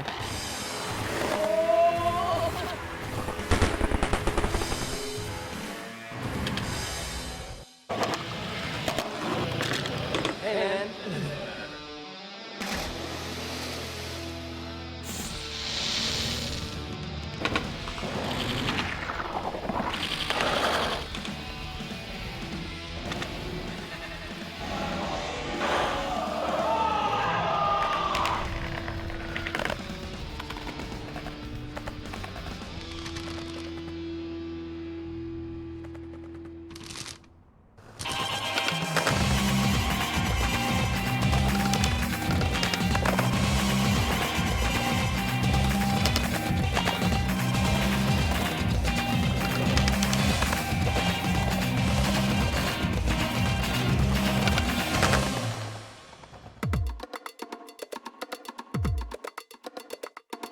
We should probably get everyone together to do a party down here, obviously. Right now? Yeah, for sure. Party line!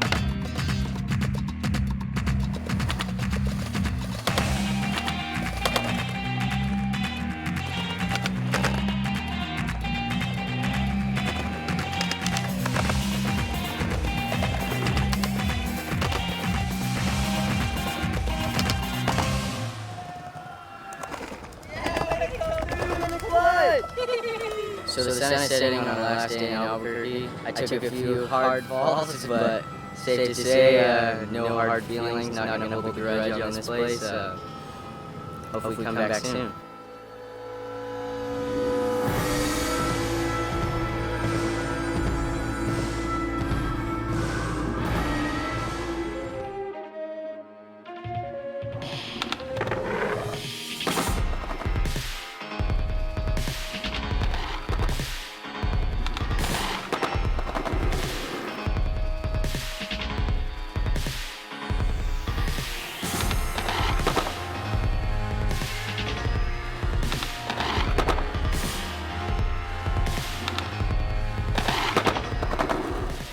Driving over here in the van, and I woke up, and we pulled up to the skate spot in Las Vegas, New Mexico.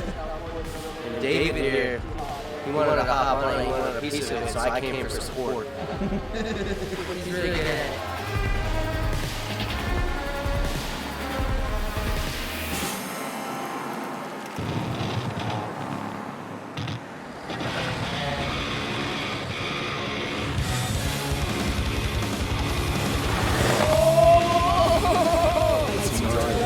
Good old-fashioned T-drop.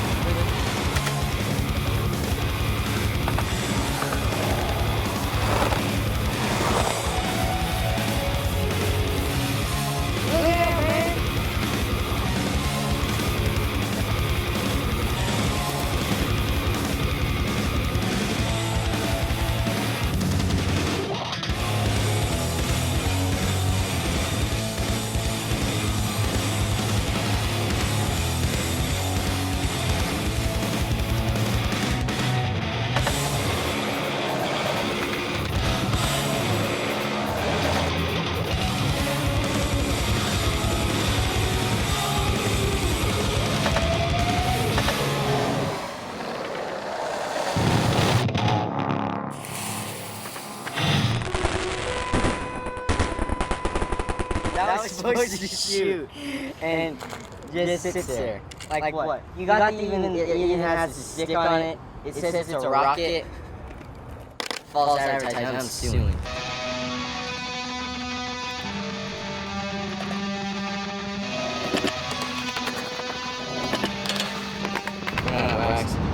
I've never seen this. He said chapstick first, and then I said I had deodorant, and I was putting deodorant on it all. See, actually, I didn't deodorant on today. That work? That works. Oh, can't you just start everyone in your trick?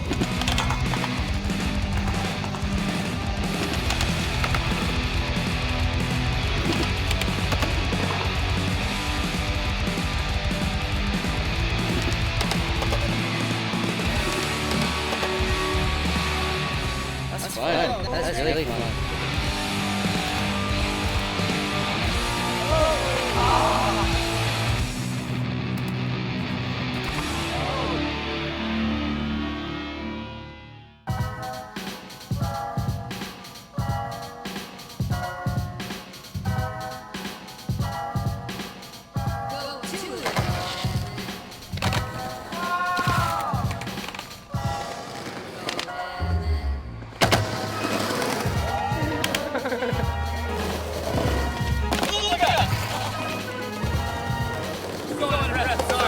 I'm gonna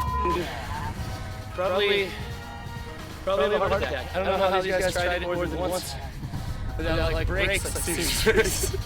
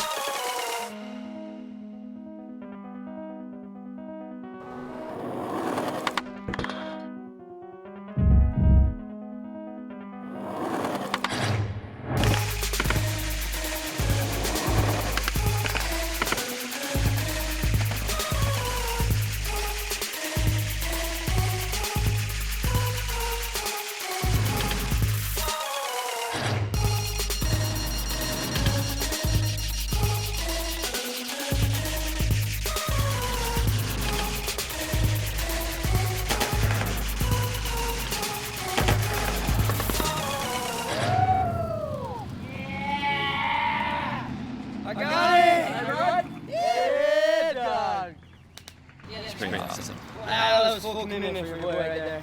That was tight. I'm stoked. I actually thought I was done for today, but it was actually really fun. So I ran into the tree just like I predicted though. Everyone killed it.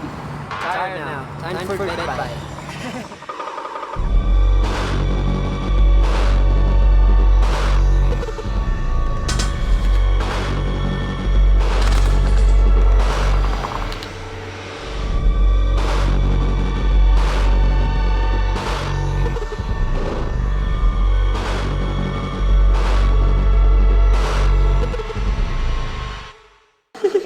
Just got bleed on.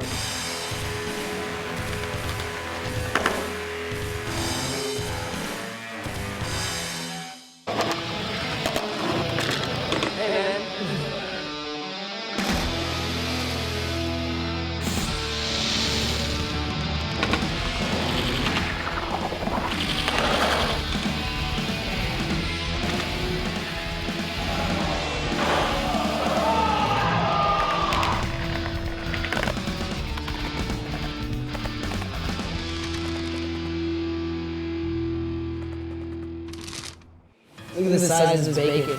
No, dude. Crazy. The house is incredible. It's perfect size for all of us. Stoked to be out here. We've had a couple good skate days already. Today seems like a little bit of a rain day, but it doesn't really matter. We've already had so much fun. Just kind of skating mellow, you know? We weren't trying to go to like gnarly spots with David was. David always tries to go to gnarly spots. But yeah, dude. How's that bacon coming? Making breakfast for the boys right now.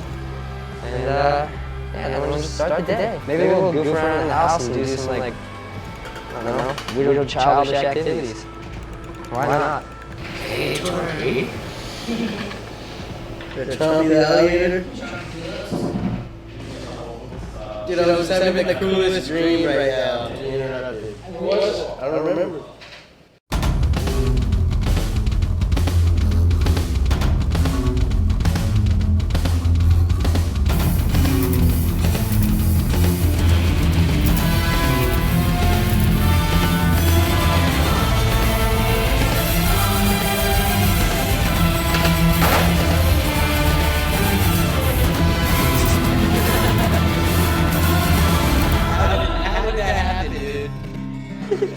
Just got pooped on. Never happened to me ever. Like, dude, that fool straight aimed for me. Like, I knew it was happening and I ducked, dude.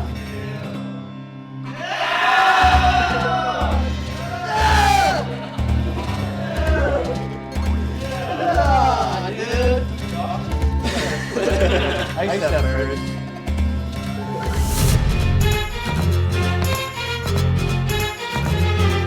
We're driving around today, hitting a few spots, and then it started raining out of nowhere, and we saw these big two little flat bars.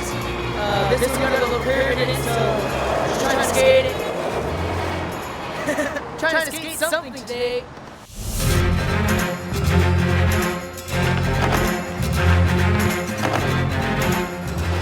Getting it all lubed up. It's raining, it's sticky.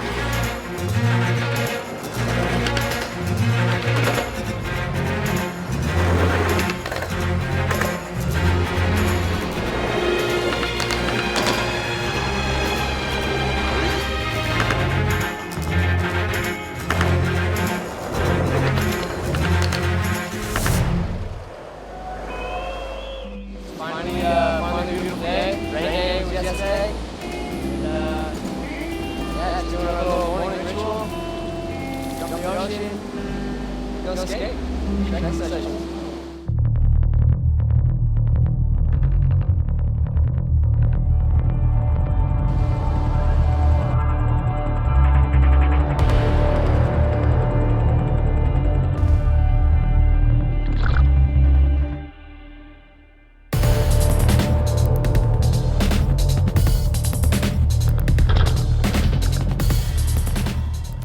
Came to Waterloo, met up with some of the Australian river homies, gonna warm up the park real quick, and then I'm gonna go try to hit the streets all day, see what we can do. We finally got some really good weather, so I think today could be a good day.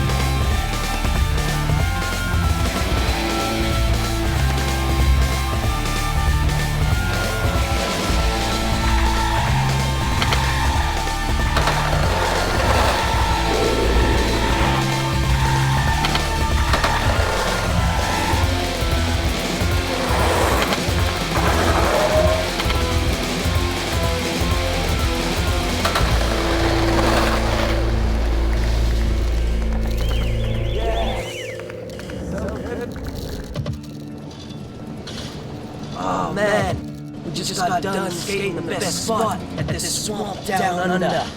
Right here, you go over the railing to the downhill street to the swamp.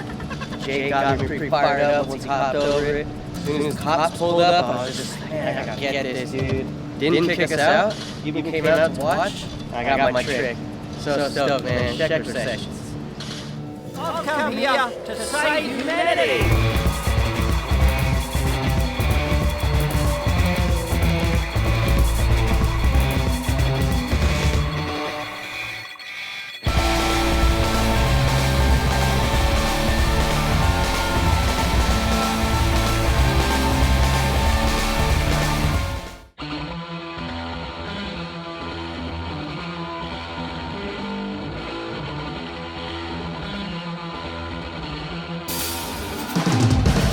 The 2015 season has, for me, been second to none. All the work's been put in throughout the year. They come to this, one round, one chance.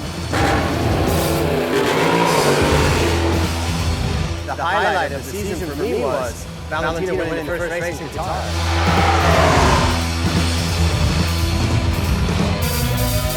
The intensity of what we have in 2015 has never been seen. We've never seen so much close battles, and I can tell you, it's so hard and so competitive. And again, that's what's astonishing about 36-year-old being able to perform the way he has done.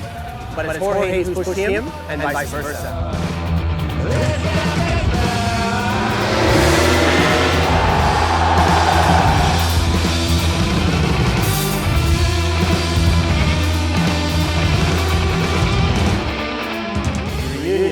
Guys, after Valentino had left, I think they both were more mature. I think Jorge matured and said, you know what? Let's go at it. I'm ready now.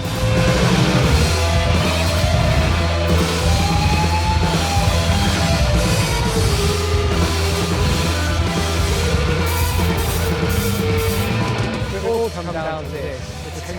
It's the atmosphere of Valencia within a night.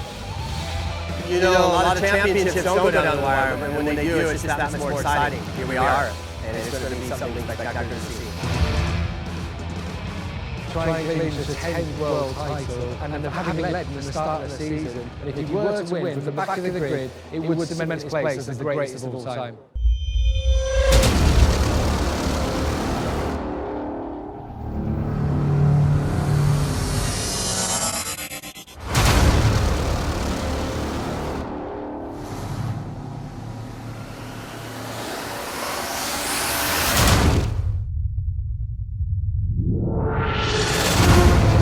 The last race from pole position. If you can go on and win it, take his third round in the Premier class, then he just showed what class that he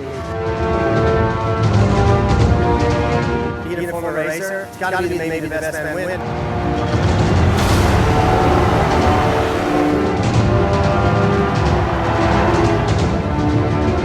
What Yamaha set out to do was to dominate. They had two great champions on the team. What more could you ask for?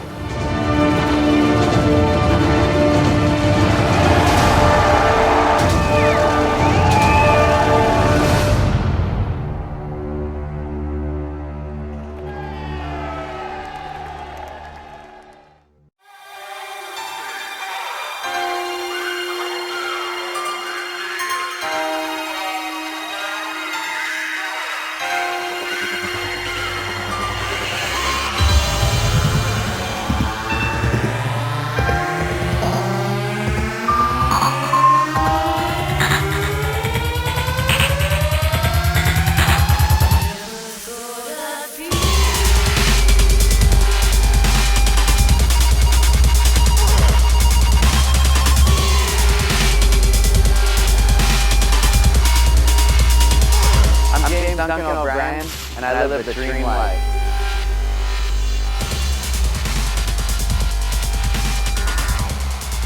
I posted something on Instagram saying, what do you want to see me do for Boost JLB 5.0? And I got a response was fire, light yourself on fire. And I was like, whoa, that would be insane. When I gave Red Bull this great idea, I was like, hey, I want to get lit on fire. at Chopo, and they looked at me, they're like, do you really want to do this? You're joking, right? Next thing you know, I was in LA lighting myself on fire. Hey, my name is Brad Harper, and we're here at Brand X today. We're going to teach Jamie O'Brien about how we light people on fire and how the process goes, and then light them on fire. That's just going to be tough. That's just going to hurt. Well, okay, we'll feel it. Yep. We're going to do 3 different burns today. The first one is we're going to work with a fan, which we haven't done yet. The fan will be on, we'll light you as you're walking, we'll light you, and then you'll just walk toward the fan. But you know, get in that like position of if you're here, if you're going to bring this forward, so you can see where the flame's going to be, and you can learn to what it's going to do. I wanted him to be comfortable with the fire, and then not have to think about it, and just serve and do his thing.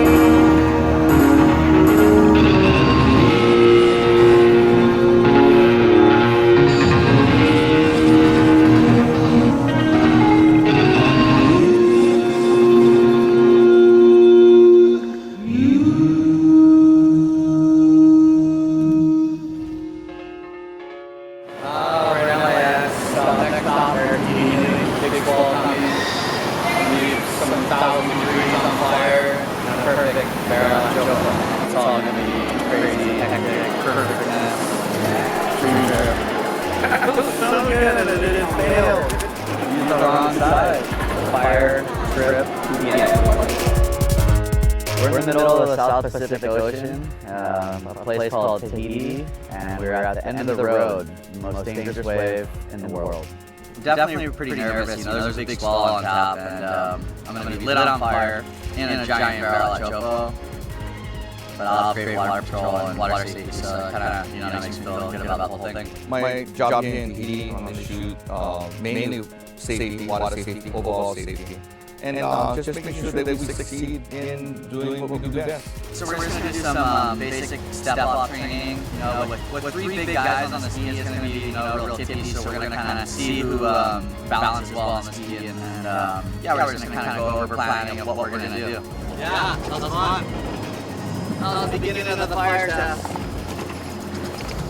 2 foot today, 12 foot tomorrow. Doing a little flotation testing. They're adding about 15 pounds. Let's test this out, see how well I float.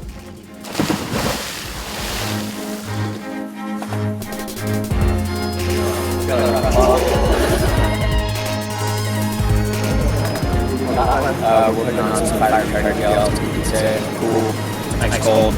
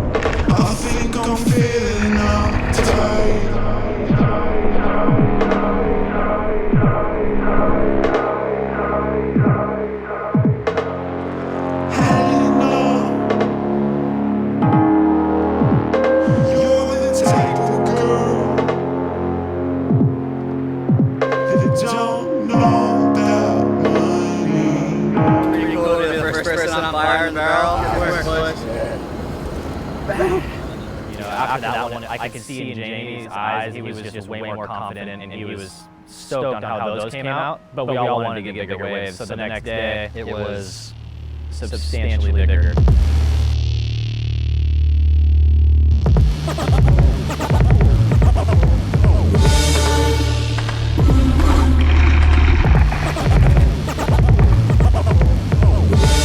Here I go, I step off on the wave, and just the last second, the jet ski turns. The wake of the jet ski lands right on my back and puts fire out. We refueled him, got 100% again. He was out there 5 minutes later, and that's when we got the first blow.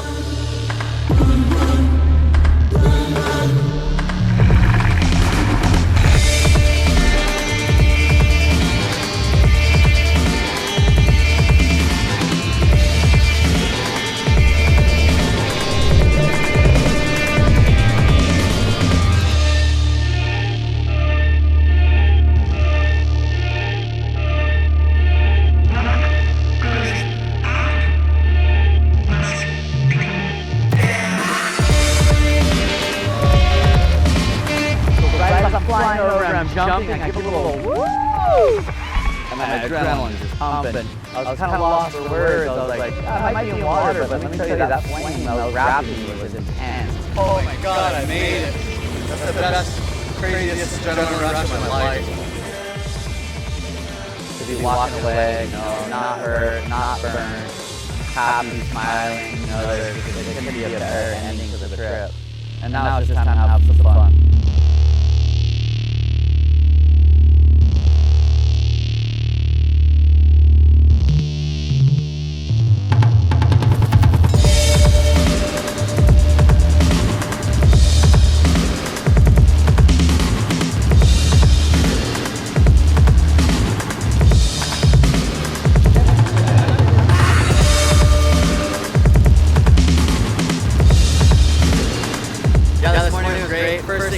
I got lit on fire in a 12-foot barrel. Best way I've ever caught a choke. On fire. This is like spectacular day already. And Ramona just topped it off. She's got 2 crazy ones right now. It's time to go eat breakfast. And I feel like the day's already done, but just begun. Now since we pulled off what we came here to do, it was all about the whole crew just as a family going out and enjoying. What better way to enjoy it than jumping on a Sasquatch with you and a bunch of your friends. The best guys on Sasquatch was the camera crew guys. How do you think this is gonna go, Dad? Pulls you down, you see it on my face. Try to walk and kick your legs, it lands in your brain. All the things I try to say, I'm sitting on my shirt. But pretty girls on cocaine keep lifting up their skirts. Everywhere I go, what the fuck am I doing here? What's anybody doing here? Is anybody with here? Every time I see you, I think about you. Going out to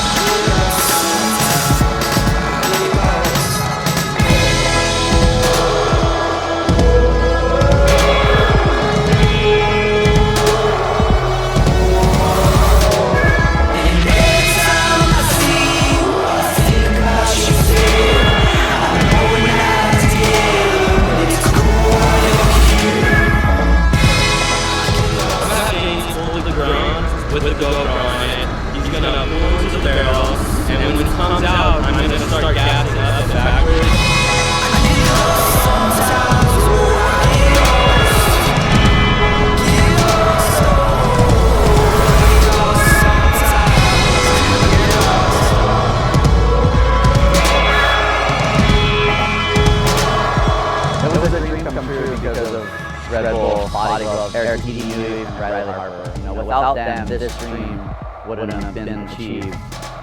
Next time on Who is JLB 5.0.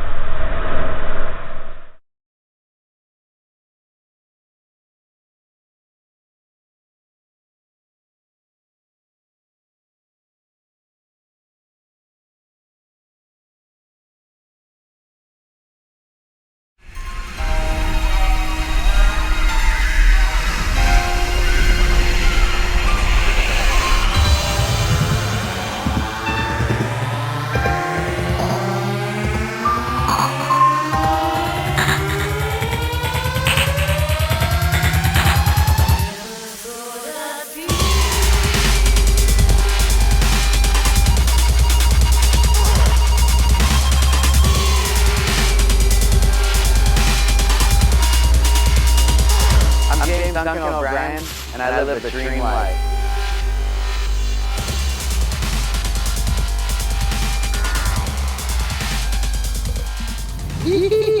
Can't read, says Mexico. Here we are, round 2. We're back. Car 30. Doesn't start. Kind of screwed. We just pulled up to the airport to greet Shane Dorian, and I got my speedos on, and I got a sign for him, and yeah, hopefully he's here. Let's go get Harold. Let's do it. We just picked up Shane Dorian. We're gonna go back to our hotel and get everything ready for tomorrow, and it's gonna be huge.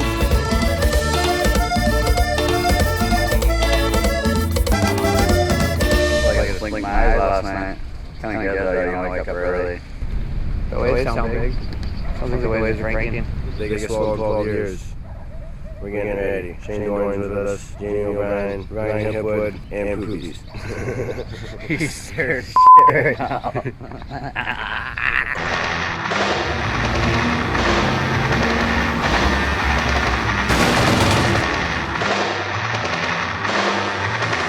That's pretty fire.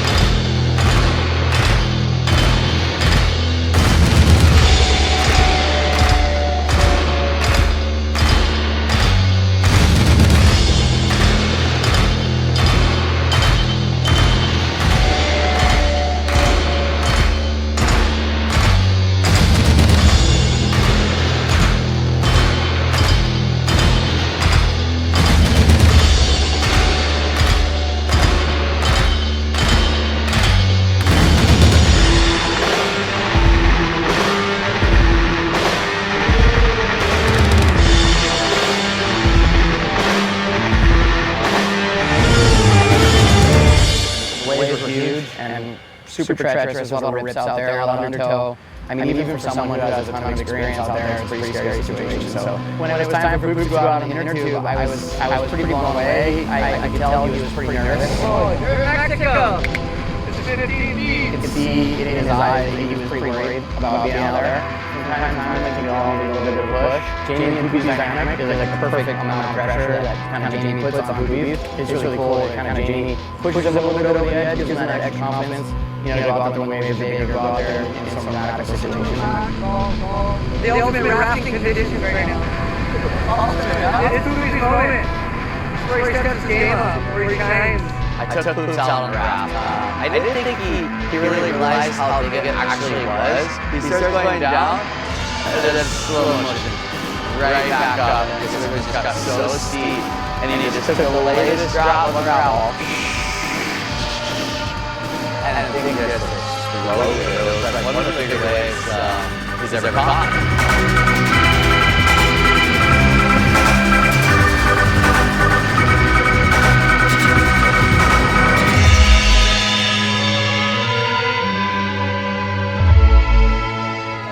Tripping, but he was kind of like, let's get another one. I was like, get right back out there, you know. Then I was like, no, let's do a couple doubles. We jumped on the raft doubles and ran it from a strand. He's the Looney Tune. Like, you don't want to be behind the jet ski with Hippo. You know, when I told him to leave the man at the start, I'm like, what happens if I kill babies? James was like, don't worry about it, it's fine.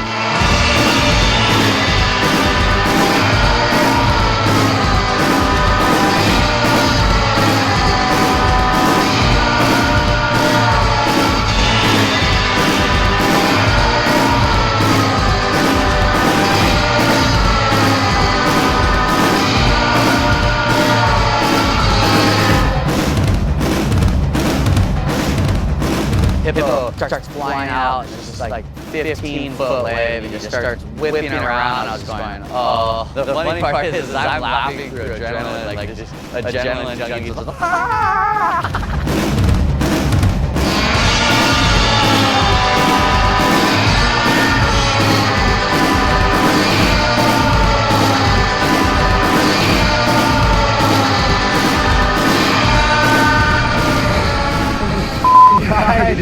I think I was hyperventilating from holding my breath for so long and trying to catch my breath, and so much energy was wasted that I broke down, and I kind of seen my life flash before my eyes right there at that moment, and it was the scariest moment in my life. The way it just mows us over and just sends us in a swirl. We start flipping in any which way direction. I hit Poopies a couple times on the water, next thing you know, I pop up like 10 seconds later, Poopies pops up. He's looking, Jamie, what do I do? What do I do? It was like a 15-footer on our head, it just smokes us. I got work, really good. We're so sorry, Poops. It's all good, it happens. We have to get a clip today.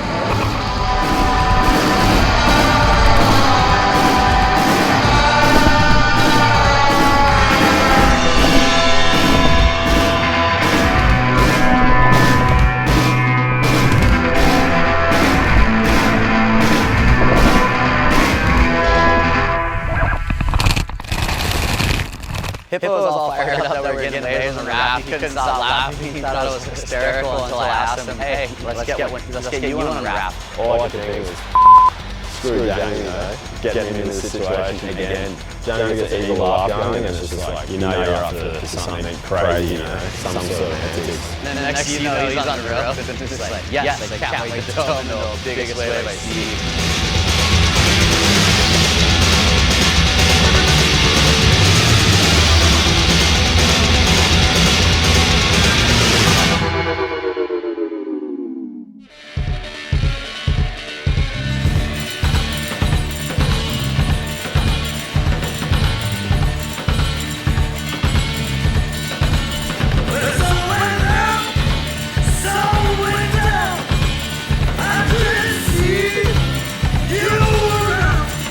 This trip came about because Shane, Dorian, and I were talking about doing a double-barrel GoPro shoot down here in Mexico. Right after we talked about it, there's this giant big blob just kind of popped on the map, and I got called from GC anyways, look like it's gonna be epic, and get your stuff ready.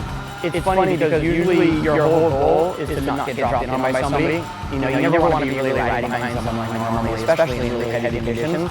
So to go out there with a plan, ride behind somebody, and actually pull in the barrel, and you're probably not going to make it, is something you sort of have to mentally prepare for. It was pretty wild. It is super dangerous. We got boards flying, both of us went over the falls at the same time. We're really lucky we didn't get more hurt.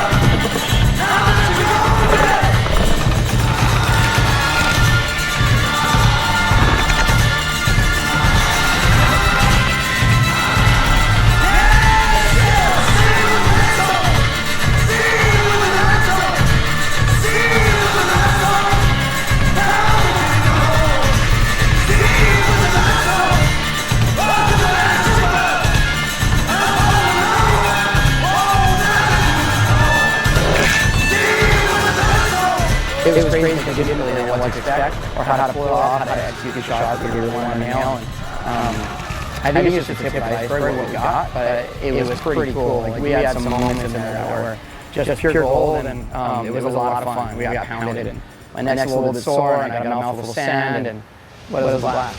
Next time on Who is JLB 5.0.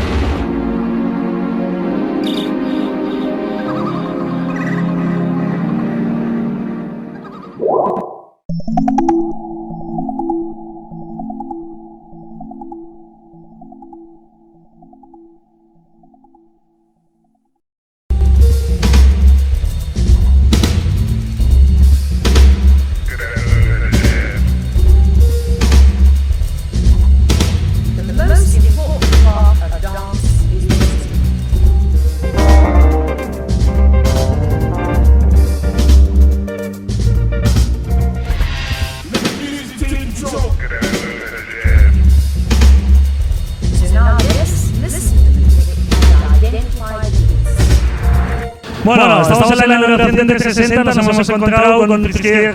¿Tu nombre? Javier Vega. Prisquier. Prisquier, nacimiento.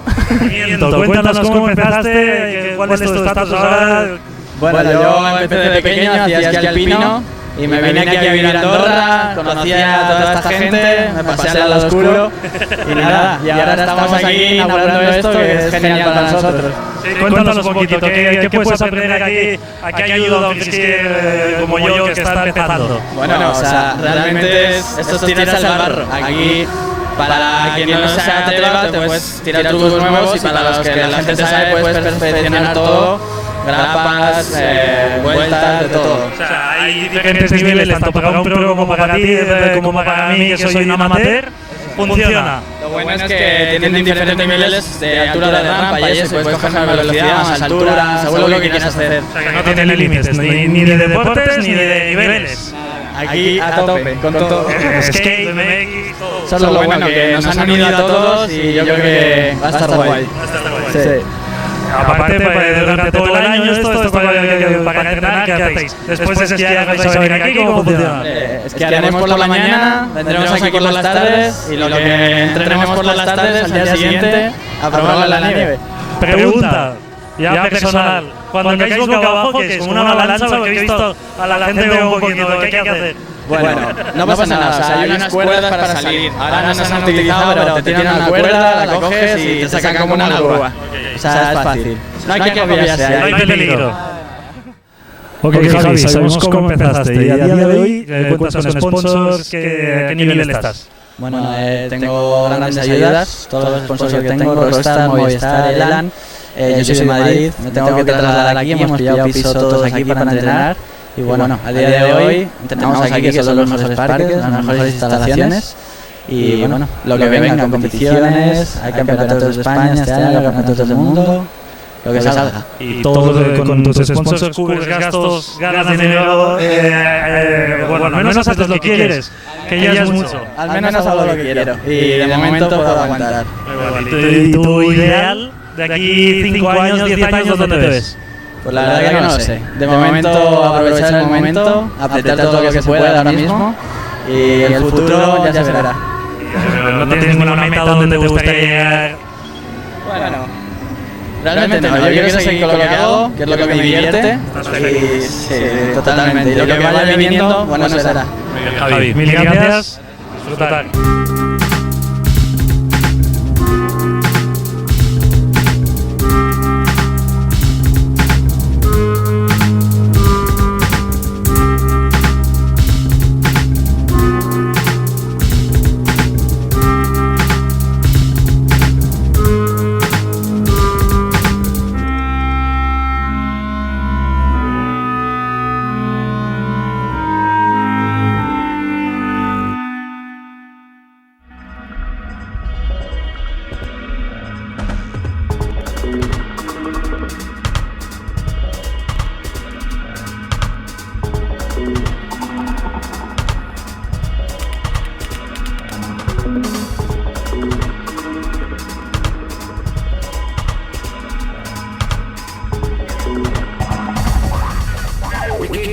Things are going manifest.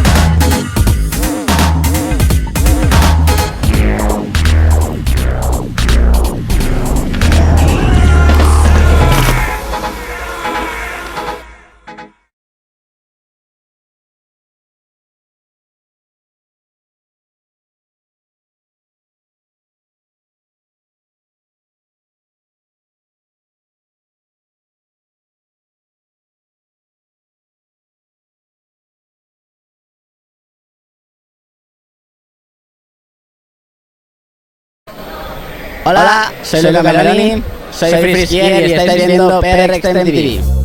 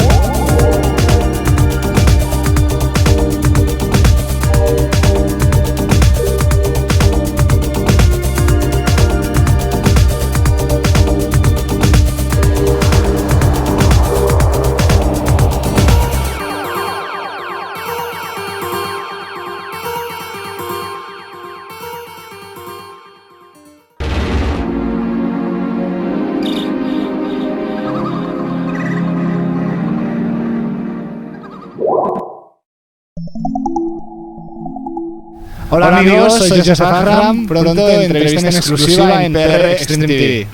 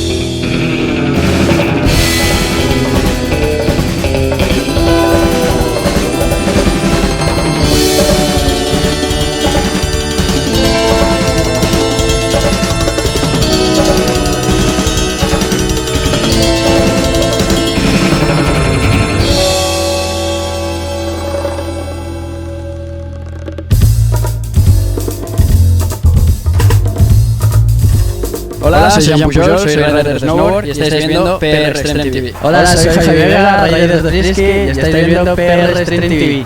Buenas, soy Ronnie Turpin, rider de BMX y estáis viendo PRExtremeTV.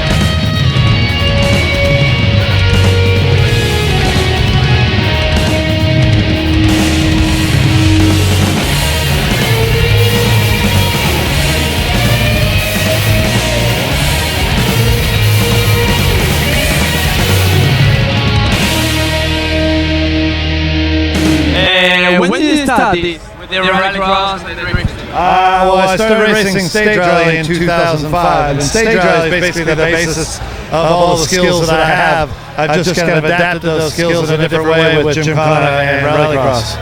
And we know that you created these issues in part And you said that you want shoes for the skateboarders and the surfers, no? What can you tell us about these shoes? Well, back when we started DC Shoes, I had a business partner named Damon Way, and we started also with Colin McKay and Danny Way. And the main thing was that we thought there was a great opportunity to make better footwear for skateboarders, and that's what we did. And we were really glad that so many people enjoyed what we did and it grew to the size it did.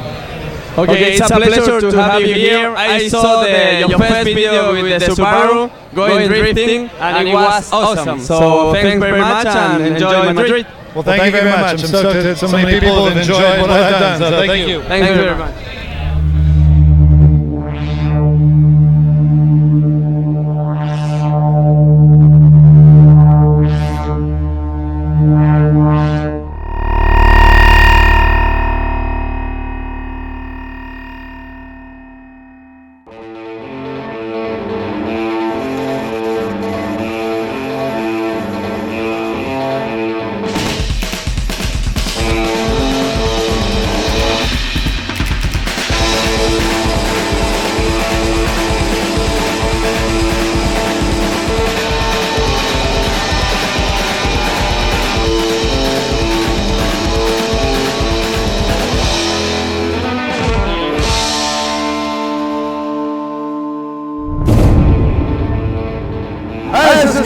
Welcome to Madrid, Spain for the final event of the Gymkhana Grid European Gauntlet.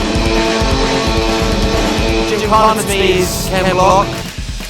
He created it, we started watching him, the videos he puts out. Gymkhana for me started off as a grassroots way to get more experience. Rally is so expensive, and I wanted another way to actually drive those types of cars that get some tarmac experience to do it in a cheaper way. But once I built, a specialty car for that series, the guy organizing that series in Southern California quit doing it, so I had this amazing car and nowhere to go race it. So that's why I ended up doing the first Gymkhana video. These sports offer something very untraditional to do with your car. It offers a relatively easy entry point for people to just have some fun and go out and do things with their cars where they don't need millions of dollars. I really enjoy the competition side of things. So in 2010, we started our own Gymkhana series called Gymkhana Grid.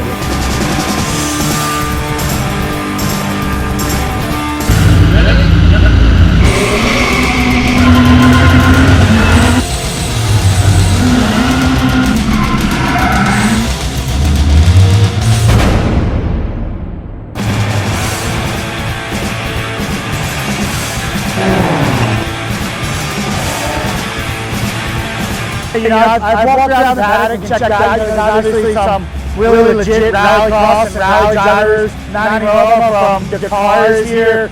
There's actually a girl from Hungary who's just absolutely amazing. I will be competing not only with 3 other top supercars today, but Barn Getting is here to also compete with all the real cars, and we're going to have demos from people like Butsy and Bagsy and this fine gentleman behind me, Terry Dent. It's going to be a very good time.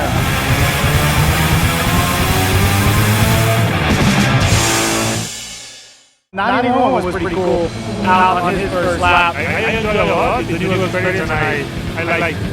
But it's pretty cool to see him adapt his first time out.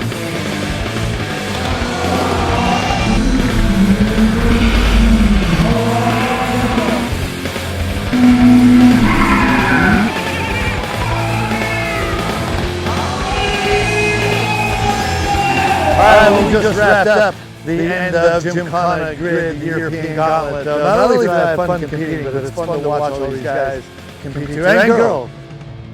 Very important, the girl got second in real life. That's amazing. So stoked to see that. I want to see more girls out here.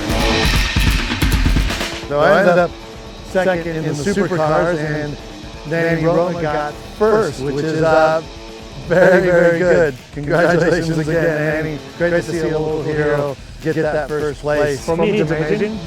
Believe me, I don't expect this, but it's really great. I enjoy it. Thanks again, everybody, for coming out. It was a great time, and I hope to be back next year.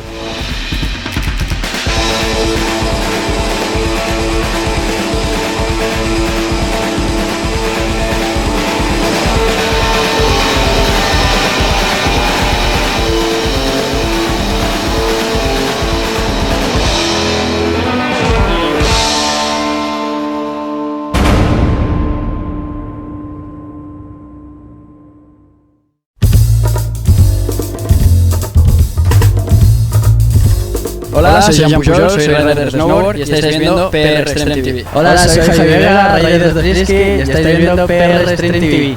Buenas, soy Ronnie Turpin, rider de BMX y estáis viendo PRExtremeTV.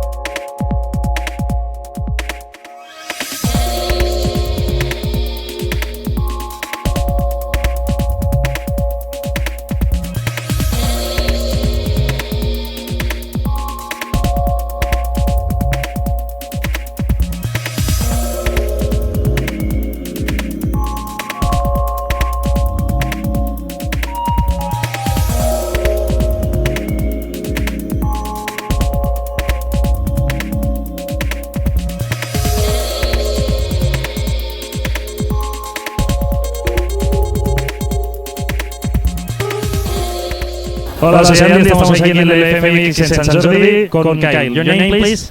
My name is Kyle Liza. Where are you from? I'm from South County, like Orange County, California, USA. Good. And you didn't come to the training today, just so you entering? Yeah, I kind of went back to the hotel, ate a bunch of food, and gonna hit practice hard in the morning, and just kind of get used to the time change a little bit more. Good. So how is the spot? How's going to be the event? It's amazing. We went up. I actually got a chance to jump in the tractor and mess around a little bit building it, and everything's perfect. Like, it's going to be amazing. It's going to be any better, so it'll be fun. Good. So Barcelona for X Games 2013. What do you expect there? Yeah, X Games is where you kind of all make it happen. So it's going to be something to watch, definitely. And tomorrow the riders, good competition. What kind of tricks are we gonna see? I heard you got a best trick. What kind of trick is it? For people who doesn't know. Yeah, definitely Taka, won X Games this last year, and there's a lot of really amazing riders here, and everyone's going to be doing crazy stuff, and I got a couple of new tricks that I've never done before, like bike flips and electric doom combos and stuff like that. So yeah, just depending on how. So big surprise tomorrow. Yeah, it'll be pretty cool. Okay, so thank you. Good luck tomorrow, and see you tomorrow. Thanks. Bueno, acabamos de estar con Kyle Loza, un catacrack.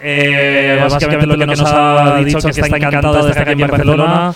El evento va a ser espectacular. Llevan toda la mañana trabajando en los saltos. Se han saltado los entrenamientos de ahora porque básicamente ha estado toda la mañana entrenando.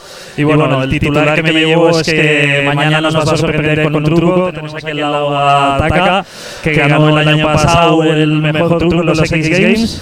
Y bueno, lo que nos ha venido a decir es que va a venir a darlo todo y que tiene un truquito sorpresa. También nos ha hablado de los X Games de Barcelona, que está encantado de poder asistir aquí, le encanta la ciudad y que bueno, que mañana nos ofrecerá lo máximo.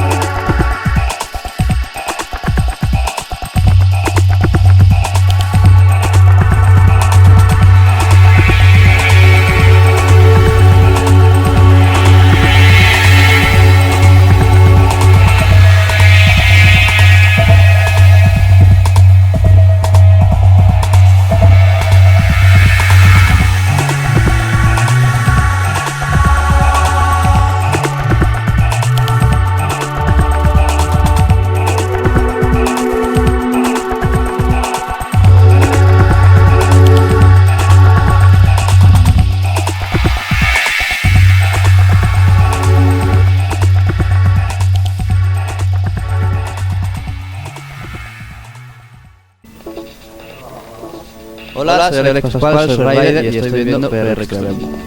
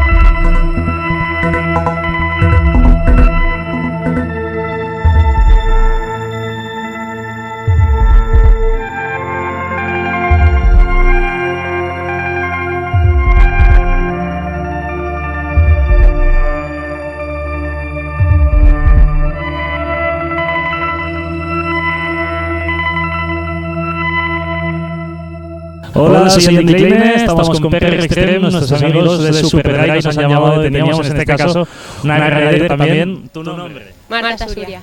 Marta, cuéntanos un poco a qué te dedicas. Bueno, yo me dedico al mundo del motor y bueno, este año estoy haciendo la Copa Clio y bueno, soy una rider de Superdrive.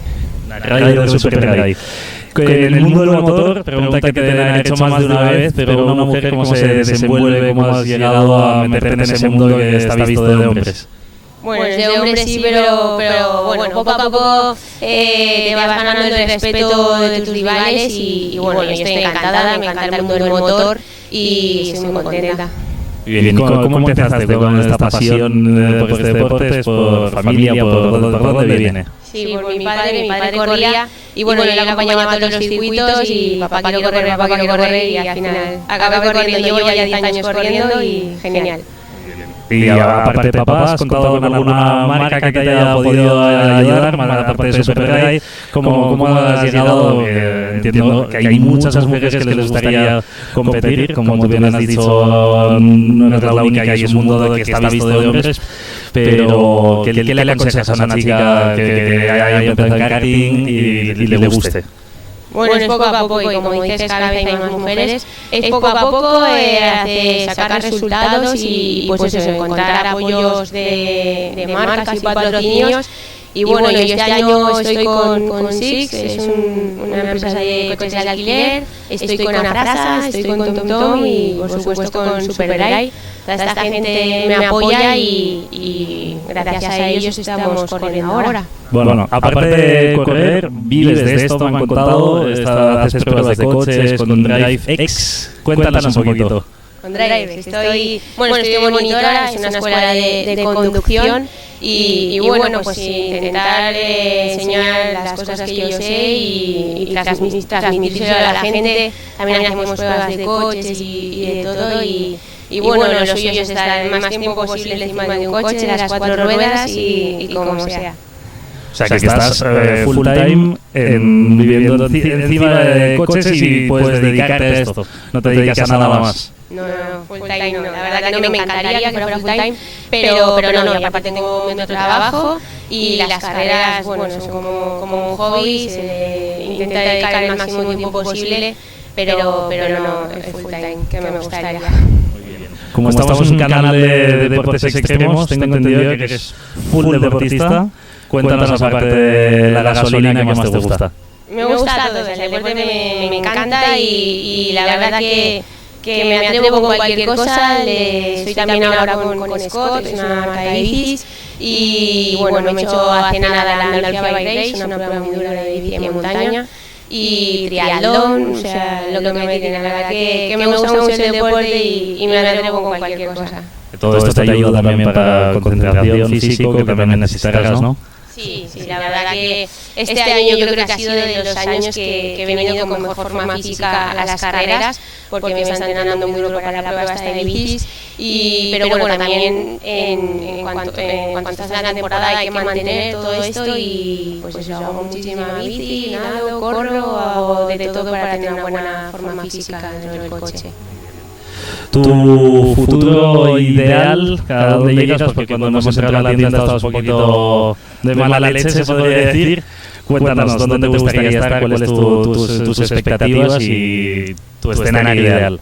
Bueno, a corto plazo, terminar este año la Copa Clio, acabar un buen año y bueno, como así futuro, pero que es un sueño, como todos tenemos sueños, pues me encantaría un mundial de turismo, un DTM, pero claro, son sueños, incluso un Dakar, que ya sería una aventura alucinante, pero son sueños, entonces mi futuro a corto plazo, Copa Clio, terminarla y arriba. Bueno, Marta, todos sabemos lo que cuesta una temporada, lo difícil que es, entonces, ¿cuáles son, no tus quejas? Te preguntaba antes por tu escenario ideal, pero ¿qué crees que falta en este mundo? Bueno, es que ahora está complicado, todos lo sabemos, y lo que nos falta a todos es ese empujón de un sponsor que nos eche una mano. Y bueno, también pues eso, el retorno que puede tener. Vamos, yo a mis sponsors los cuido un montón en cuanto ahora que está muy de moda el tema de redes sociales, Facebook, Twitter, todo esto pues se les intenta cuidar mucho para que tengan su retorno, que todo esto les viene muy bien. Y pues eso, necesitamos sponsors, que ahora con la crisis pues es complicado, pero bueno, poco a poco. Y a nivel mediático, DTM, por ejemplo, que decías que era tu escenario ideal, tampoco gente no sabe ni lo que es. En España seguimos con la Fórmula 1 y realmente el mundo del motor abarca miles de modalidades. ¿Crees que falta ahí un apoyo como gente como nosotros? Sí, la verdad que si esto nos viene fenomenal, el que hayan pues este tipo de canales para que la gente lo conozca.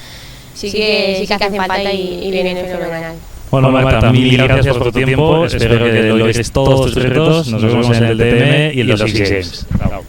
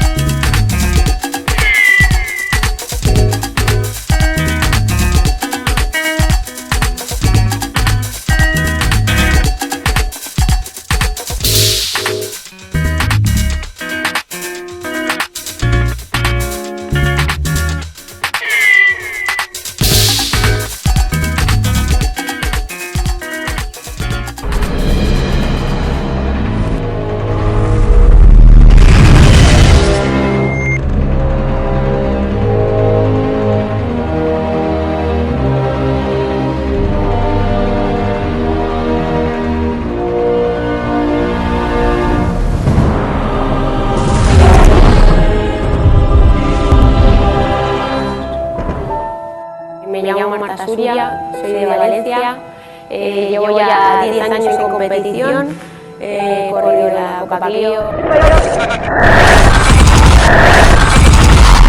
he hecho rallies,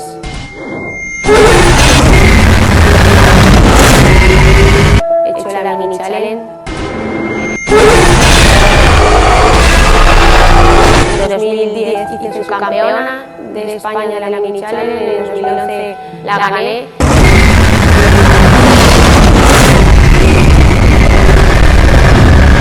Para 2012 tenemos un proyecto de hacer la Copa Clio y con muy buenas expectativas. En las carreras dentro del coche siempre se tienen nervios. Me acuerdo de los inicios que eran unos nervios incontrolables, ahora ya son un poco más controlados, pero los nervios siempre están ahí. A la hora de subirme al coche, la verdad que soy bastante pesada. Me gusta tener las cosas bien preparadas y con bastante tiempo. Me gusta ponerme el casco, los guantes, todo bien preparado en el coche para el momento en el que me tenga que subir, que me subo bastante pronto, tenerlo todo preparado y no tener que preocuparme por estas cosas. No me gusta planificarme la salida, me gusta sentarme, concentrarme. Luego igual llegas a la salida, te quieres meter por dentro del hueco y como si te quedas con la película que te hayas montado ya.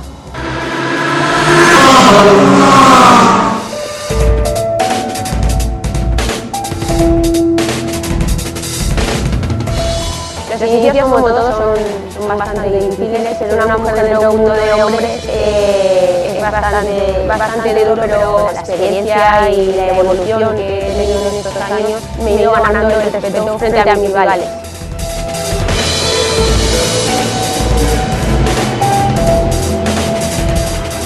Es muy importante la concentración y la relajación en las carreras y bueno, depende de la hora que sea la carrera, una hora y media antes o así, me gusta hacerme una siestecilla de 10 minutos para salir descansada de las carreras. En las carreras hay momentos malos como un problema mecánico, un golpe en una carrera, una salida de pista. Cuando todo va bien, una victoria, se te quita todo esto y la verdad que las sensaciones son indescriptibles.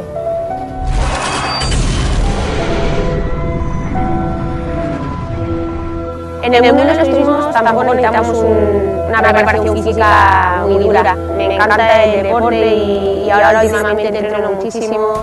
Yo por un reto que me propuse el año pasado, me estaba entrenando para triatlón y la verdad que hago bastante deporte en cuanto a nadar, bicicleta, correr y me lo tomo muy a rajatabla. Me siento muchísimo mejor y al estar en buena forma física, la verdad que dentro del coche te preocupas de menos cosas.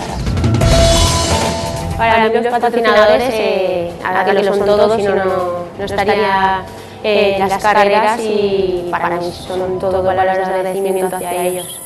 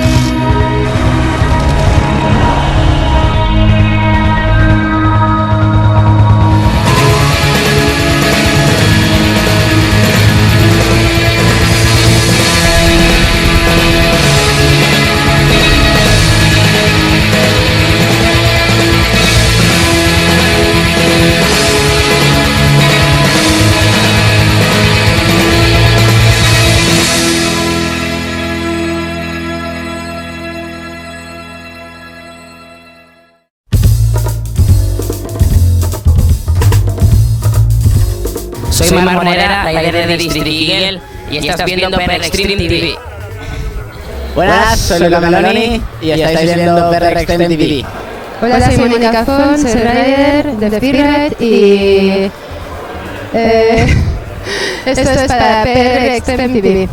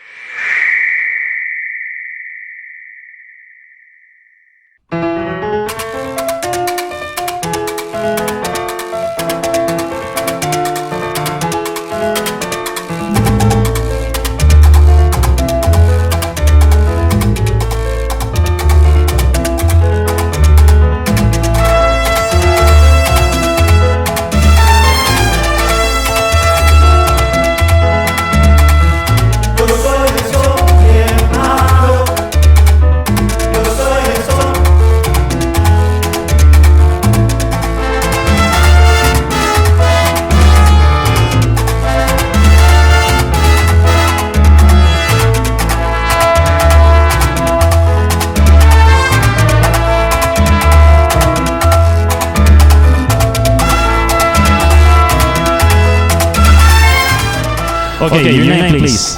I'm Patrick Guinness from France. Okay, you're doing in this event what? I do the BMX freestyle.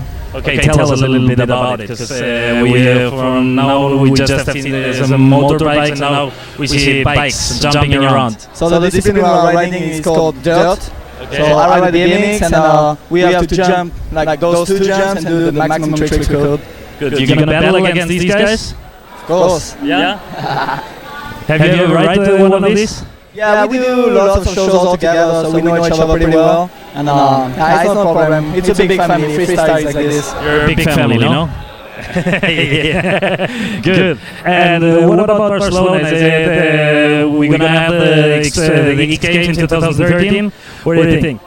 It's really cool. Like I love Barcelona. I went there like many times for riding and even for sightseeing. It's a beautiful city, and for sure it's a great opportunity by bringing big contests like this. But the only sad thing is they don't bring my discipline. They will not be like BMX dirt, so it's a bit sad for us. Oh, that's very sad. Okay, so maybe you have to jump over to motocross. Good. So any surprise for tomorrow? What kind of tricks are you gonna do? Actually, we cannot really say, but depends the crowd. Like if the crowd is really fun and is like screaming as loud as we want, we're gonna go crazy. And we want to do a big show for them. Okay, so crowd now you know. You have to support these guys. Thank you, and see you tomorrow. See you. Bye. Bueno, hemos estado con Patrick, nos cuenta, está encantado de estar aquí, son como una gran familia, todos los riders de Monster, ahora mismo están yendo todos a firmar autógrafos. Y bueno, lo que nos cuenta es que está encantado de este evento, que dependerá mucho del público los huevos que le eche. Han estado probando la rampa, es espectacular.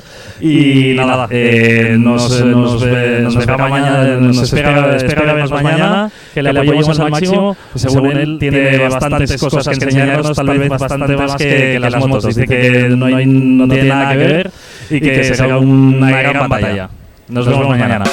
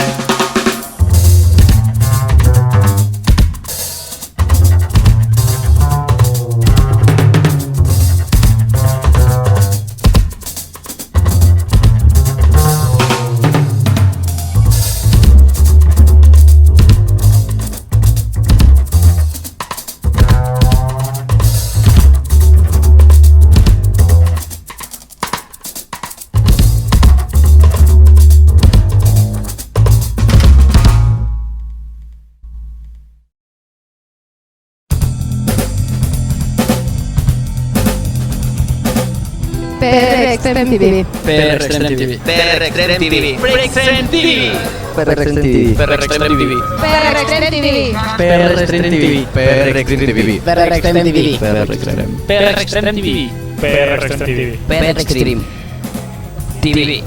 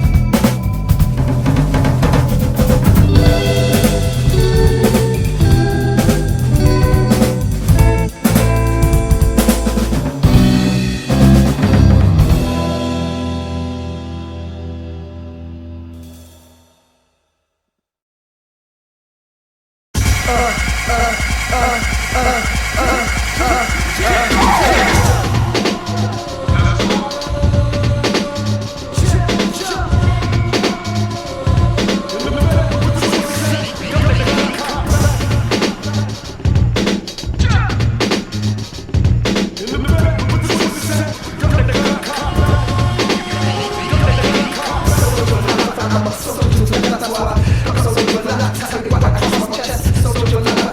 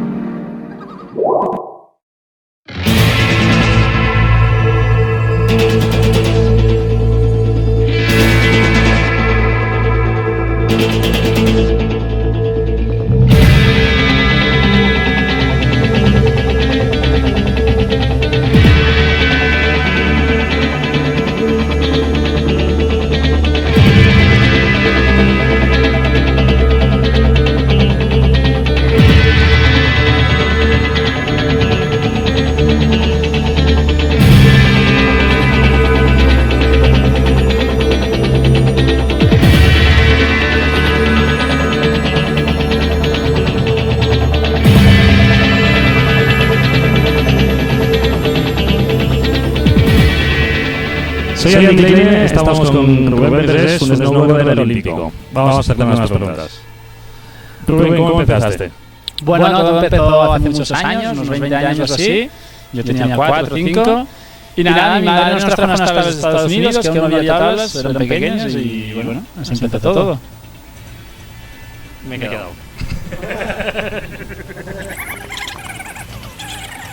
Ahora sabemos cómo empezaste. Sabemos que en España el snowboard costó de entrar, teníamos a varios riders. ¿Tú cómo te lo montaste para llegar a poder dedicarte a esto que a muchos chavales les encantaría? Bueno, todo fue pasión al principio, hacer snowboard, no dejar de hacer snowboard nunca. Y llegó el día pues que se empezó a volver profesional, las marcas me apoyaban, con la federación viajando. Y hasta que llegó el día que ya, ¡pam!, hoy sí. O sea, ya solo viajas, marcas shootings por aquí, fotos por allá y aquí estoy. Cuando dices haciendo snowboard todo el día, ¿lo compaginabas con estudios o por la cara? No, estudiar, mantener los estudios hasta el bachillerato. Ahora justo empiezo ADE otra vez. O sea, ¿Qué edad tienes? Tengo 25 años. O sea, estás buena edad para profesional del snowboard. Bueno, el snowboard es un deporte joven, suben niños ya de 16 que dan demasiada caña y llega hasta no más de 30. El tema de competición profesional, luego hacer vídeos, fotos y tal, lo puedes alargar un poco más. ¿Qué sponsors tienes a día de hoy?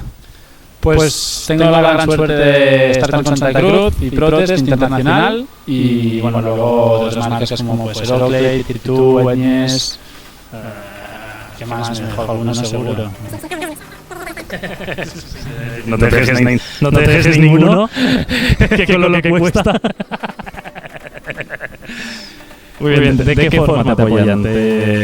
¿Tanto material? ¿Qué cuesta ser un snowboarder profesional? ¿De qué forma te lo has de montar para poder estar toda una temporada tanto rodando como compitiendo?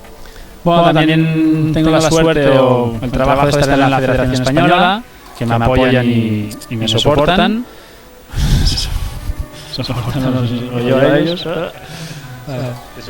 Sí. Y bueno, aparte de esto, tengo las dos marcas que he dicho, Santa Cruz y Protest, que estoy a nivel internacional y viajo con ellos, tengo mi pequeño sueldo, mis incentivos por fotos y vídeos y todo esto, y así voy sobreviviendo. Me han dicho que te vas mañana, dime dónde.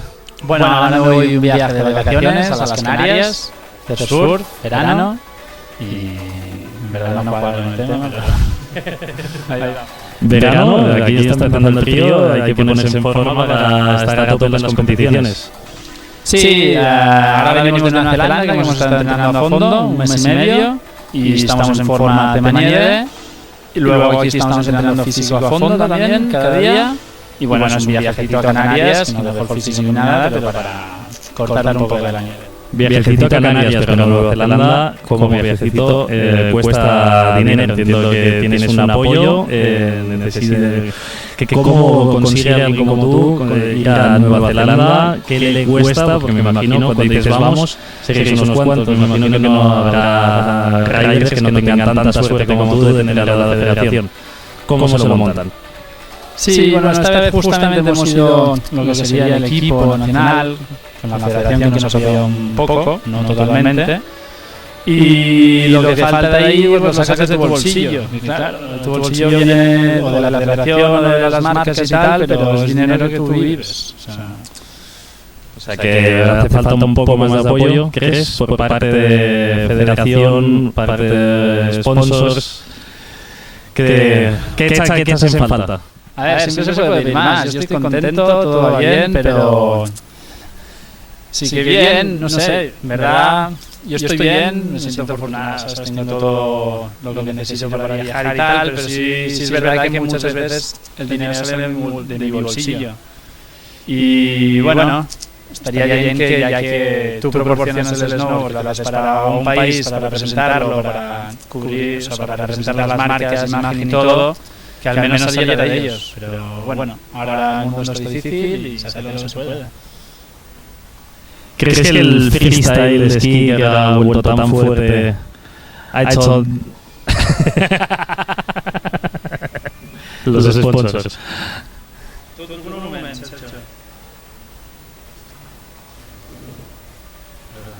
A ver, yo mismo soy rider desde hace 20 años, empecé snowboard como tú, no tuve la suerte.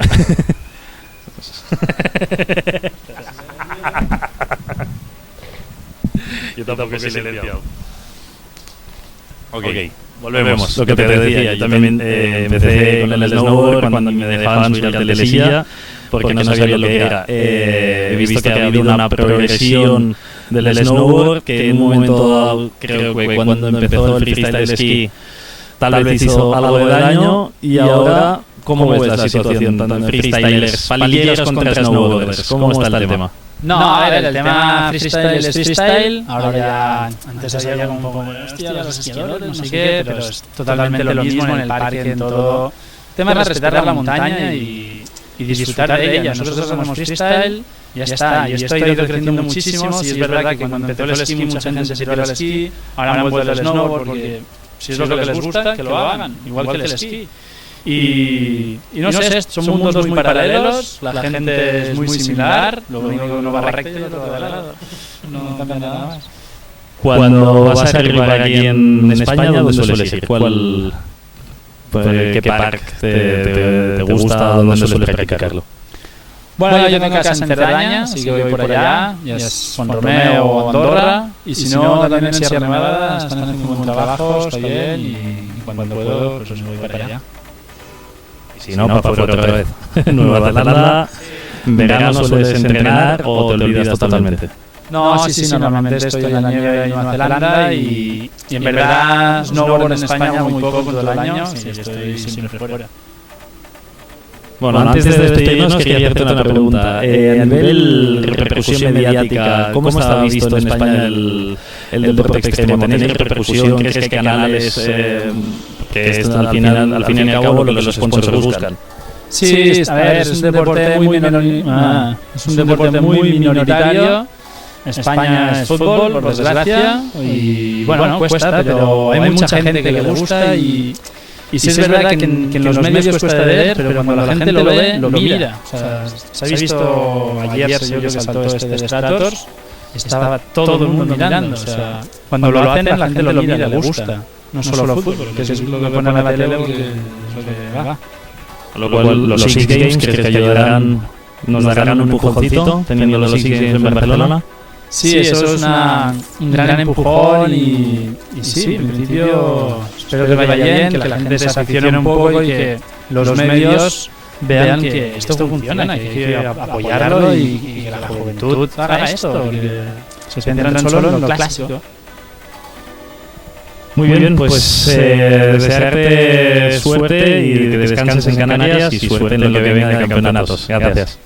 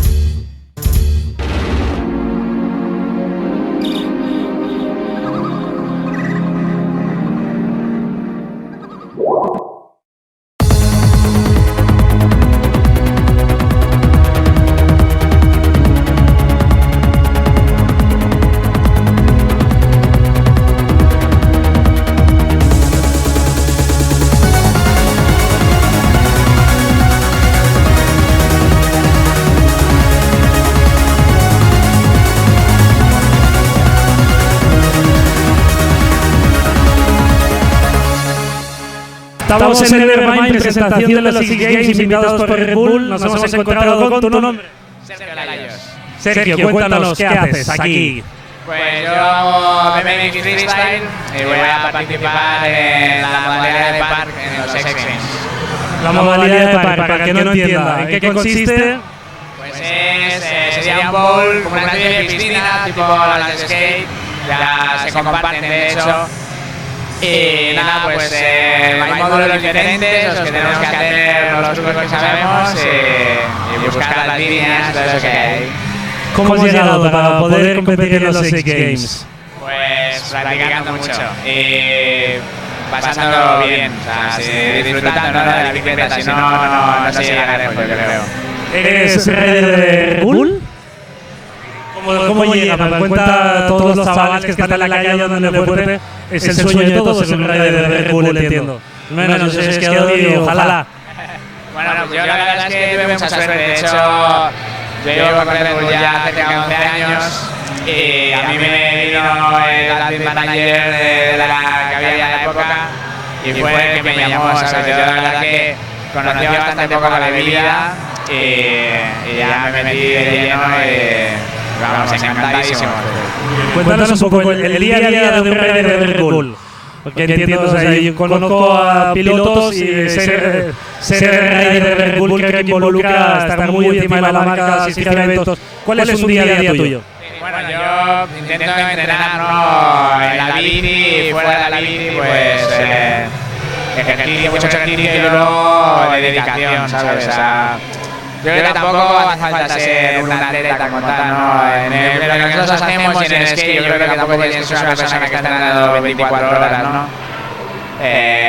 Montamos en bici o en skate y lo pasamos bien y se nos dará bien, supongo, porque por eso estamos aquí, ¿no? Muy bien, y en los Six Games, ¿qué riders vienen? ¿Qué posibilidades tenemos? ¿Vamos a tener buen papel? Yo creo que no. Yo tampoco soy una persona muy de campeonatos, ¿no? Me tiro más por grabar vídeos y tal y hay la gente de campeonatos que está pues rollo truco que cuenta mucho pero que para mí no es placentero, ¿no?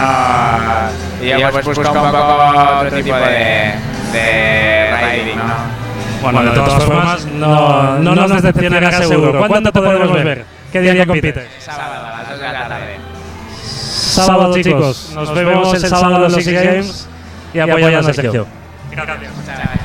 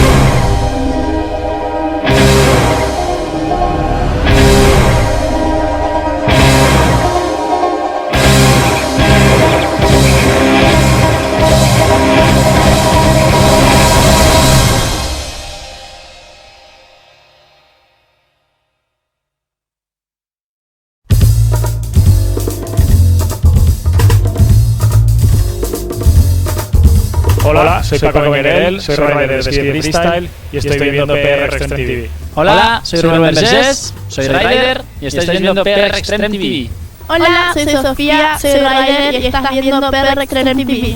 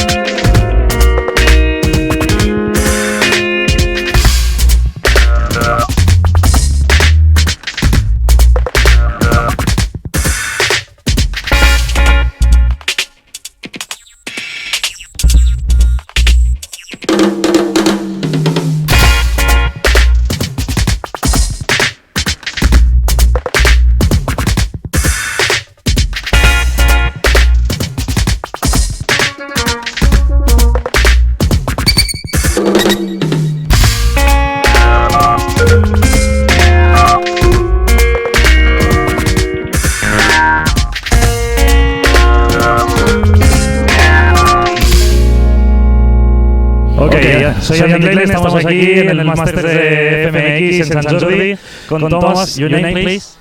My name is Thomas Perez, and I ride freestyle motocross. Okay, so tell us about a little bit about this weekend. Good riders, how is the spot?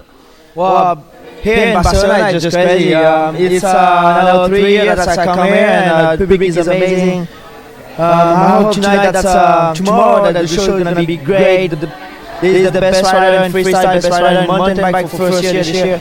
I'm really excited about this event. Okay, is this the first time you come to this event? No, it's now the third time that I'm here, and so I know what to expect. I know that this event is really good, that's why I want to be here. Okay, tell us a little bit about this big process of freestyle. Did you started with motocross, or did you already start with freestyle? Because what I heard is like everybody that did motocross before just quit and is doing freestyle. For sure, we all coming from motocross because freestyle is a pretty young sport.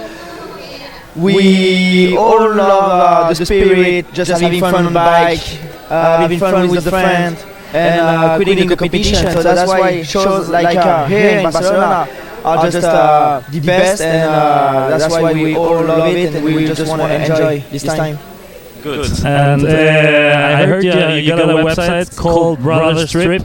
Brothers Trip, what is it? Tell us a little bit about it. Brothers Trip is the name of my website, and is the name of me and my brother, because I ride with my brother, and we've been studying together, everything, studying BMX when we were young, motocross, then FMX, everything at the same time, and we all together at the same level. We are able to do big shows, like we've been riding X-Fighters in Madrid together, and just amazing. So the brothers straight born after that. Good. So, and last question, any surprise or what kind of trick are we going to expect or are we going to see from your side? Well, that's kind of a surprise, what trick to explain here. For sure, I want to do the vault, which is something that I can do. I know that Clinton Moore do it really well. I've been learning, watching Clinton Moore. He's one of the first. We got actually Carlos and Clinton Moore, which the first rider in the world, the two first rider in the world can do the vault. What is the vault for people who doesn't know? Like, we get high, we get a turn like this, and catch it again. So, yeah, sure. I'm gonna try. Okay, so thank you, good luck tomorrow, and thank you. Thank you. Bye. Bueno, lo que Tom nos contó es que está encantado de estar aquí en Barcelona, el spot es impresionante, dice que vienen los mejores riders del mundo, nos ha contado un poco la evolución, que viene un poco basada también en Brother Strip, que es cómo empezó él.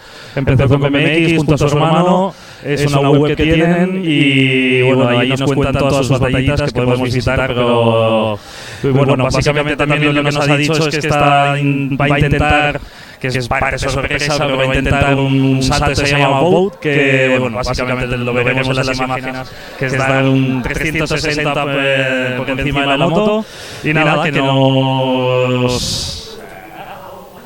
que lo visitéis en la web, un tío muy cachondo y esperamos verlo mañana.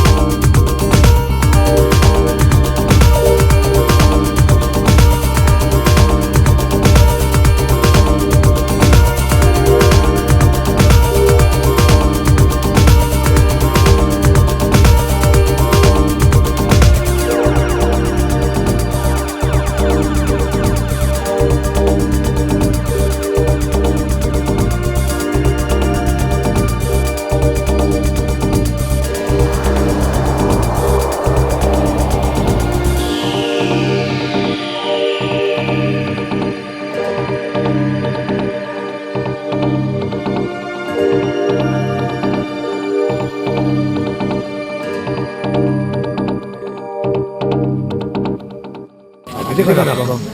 Aquí te conozco. De la Molina del otro día. Sí, te conozco. ¿Con quién estás? Con la representación catalana. Y una mujer más también. Contigo. Elena, vamos a buscarla, ven. Chavales, ¿Todo bien? Sí. ¿Qué tal? Bien. ¿Cómo la estás pasando? Blandito, ¿no? Pocas mujeres, ¿no? Sí, como siempre. Bueno, para ella la conocemos, ella es foto de PRExtreme y vive muy bien. ¿Y tú qué? Yo... ¿Cómo has empezado? PRExtreme un poco mal, pero luego a lo largo del día mejorando. ¿Tu experiencia hace cuánto compites? Que compito muchos años, pero lo hacía en plan para pasar el rato y ahora me pongo más profesionalmente. Muy bien, ¿repite tu nombre? Elena, García. Gracias por la data. ¿Y tú qué? El otro día te vimos en una foto, te estamos viendo muy seguido, estás haciendo normalmente lo que te divierte, cuéntanos un poco. Bueno, pues nada, estamos aquí en los campeonatos de Cataluña de ayer. Sí. Nada, pasarlo bien. Bueno, ¿cómo has empezado? Bueno, he empezado un poco mal, pero poco a poco ha ido saliendo lo que sé, ¿no? Perfecto. Estamos entrenando. ¿Y cuándo comenzaste a competir? Empecé a competir hace 2 años. Y el año pasado ya más en serio. ¿Repetime tu nombre? María Hidalgo. Gracias por la nota.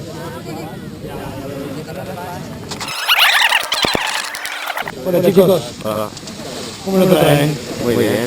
Vamos, la paso afuera para que le vean la cara por lo menos. Ahí te lo conozco. Vaya. ¿Bien? Sí, Todo bien. Sí, contento. ¿Y ese que se trata recién? ¿Qué? No lo había conocido. Ah, sí. Acá no se reconoce nadie. ¿Todo bien? Sí, perfecto. ¿Y tú qué? Muy bien. Disfrutando Disfrutando del día. Muy divertido, ¿verdad? Ahí lo tienen sin casco. Más guapo, ¿no? No sé. Estoy más guapo aquí. Que no lo digan nada, que lo digan la gente. Eso sí, las cámaras súper aluminadas.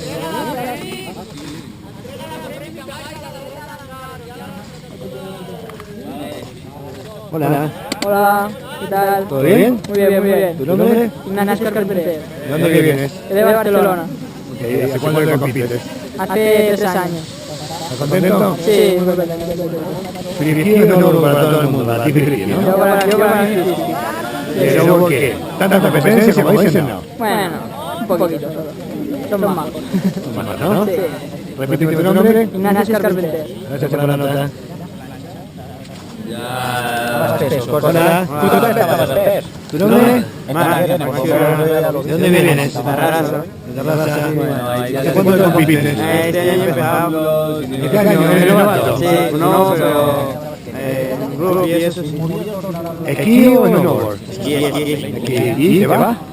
Mucho, desde pequeño. Muy bueno, repíteme tu nombre. Máxima. Gracias. Van con los 7 ahí, Pepino. ¿Y tú qué?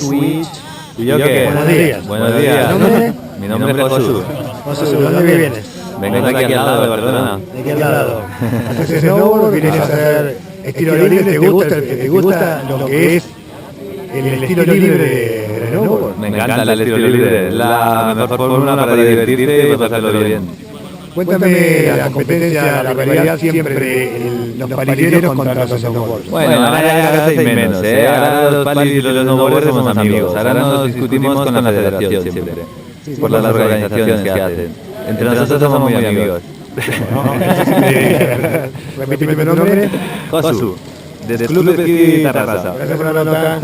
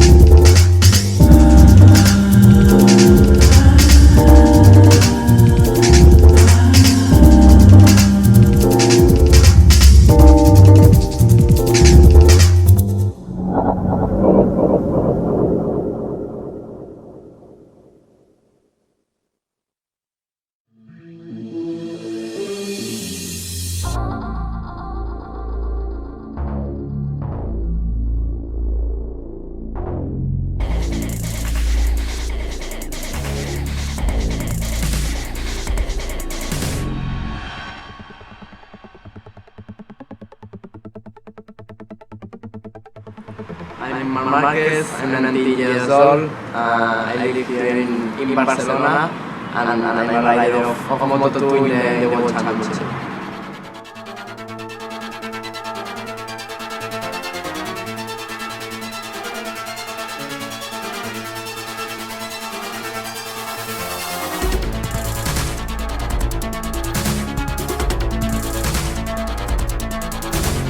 I like a lot his graphics, also racing style, and you know, many times food champion. I think it's very close from my passion for the bikes and the graphics of the t-shirt.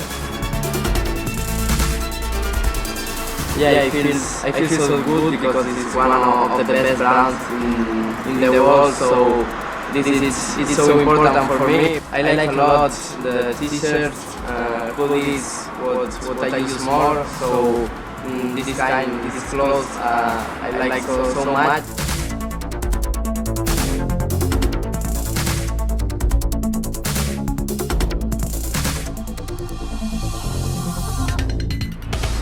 For 2012, my goal is to win the World Championship.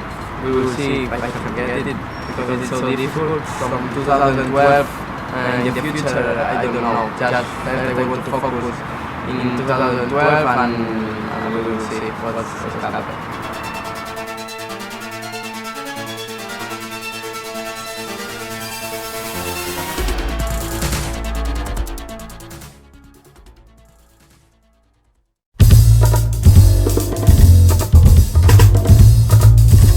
Hola, soy Jan Pujol, soy rider de snowboard y estáis viendo PRExtremeTV. Hola, soy Javier Vega, rider de ski y estáis viendo PRExtremeTV. Buenas, soy Ronnie Turpin, rider de BMX y estáis viendo PRExtremeTV.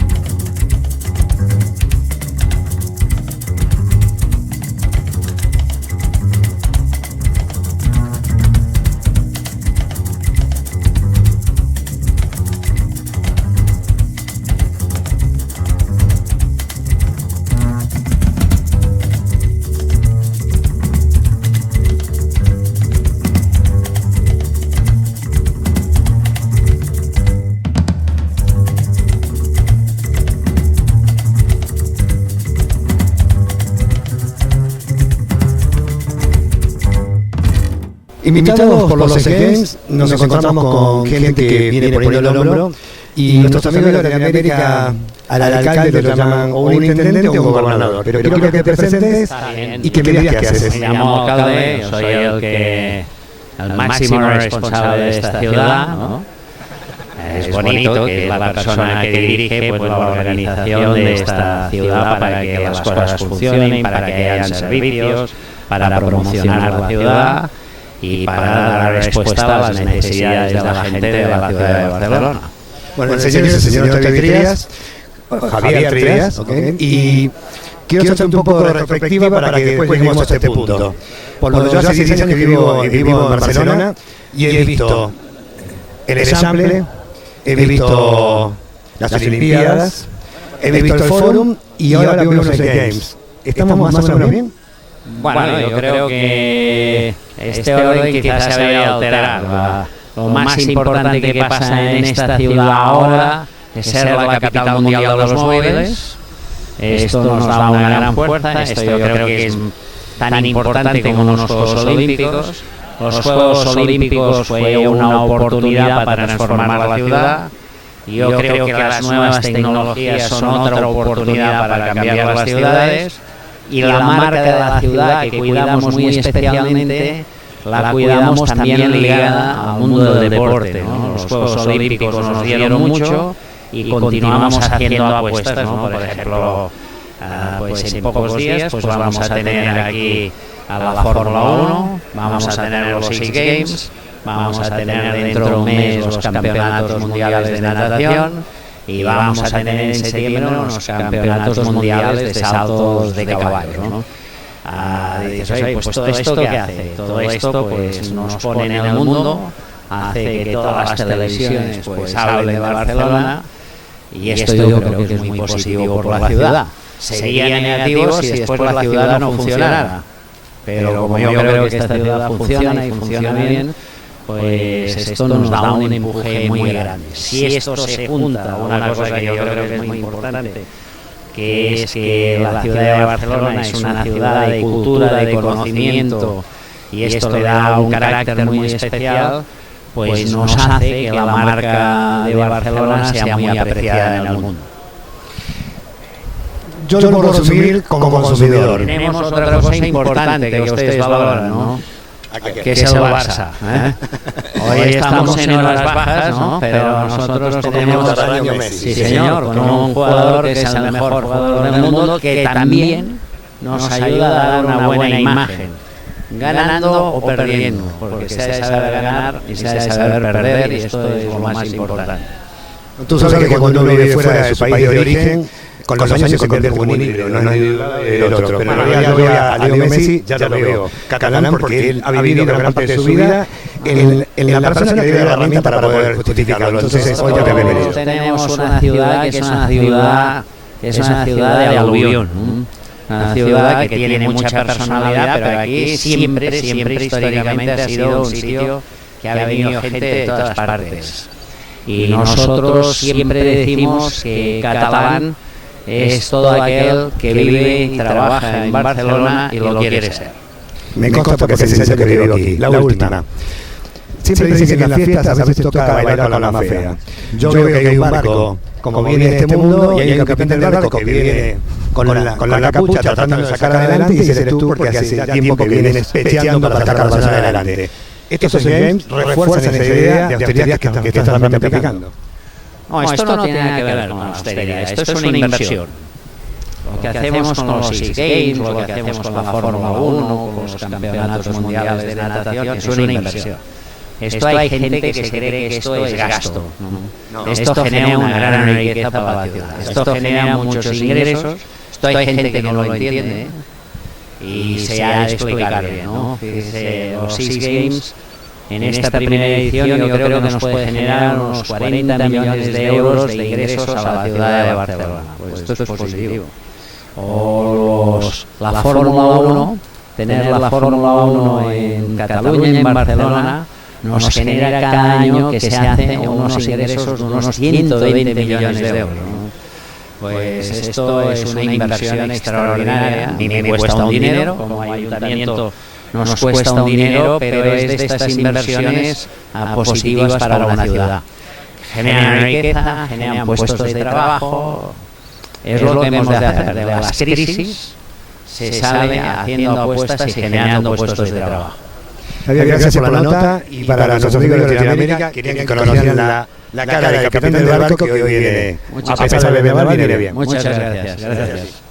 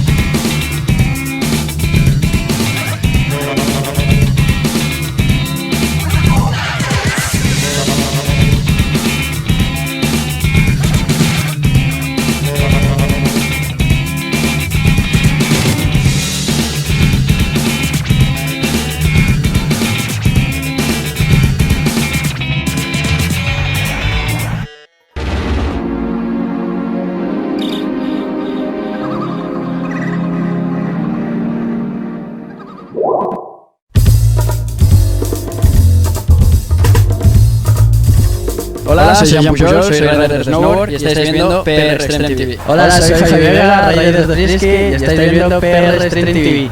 Buenas, soy Ronnie Turpin, rider de BMX y estáis viendo PRExtremeTV.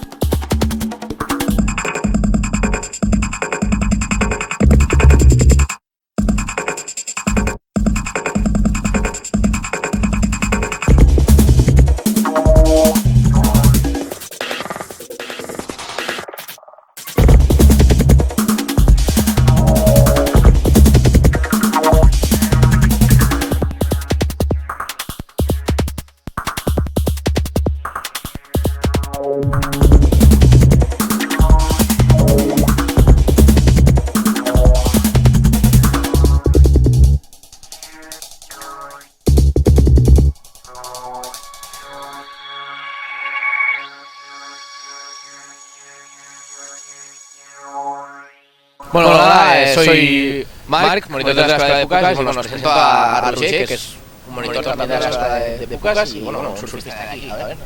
¿Algo que decir sobre...? Hola, ¿qué tal? Bueno, aquí hacemos cursillos, ¿vale? Estamos con niños pequeños y también adultos. Y bueno, vamos haciendo cursillos los fines de semana. No, que va, no, todos somos surfistas amateurs, nos lo pasamos bien surfeando, haciendo clases. ¿Llevas mucho tiempo surfeando? Bueno, aquí en la Barceloneta, desde que nací prácticamente, desde los 3 años, y bueno, y después hasta ahora, los 20 que tengo ahora, más o menos. ¿Y llevas mucho haciendo de monitor de surf? Ahora un año, o sea que no, la verdad es que no soy bastante novato en este tema. ¿Por qué Barcelona y no Tarifa? Bueno, básicamente en Tarifa tenemos una idea muy equivocada, ¿vale? Ahí hay viento, no hay olas, no hay muy buenas olas. Bueno, Barcelona es una ciudad mundial y bueno, tenemos olitas de vez en cuando y podemos surfear. En Barcelona, pues primero de todo que aunque parezca que hace calorcito y tal, que se prepare para el frío y que, bueno, que si aprendes a surfear aquí puede ir a cualquier sitio del mundo y seguro que va a surfear, o sea, que venga, porque seguro que va a aprender. Que nos suba el sueldo, ¿cuál es tu presente y tu futuro? Bueno, mi presente de momento es aquí en Barcelona, surfeando aquí, trabajando aquí. En un futuro igual, pues algún viajecito por ahí, a vivir fuera, en un sitio donde haya más olas. Bueno, un surfista profesional vive del surf, tiene un sueldo, viaja para solo dedicarse al surf íntegramente. En cambio nosotros hacemos surf cuando podemos, cuando nos permiten las condiciones y cuando tenemos tiempo. Sí, faltan sponsors, está claro, pero en un sitio como Barcelona, donde la abundancia de olas no es mucha, pues no hay muchos sponsors. Falta nivel también, por supuesto. No puedes comparar el nivel que hay aquí con el nivel que hay en el norte, que lleva muchos años surfeando más que nosotros, por ejemplo. Bueno, pues desde aquí, desde Pucas Surf Escola, yo, Marc, me despido y bueno, Roger, ¿algo que decir? Bueno, buenas olas a todo el mundo.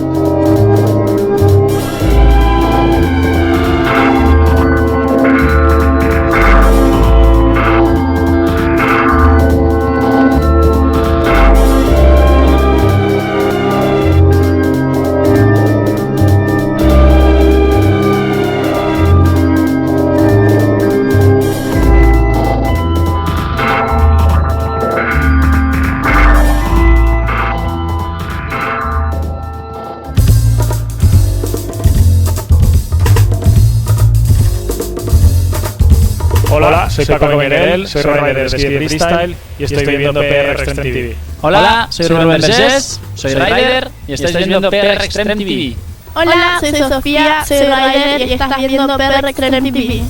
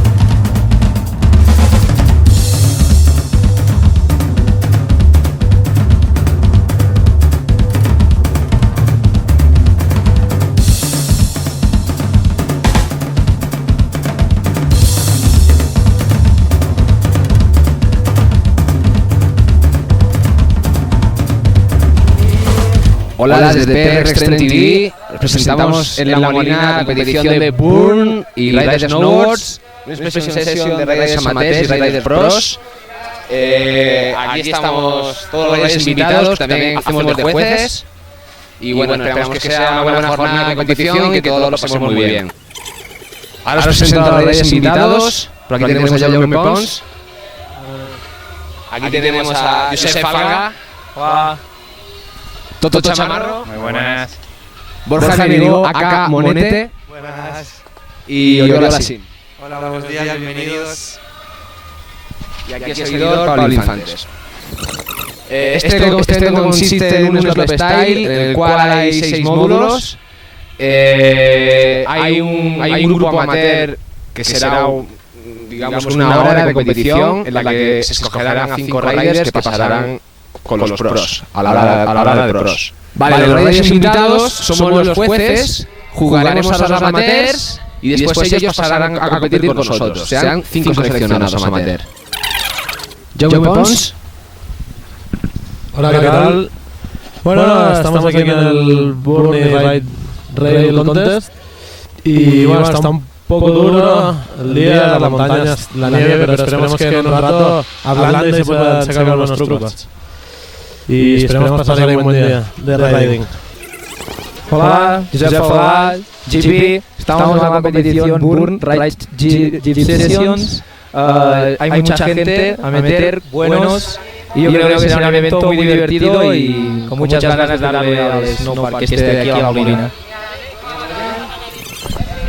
Hola, muy buenas, soy Toto Chamarro. Bienvenidos a este nuevo evento de Burn. Agradecerle primero a este maravilloso sponsor que se ha metido a tope con nuestro snowboard y sobre todo con esta modalidad del freestyle. Animo a todos que os apuntéis a la próxima. Hola, buenos días, estamos aquí en La Molina, como ya os han dicho, en el primer evento de la temporada, gracias a Ride, a Burn y a los sponsors.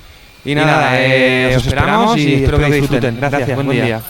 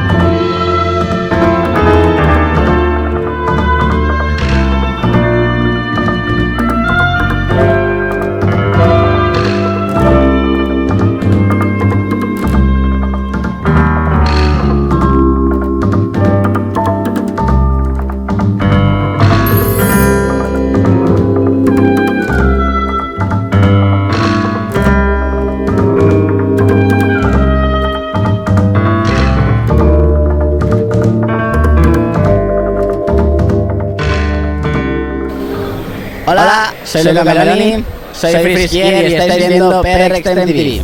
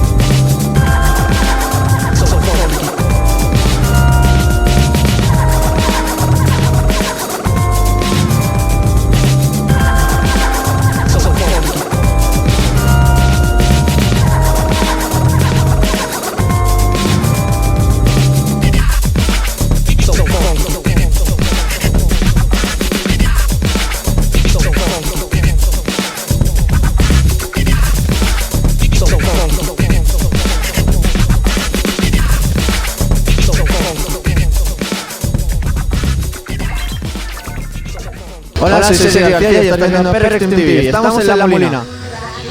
Bueno, estamos con tres chicas. ¿Nos podéis decir quiénes sois? Miriam, yo me llamo Miriam. Dime, ¿qué has dicho? Eugenia. Hola, Inés. Bueno, ¿nos podéis decir un poquito qué estáis haciendo por aquí?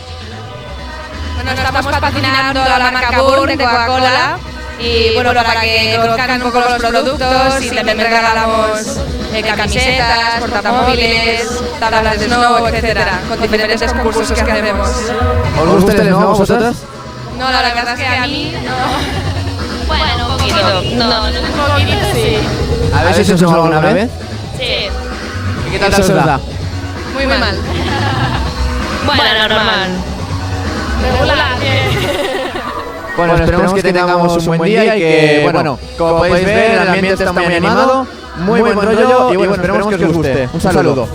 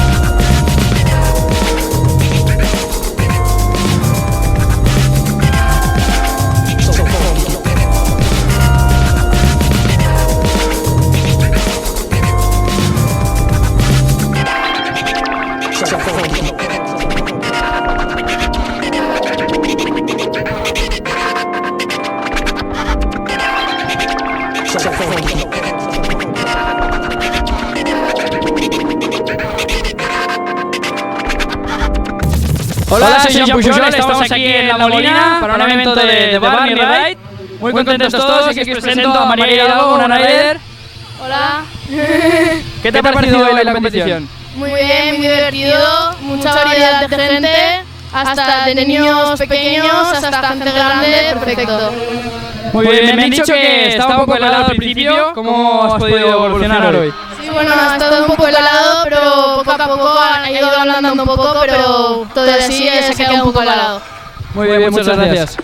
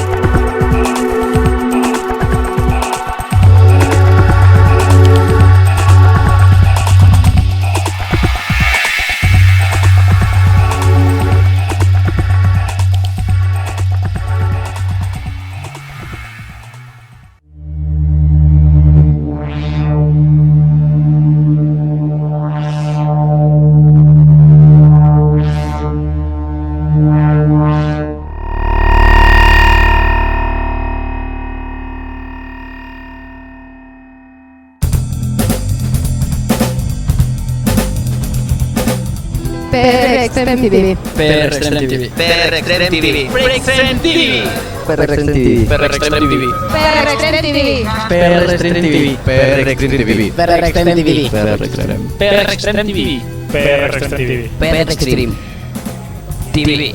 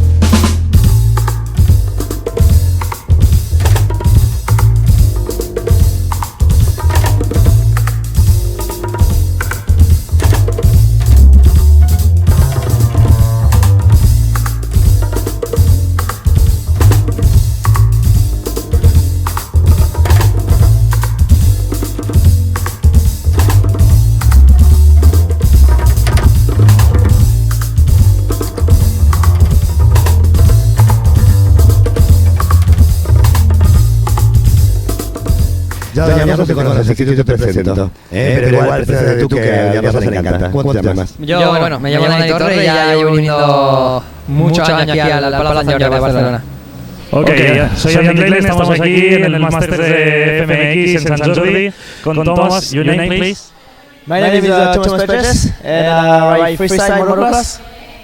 Hola chicos, estamos en el evento de freestyle, la presentación, y estamos aquí con Edgar Torronderas. Hola. ¿Qué tal, Edgar? ¿Qué nos cuentas? ¿Cómo ha ido la presentación? Hola, soy Andy, estamos aquí en el FMX en Sant Jordi con Kyle. Your name, please? My name is Kyle Loza. Repíteme tu nombre. Maite Cefalos.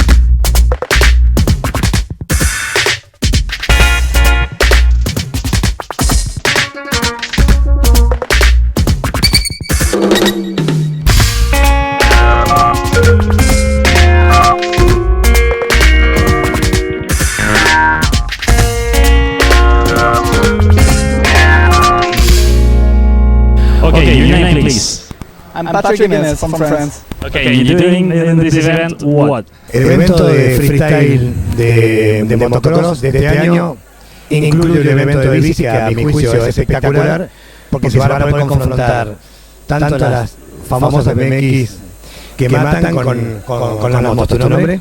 Carlos Marín. What is it exactly? It's the first time we see it here together with freestyle? Yes, this is Freestyle Masters in Barcelona, and I'm running the dirt jump course, which is 2 dirt jumps. Bueno, como habéis visto, acabamos de estar con Sam Reynolds, uno de los participantes en BMX y mountain bike, que es la primera vez, nos contaba que es la primera vez que se juntan motos con bicicletas. Hemos tomado un rider que estaba comiendo, pero como nosotros nos vamos, ya vamos rápido. Así que, ¿tu nombre? Javier, alias Sherwi.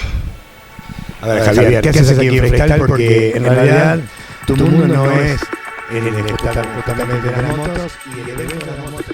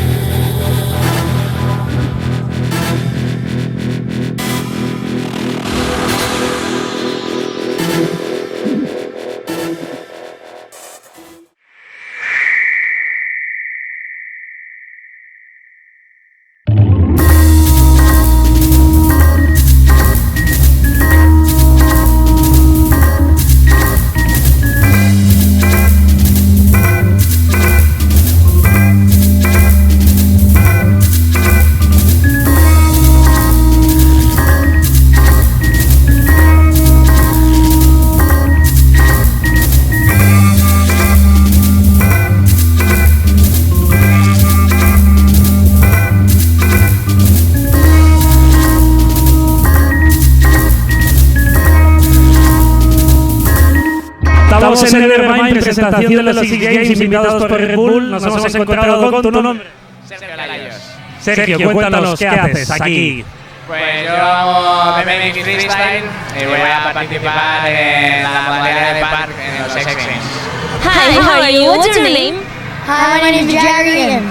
Okay, what are you doing here? How old are you? I'm 12 years old and I'm here to compete in X Games.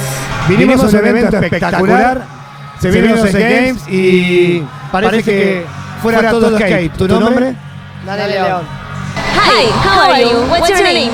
Jaden. What are you doing here?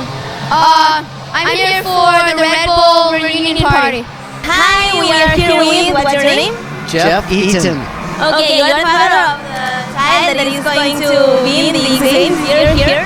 Yes, I'm the father of the youngest child, Jagger Eaton, 12 years old, in Big Air. Wow, amazing.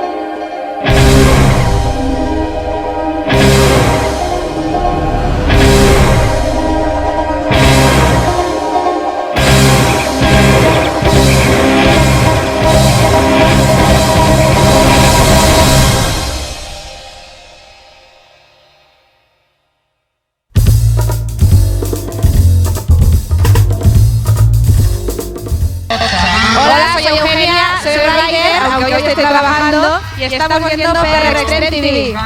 Soy Alex Márquez, rider de BMX Mat y estamos viendo PRExtremeTV. Hola, soy rider de snowboard y estás viendo PRExtremeTV.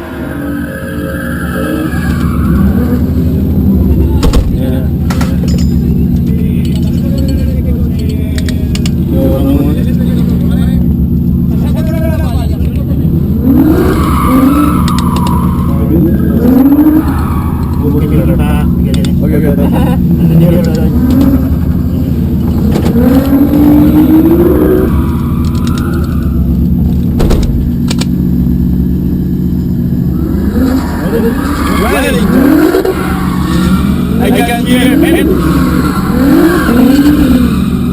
Let's go, man.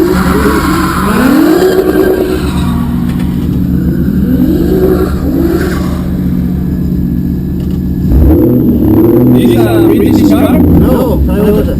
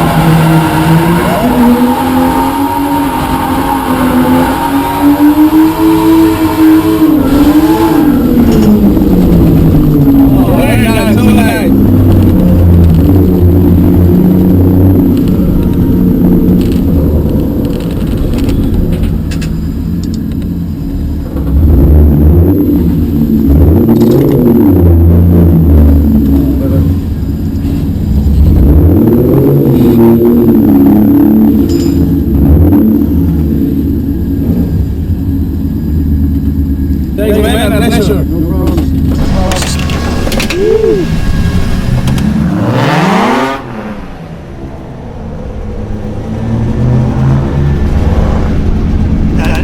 Un juguete.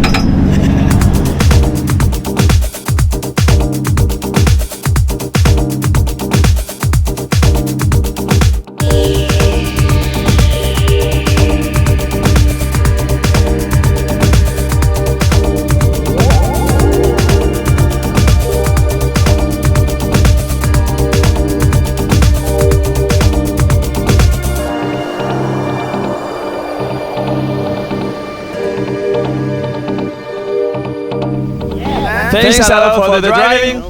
And we're going to interview later, okay? Okay. After the drive. Thank you very much.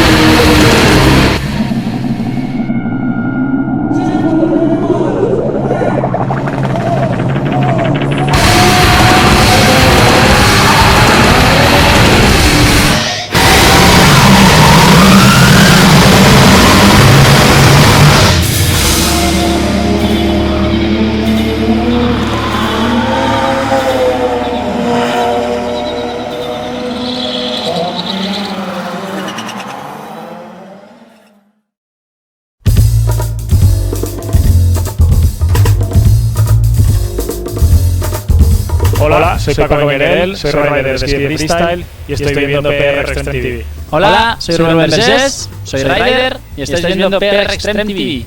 Hola, soy Sofía, soy rider y estás viendo PRExtremeTV.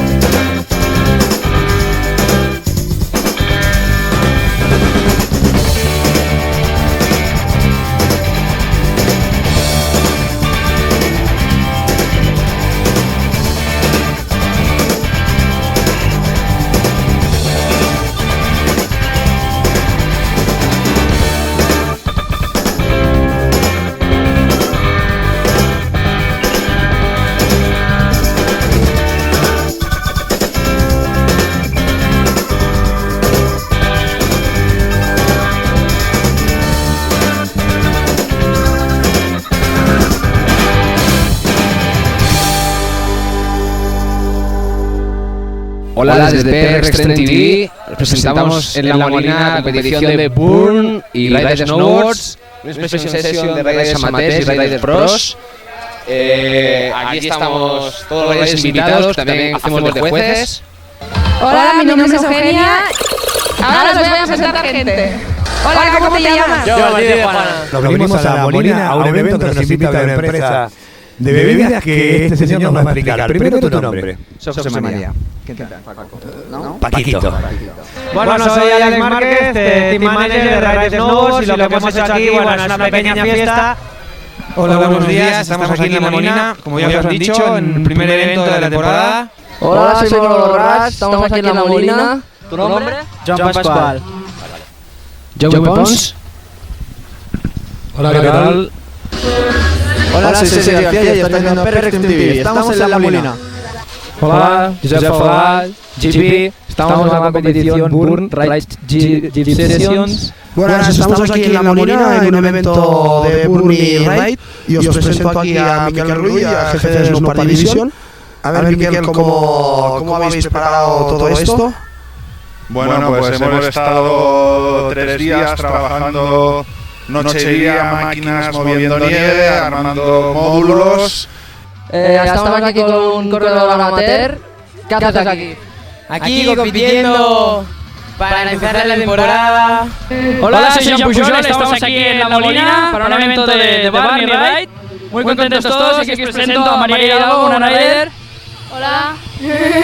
¿Qué te ha parecido hoy la competición? Muy bien, muy divertido, mucha variedad de gente. Uy. Me dijeron que había un presentador en la montaña. ¿Cómo te llamas? Eric. Bueno, hola, buenas tardes, me llamo Miriam. Hola, muy buenas, soy Toto Chamarro. Bienvenidos a este nuevo evento de Burn. Vale, aquí tenemos a Lucky, que ahora os va a explicar un poquito sobre las...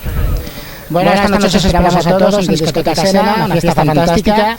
Hola, buenas, ¿qué tal? Estamos aquí en La Molina, que estamos haciendo el evento de Burn. Y ahora os voy a presentar unos cuantos riders que hay por aquí. Vamos allá. ¿Cómo te llamas? Pepe Sánchez. Mira, buenas. Buenas. Muy bien. Hola. Hola. ¿Cómo te llamas? Borja Merigo. Hola, buenas. ¿Qué tal? ¿Cómo te llamas? Soy Toto Chamarro. Bueno, vamos a seguir a ver que encontramos una chica. Aquí tenemos una chica. Hola. Bueno, una chica conocida. ¿Cómo te llamas? Alba Pardo. Hola, soy Alex Márquez, product manager de Ride Snowboards, y estamos aquí con Turi, el campeón del Burn Ride Battle. Y bueno, Turi, ¿qué tal? Pues nada, genial, la verdad que hay un montón de goriles, la gente toda gorilada, un poquito de hielo, pero bueno, hay que hacerse a todo, ¿no? Muy bien, ¿qué tal? Mi nombre es Juliana González, entrenadora de la Escuela Ride de La Molina. Y hoy hemos estado participando con parte de nuestro equipo, Andrés y Albert. ¿De dónde somos? De Olesa.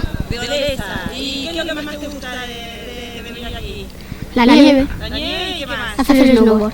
Muy bien. ¿Y a ti? A mí me gusta pasarlo bien. Pasarlo bien y divertido. Esa es un poco la filosofía de la escuela. Bueno, mucho gusto de estar con vosotros. Y ya cortamos.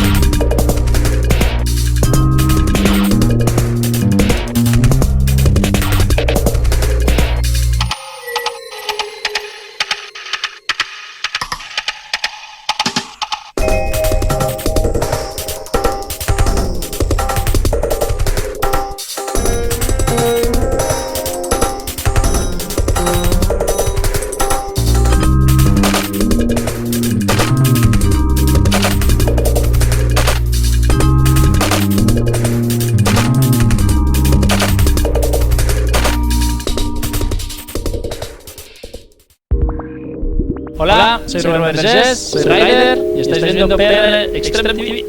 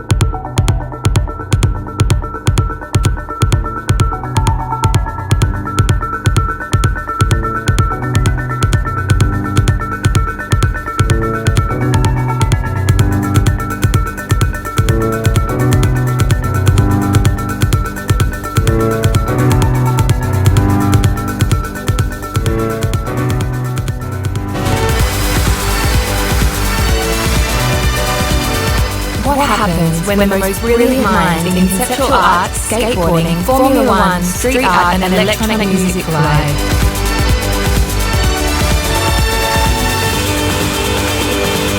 This is Burnyard, a celebration of all things creative. Burns definitely got something going here. It's going to be one of the best ever. It's amazing. It's addicting. It's one of the most amazing feelings in the world. Well, it's what you call spectacular. Featuring some of the world's most respected talent, watch as the Burnyard story unfolds.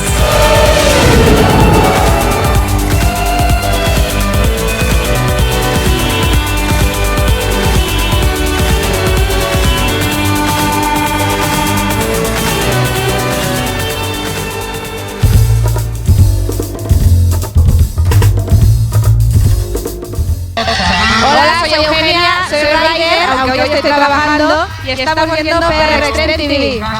Soy Alex Márquez, rider de BMX Mat y estamos viendo PRExtremeTV. Hola, soy rider de snowboard y estás viendo PRExtremeTV.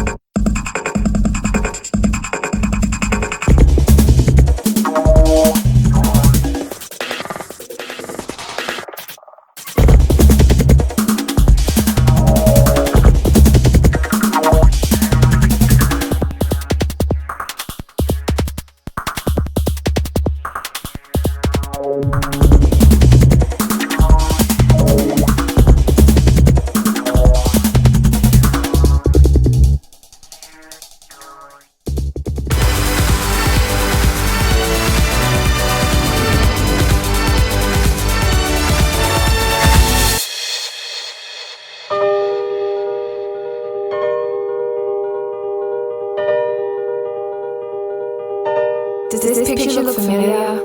Cold, grey, congested streets, the 9-to-5 workday and the inner-city commute, the dull business of getting things done.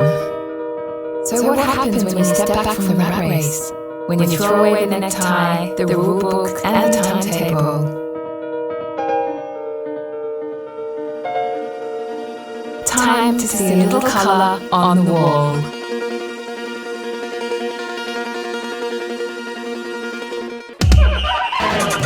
We've brought together some of the most brilliant minds in conceptual art, skateboarding, electronic dance music, Formula One, and street art to take part in a unique experiment.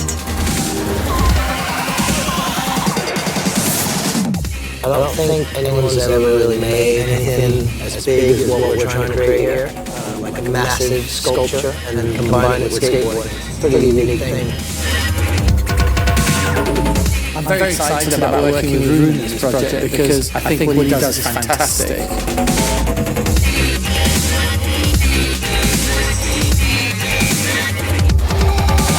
I'm really curious about what Joe's going to come up with. It seems like Rune makes something truly incredible. It doesn't end here. Polish street artist MC has spent the best part of his career creating urban masterpieces. As part of the Burn Collective, he's been challenged to use Formula One racing as inspiration for a unique body of work. MC's first challenge is to revamp a Formula One car using its interior as reference point for a sleek new paint job. As with any mention of Formula One, Kimi Raikkonen isn't far behind. The legendary Lotus Formula One team driver will be a constant source of inspiration for the Burn Collective.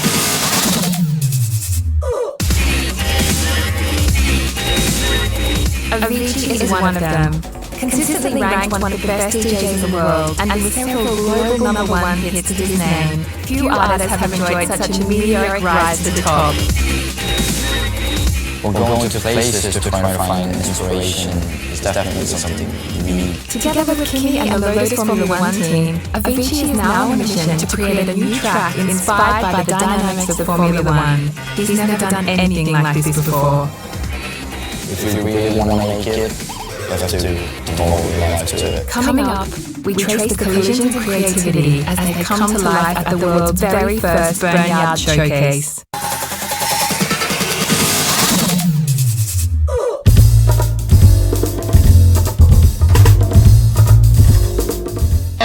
Hola, soy Eugenia, soy rider, aunque hoy estoy trabajando y estamos viendo PRExtremeTV. Soy Alex Márquez, rider de BMX Mat y estamos viendo PRExtremeTV. Hola, soy rider de snowboard y estás viendo PRExtremeTV.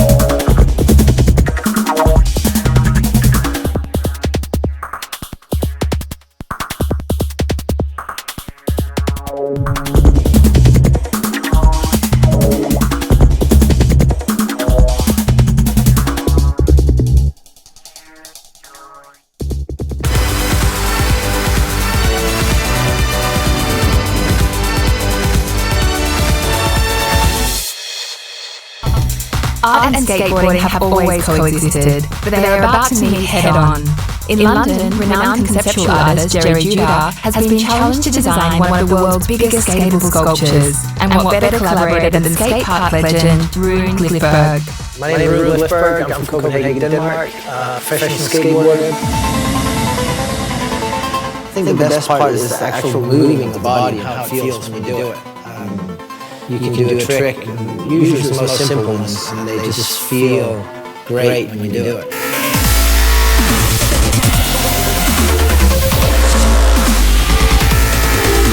My name is Jerry Judah. I work predominantly in installations, that is to say, everything I design is big.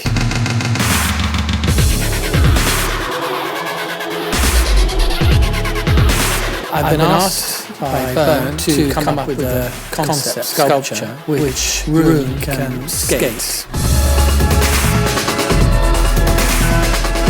I don't think anyone's ever really made like anything as big as what we're trying to create here. Like a massive sculpture and then combine it with skateboarding. It's a pretty unique thing.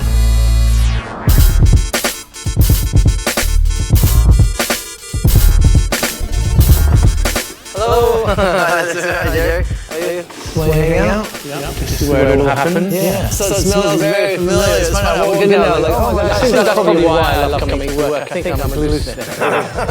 I'm just here to give Jerry ideas on how to incorporate skateboarding into his sculpture. This is a park up in Oregon. So it kind of has that overt feel to it. No, but that's cool. Then it comes down and then it levels up. So that just, the vert is here and then it just carries on. I'm very excited about working with Rune in this project because I think what he does is fantastic, and two of us together coming up with something that reflects both our energies. Rune and Jerry quickly start brainstorming ideas. Jerry has created daring sculptures before, but this is his first taste of the skateboarding world. I had one idea where I was trying to create a mark. So you can have bags of lights and I don't think that's enough leads to do that. You need a more bold sculpture. But I do like this. This could be really interesting too. I'd like to do something very pure, very simplistic, but very powerful. To get a better grasp of what Jerry is up against, Rune takes him to a local skate park. It's a chance for Jerry to visualise some of their ideas, and for Rune to show the locals a thing or two. Yeah, the cradle over here is basically what we talked about, building coping with the opening in it. So that's the shelf, basically. Yeah. Well, Rune, show me what you got.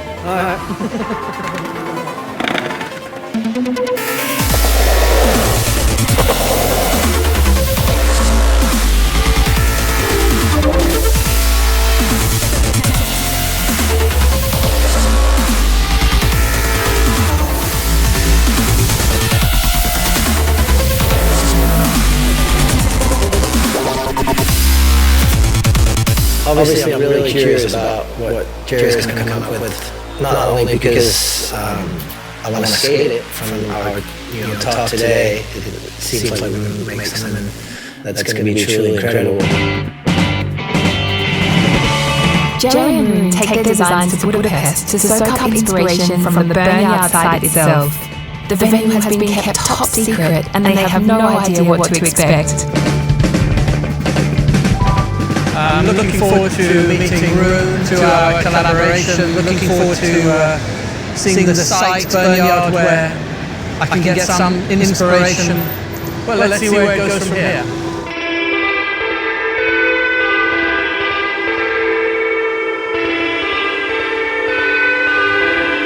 It's a brilliant building.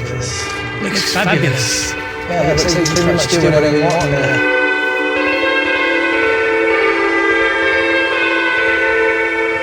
Wow. Massive space. Wow, it's a cathedral.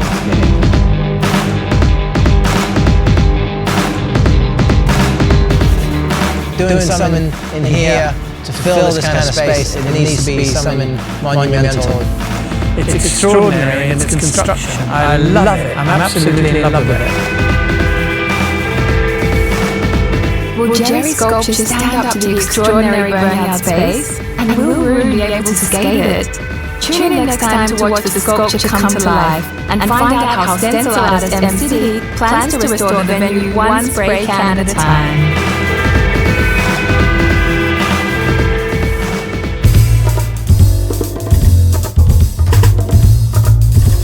Hola, soy Jean Pujol, soy rider de snowboard y estáis viendo PRExtremeTV. Hola, soy Javier Vega, rider de ski y estáis viendo PRExtremeTV. Buenas, soy Ronnie Turpin, rider de BMX y estáis viendo PRExtremeTV.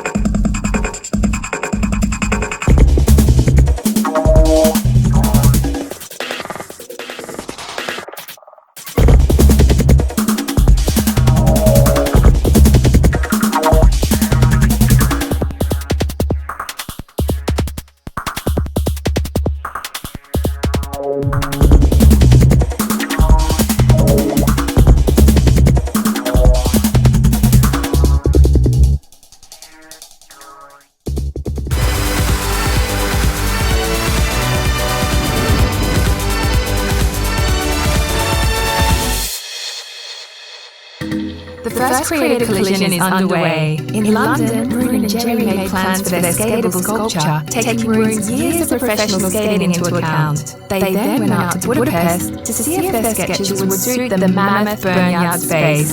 Wow. Come down here to Budapest, check out the space, and meeting up with MCD and just kind of getting everyone together. Now on the road with MCD, whose murals have transformed landscapes across the globe. His handcrafted stencils will form the backdrop of Burnyard, the very first creative collision between Formula One and graffiti in Barcelona. My name is Marius Varas, my street name is MCT. I live in Gdańsk, it's a city in Poland on the north, on the Baltic coast, and it's my favorite place. While Roon and Jerry reworked their designs for the Burnyard site, MCD arrived to test out some ideas of his own. So what we're thinking of doing is creating a sculpture, almost like a loop, Roon skate around as high as we can get it.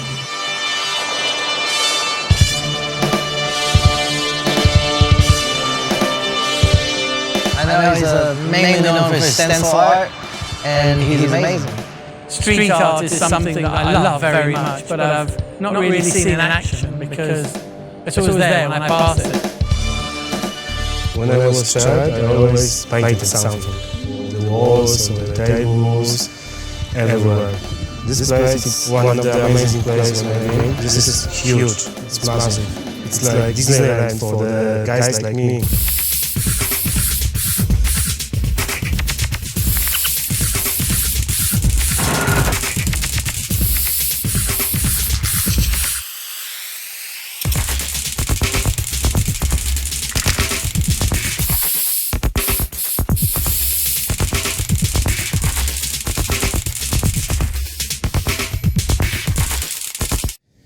If you want to do something, you can do it.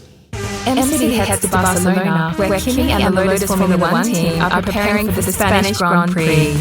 Tonight, a mini burnout event is being staged in the city's former shipyard district, where Formula 1 fans and art lovers will gather to watch MCD work his magic on the Lotus Formula 1 team car.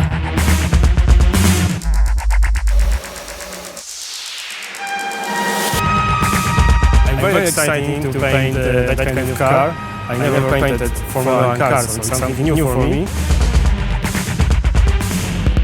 Before MCD gets to work on the car, he meets up with local artists in Yorko who will be painting with him. They visit Yorko's favourite paint shop to stock up on supplies.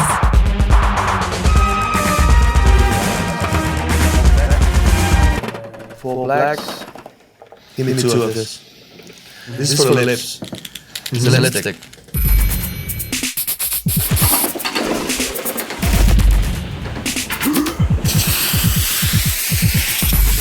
MCD and Yorko start on the car, applying the base layer before MCD overlays his stencils. The designs have been inspired by the mechanics of the car itself. I'm very happy to paint Formula 1 car. I think it's a good connection between art and music and Formula 1. I'm really excited that Lotus team and Kimi arrived to paint something together. The finished car will eventually make its way to Burnyard in Budapest, where Kimi and the Lotus Formula 1 team will meet the rest of the Burn collective. Moments before Mini Burnyard opens to the public, MCD meets Kimi and reveals his Formula 1 creation. The Iceman adds the final touch.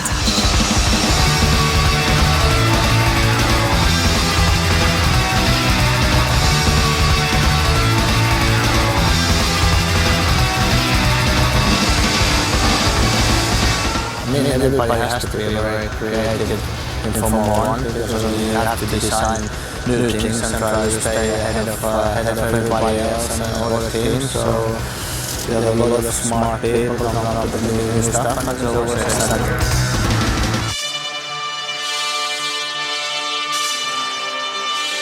As the sun sets over Barcelona, it's time to leave the bustling Mini Burnyard event now in full swing. There'll be plenty more of MCD and Kimi at the main event in Budapest.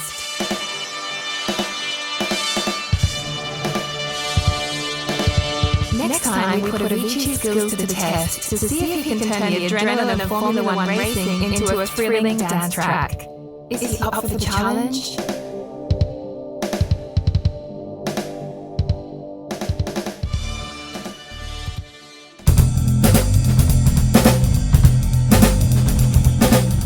PRExtremeTV. PRExtremeTV. PRExtremeTV. PRExtremeTV. PRExtremeTV. PRExtremeTV. PRExtremeTV. PRExtremeTV. PRExtremeTV. PRExtremeTV. PRExtremeTV. PRExtremeTV.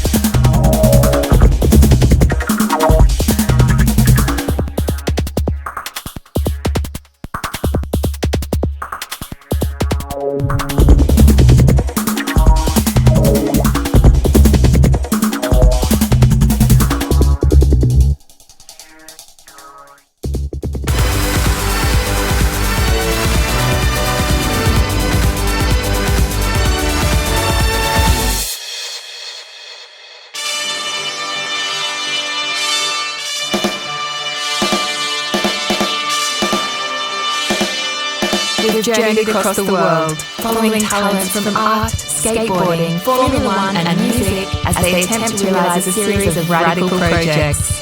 In London, Rune Clifford and Jerry Judah laid out plans for the world's first skatable sculpture. They met stencil artist M-City at the Burnout site in Budapest. In Barcelona, stencil artist M-City brought graffiti off the streets and into the Formula One paddock, meeting driving legend Kimi Raikkonen.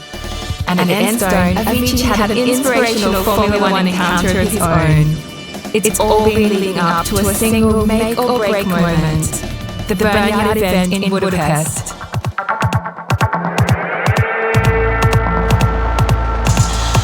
After months of preparation, Burnout is finally taking shape. Jerry's 14-ton sculpture is almost built. M-City has completed his mural and the Barcelona art car has arrived. But Rune hasn't seen the sculpture yet. They're not sure it's going to work. The riders have come down for a trial run before this evening's live skate demo.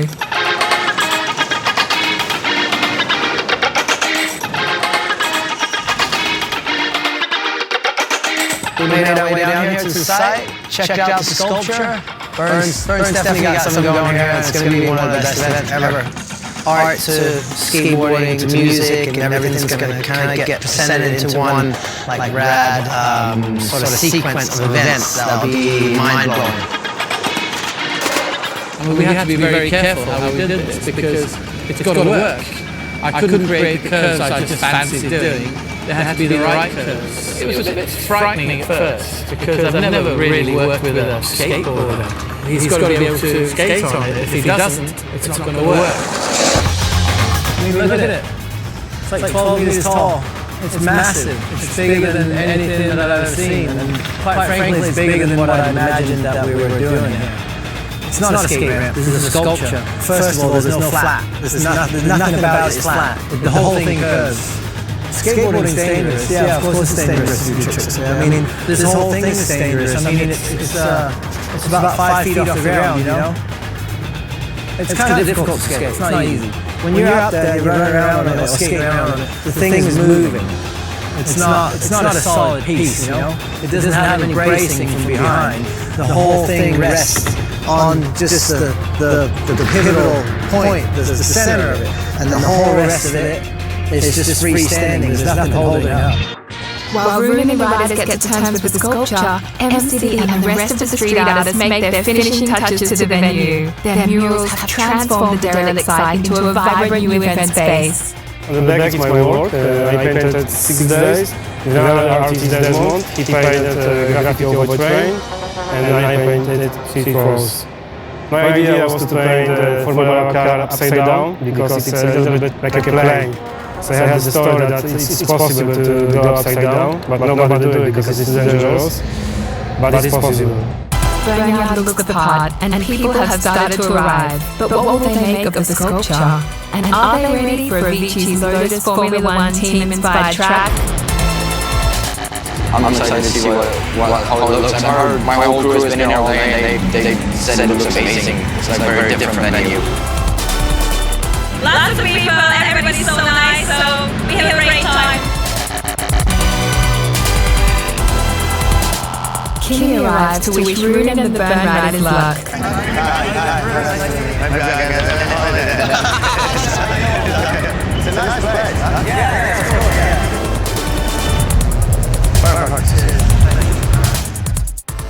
It's time for Rune and the riders to prove their skills. There's no room for error in front of the expectant crowd.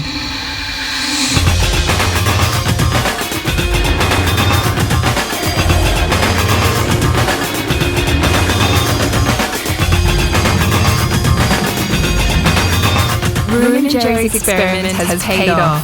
Meanwhile, resident DJs Yamato and Fireflowers are warming up for Avicii.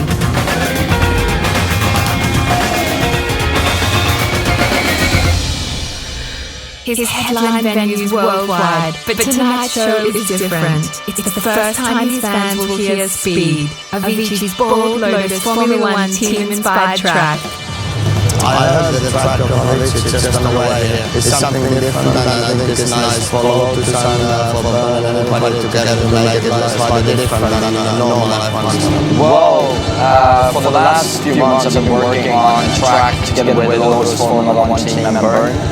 It's called Speed. I finished it a couple of weeks ago, and tonight is the first night I'll play it, so hopefully we'll go well. We'll see.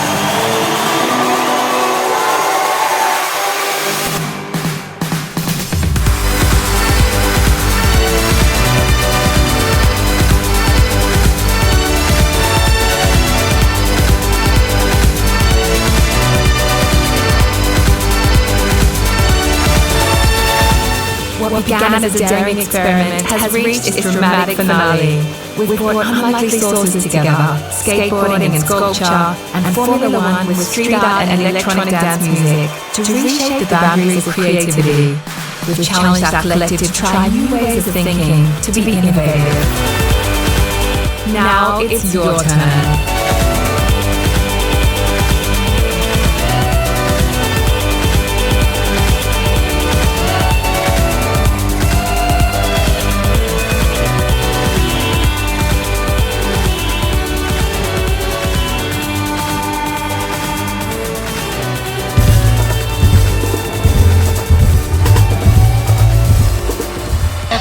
Hola, soy Eugenia, soy Rider, aunque hoy estoy trabajando y estamos viendo PRExtremeTV. Soy Alex Márquez, Rider de BMX Mat y estamos viendo PRExtremeTV. Hola, soy Rider de Snowboard y estás viendo PRExtremeTV.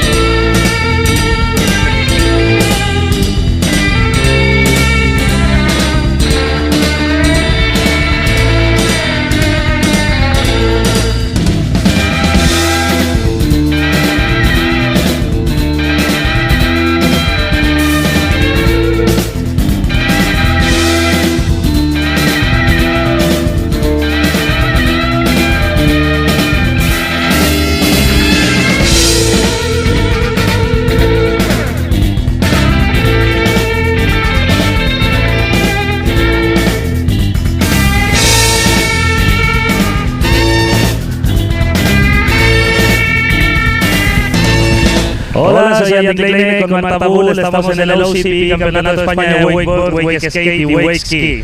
Vamos a entrevistar a unos riders que nos va a ayudar a Martita. ¿Estás encendido ya? Perfecto. Rubén, cuéntanos en qué compites, modalidad, cómo ha ido. Compito en Wake Skate, que es como hacer monopatín sobre el agua. Okay. Hola, aquí estamos Barcelona, el OCP, Olympic Cable Park, Carlota, Violeta, Delfina y los PKTT. Primer campeonato de España homologado por la Federación Internacional. Aquí os dejo. Hola, estás aquí, ¿cómo te llamas? Raúl López. ¿En qué categoría estás compitiendo? En miniboys. ¿Y cómo has quedado? Primero. Muy bien. ¿Este es tu profesor? Sí, el Pedro. Hola, Pedro. ¿Cómo va? ¿Qué tal? Muy bien. Entonces, ¿tienes una escuela de wake? Sí, en Cubella se llama CWP. Hola, estamos en el campeonato de web de España. ¿Te puedes hacer una entrevista? ¿Cómo es tu nombre? Edgar. ¿En qué modalidad estás? Junior. En Junior. ¿Cómo has quedado? Ahora compito. Ahora vas a competir. No, aquí estamos acá. Julian. ¿Qué modalidad estás haciendo? Wakeboard. Aquí soy boy. Somos de cable aquí de venidor. Seguimos en el Campeonato de España de Wakeboard. Estamos con Sven, responsable del OCP. Cuéntanos un poquito de cómo funciona esto OCP, cómo empezasteis.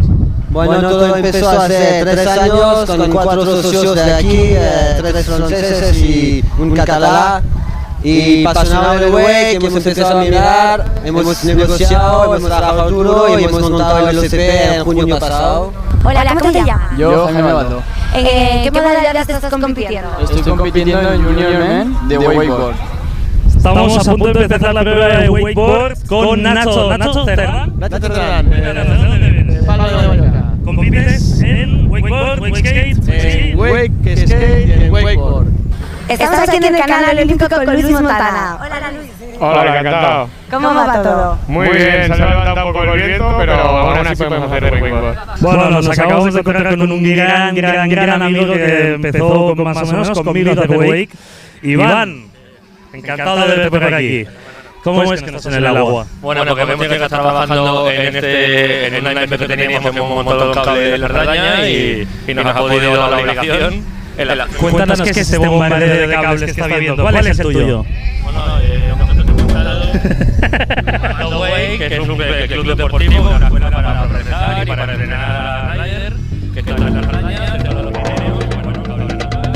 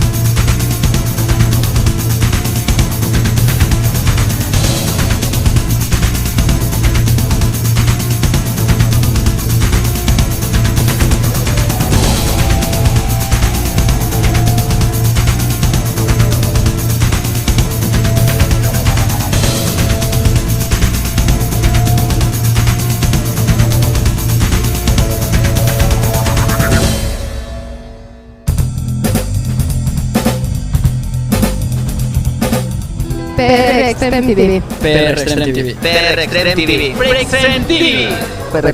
PRExtremeTV. PRExtremeTV. PRExtremeTV. PRExtremeTV. PRExtremeTV. PRExtremeTV. PRExtremeTV. PRExtremeTV.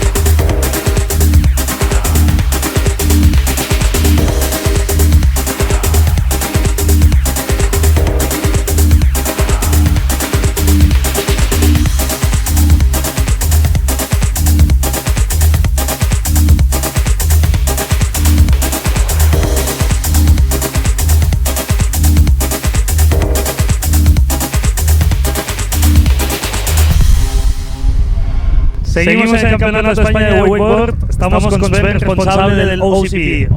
Cuéntanos un poquito de cómo funciona esto OCP, cómo empezasteis. Bueno, todo empezó hace 3 años con 4 socios de aquí, 3 franceses y un catalán. Y pasionado el wake, hemos empezado a mirar, hemos negociado, hemos trabajado duro y hemos montado el OCP en junio pasado. Es decir, puede venir cualquiera a practicar este deporte. Desde principiantes a pro rider, estamos con iniciaciones, perfeccionamiento, hay de todo aquí, hay de todo. Ok, tenemos ¿qué tipo de modalidades hay? ¿Qué hacéis? ¿Wake skate? ¿Hacéis wake ski? La categoría de reina de wakeboard, viene wake skate enseguida y bueno, después para principiantes ski o kneeboard, tabla de rodilla, un poco para estamos acabando temporada. ¿Cómo ha ido? Resumen del primer año.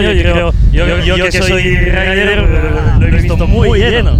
Bastante lleno, más o menos 10.000 personas en 3 meses y medio, más que las expectativas aquí, y estamos muy contentos. Acabamos con el evento y bueno, ya estamos al nivel europeo, ¿sabes? ¿Hasta qué día estamos abiertos? Final de noviembre, Big Fiesta, 1 de diciembre, Closing Party, DJs, apunta la fecha y estaremos aquí para liarlo otra vez. Ok, ¿y volvemos a abrir en abril? Marzo. Haremos todo para marzo. Ok, ¿contáis con algún apoyo del ayuntamiento, marcas? Cuéntanos un poquito. Aquí estamos con la Generalitat, Entoncinada, Equacat, Sportcat, Federación Catalana de Deporte, Mystic, Liquid Force, Fox, estamos con Fox también, muchos sponsores, Light. Y bueno, todos apoyan el Wake y subimos con ellos. Ok, pues agradecer a esas marcas. Mil gracias por apoyar este deporte. Siguiente.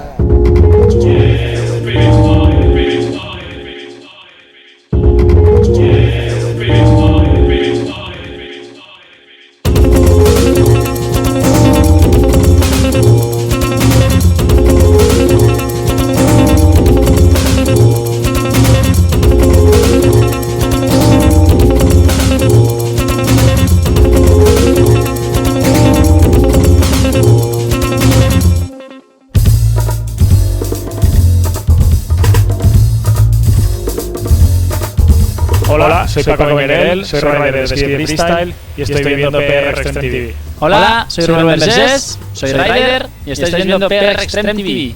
Hola, soy Sofía, soy rider y estás viendo PRExtremeTV.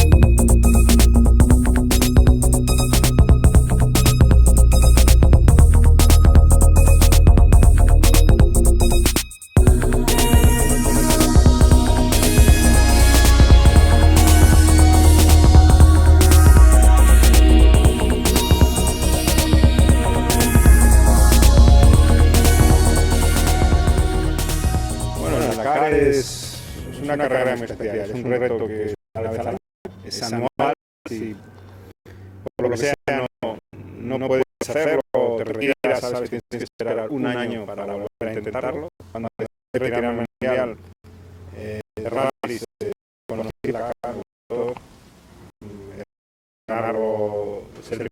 ganar los coches. Estaba muy bonito, lo conseguí y la verdad es que ahora siento que me sigue gustando, que sigo disfrutando, que una vez al año creo que es sano. En primer lugar, a sus organizadores y en segundo lugar a todos los participantes del rally, creo que hemos tenido mucha suerte en encontrar un continente como Sudamérica. En primer lugar, que tenga las condiciones y características para organizar una prueba muy similar. En segundo lugar, dar las gracias a Sudamérica por la gran acogida que siempre ha tenido tanto Argentina, Chile, Perú, Bolivia, todos los americanos para viajar. Es una suerte para todos los que estamos de alguna manera involucrados en el rally, no solo la organización.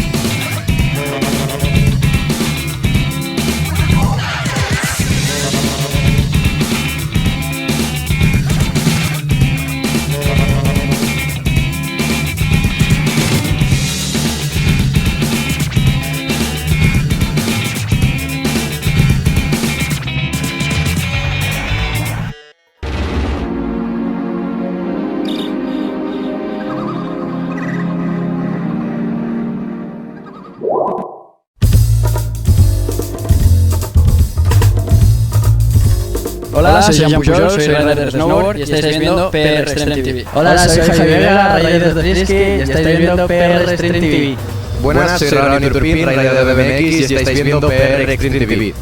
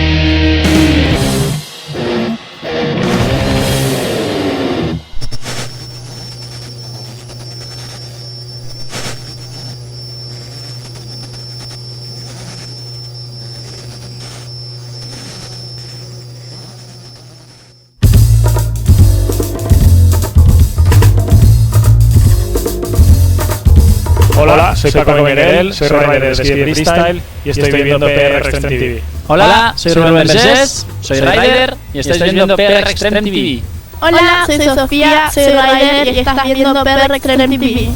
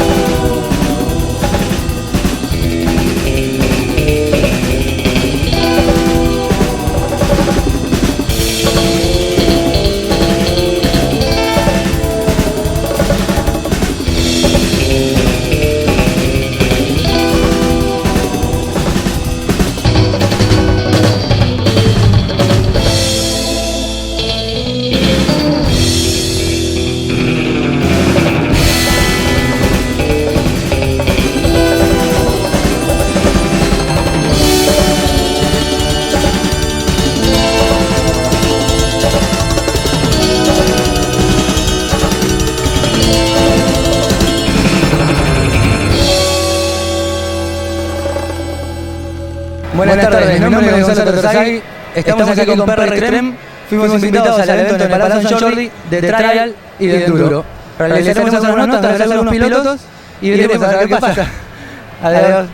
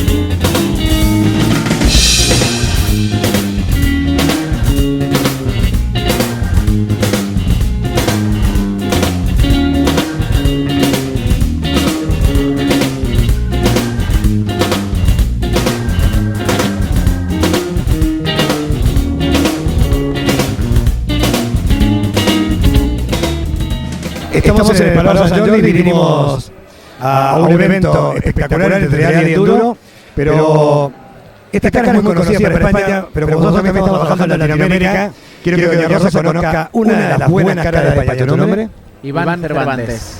Bueno, me llamo Esa Pons. Melchor Faja. Xavier León. Hola, soy Xavi Jiménez, manager de Melchor Faja. Sergio. Hola, buenas. Buenas tardes, soy Masolá. Dani Siber.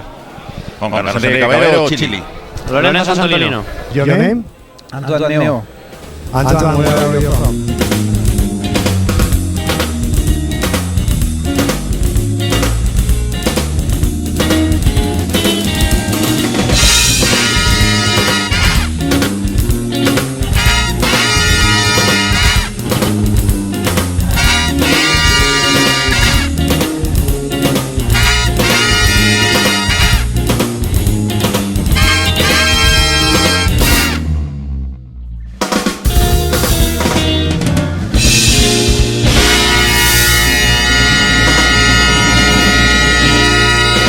Estamos en el Palau San Jordi y hoy hay dos disciplinas, un trial y un enduro. Por lo que veo, tú eres de trial. ¿Tu nombre? Jonathan Fajardo. Soy Takase Fujinami. Adam Raja. Quiero que te presentes tu nombre.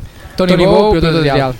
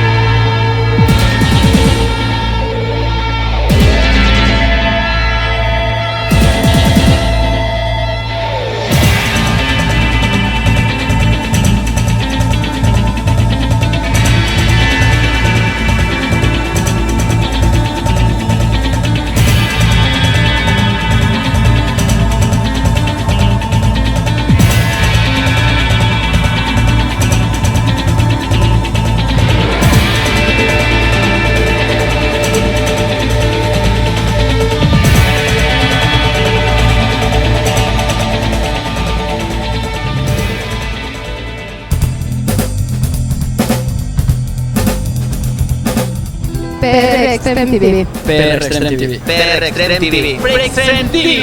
PRExtremeTV. PRExtremeTV. PRExtremeTV. PRExtremeTV. PRExtremeTV. PRExtremeTV. PRExtremeTV. PRExtremeTV. PRExtreme TV.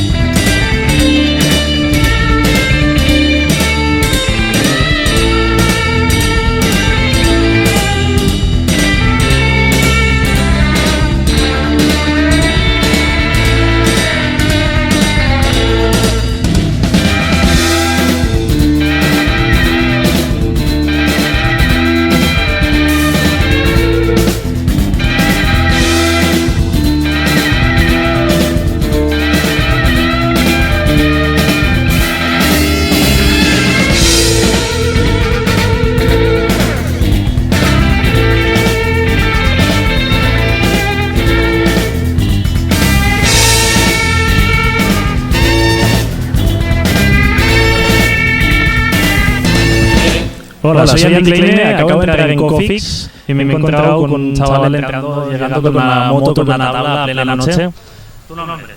Hola, me llamo Alex Pascual y nada, estoy aquí en Barcelona haciendo un poco de todo. ¿Qué quiere decir un poco de todo? Pues hacer cuando hay olas, cuando hay nieve, snowboard, si no skate, no parar. El tema es no parar de hacer deporte. ¿Tu edad? Yo ahora tengo 21 años. 21 años. ¿Y vives del deporte? ¿Estudias? ¿Combinas? ¿Pasas del cole? ¿Cómo funciona? Me encantaría vivir de deporte, pero... Y estoy estudiando, soy un poco mal estudiando, pero bueno, y lo que hago es más deporte. O sea, que de combinar poquito. ¿Y cómo te permites hacer todo este tipo de deportes?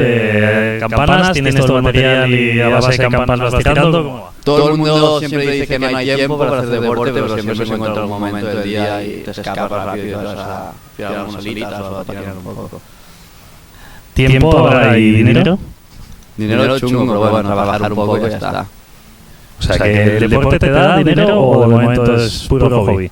Es puro hobby, pero también trabajo del deporte un poco, de monitor de surf, de paddle surf, aquí en la tienda también un poco de todo. ¿Cuál es el que más te gusta de todos los deportes? Más liado un poco. No sé, en invierno me gusta mucho el snowboard y en verano surf, pero ahora estoy muy enganchado del surf y aquí la puta es Barcelona y hay pocas olas, pero bueno. ¿Sponsors tienes alguno, aunque sea a nivel colegio? Ahora mismo nada. Ahora mismo está muy mala la cosa, pero bueno, he tenido algo. Sí. ¿Has tenido? ¿Y han caído? No sé, yo teniendo y la crisis y esto, pues nada. No nos ayudan. No, ahora los amigos que me sponsor así me pueden ayudar un poquito y ya está.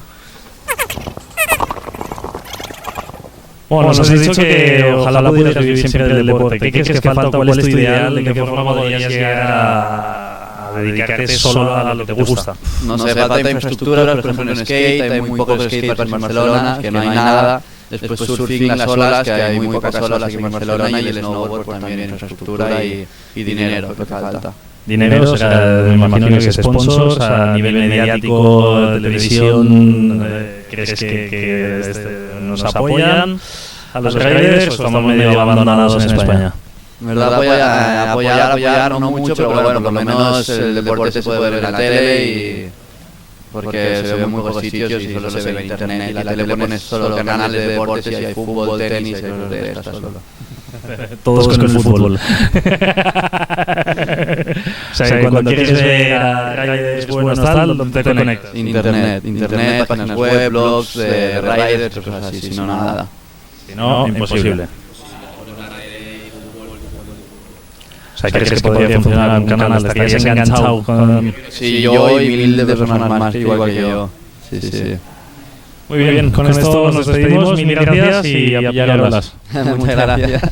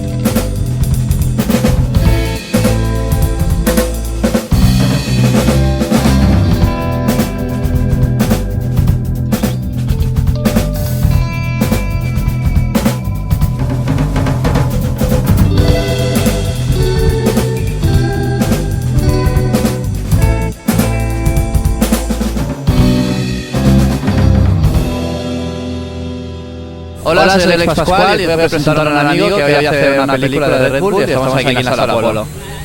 ¿Qué tal? ¿Cómo estás? Muy bien, soy Pascual. ¿Y esto de la peli esta? ¿Has viajado mucho para hacer la película esta? Sí, es una peli muy interesante, muchos viajes y está... Y bueno, es el resumen de 2 años y medio de montar en sitios increíbles y creo que está muy bien. ¿Y para hacer esta peli has tenido que hacer mucho entreno físico para...? Mucho snowboard y mucho surf y sobre todo mucho pedalear. Vale, gracias. Vaya un periodista esta semana. Vamos a hacer snowboard esta semana, Pascual.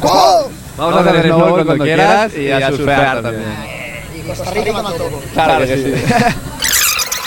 Andreu, ¿cómo empezaste el mundo de la bici y todo esto? Bueno, me compré una bici porque iba con mis padres, iba por el pueblo en bici y un día hice un salto muy grande y dije ¡buah! Y empecé ya a hacer saltos más.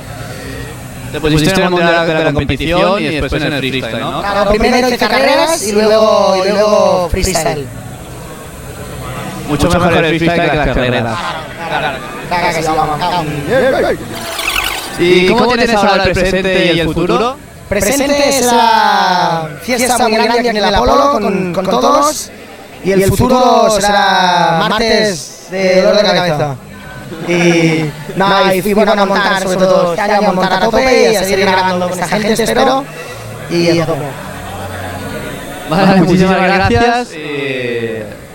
a ver la película y de fiesta. Ahí está.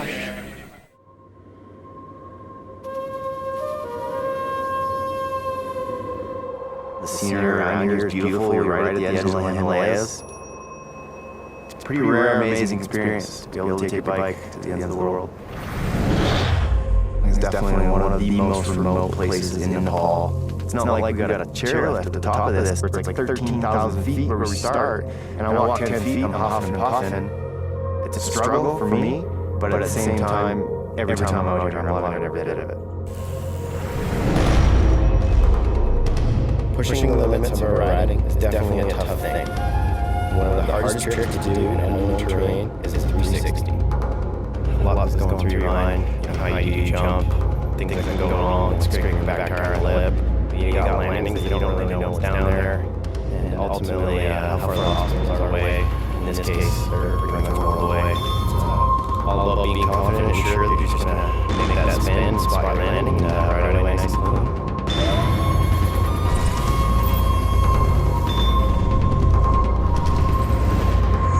Commitment when we drop into these big mountain lines is insane, because once you start, there is no stopping. You're just holding on for dear life, hoping that you know what you're doing and you're going to ride out of it.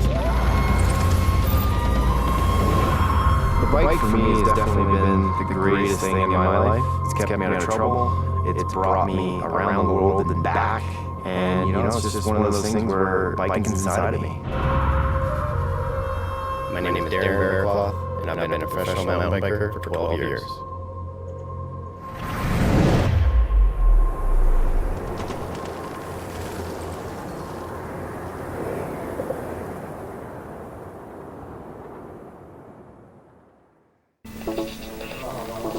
Hola, soy Alex Pascual, soy Rider y estoy viendo PRExtreme.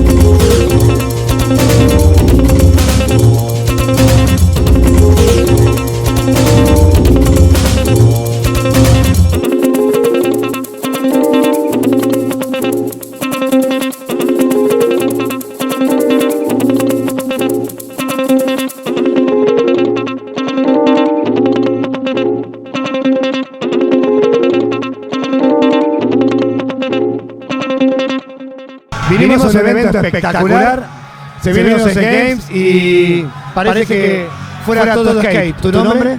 Dale, León. Bueno, cuéntame qué estás haciendo en esta fiesta y sobre todo, ¿qué vas a hacer mañana?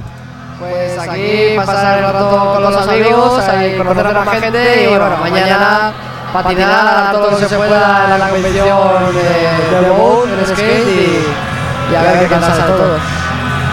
Hay una gran diferencia entre el rider amateur y el rider profesional. Cuéntame tú que lo vas a contar mejor que yo. Bueno, el rider amateur y pro va un poco más por marca, ¿no? Si tienes una promo de pro y eso.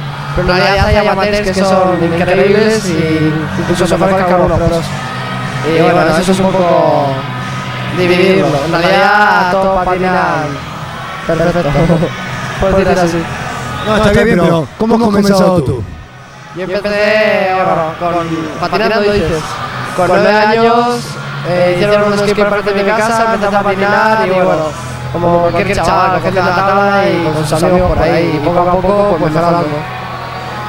Está bien, pero ¿cómo pasas de patinar en la calle a que te pueden invitar a un deporte como estos, como mañana? Pues con mi padre viajaba y Red Bull al tiempo me vio que conseguía buenos resultados, me cogió en la marca y gracias a ello le debo mucho y estoy aquí. Y bueno, por patinar también tanto tiempo y como patino, no es de enchufe, sino estoy con ello gracias a lo que he conseguido. ¿Qué le dirías a un chaval de 9 años como cuando tú empezaste para que siga los pasos? ¿Lo animas o lo desanimas? Lo animo. Todo aquel que quiera, tenga 9 o incluso 30 años, que coja la tabla con unos colegas o lo que quiera y a patinar. Si tengo gorila, pues siempre que puedas. Repíteme tu nombre. Dani León. Bueno, Dani, buena suerte, gracias por la entrevista y que disfrutes de esta mega fiesta. Gracias a ti, nos vemos.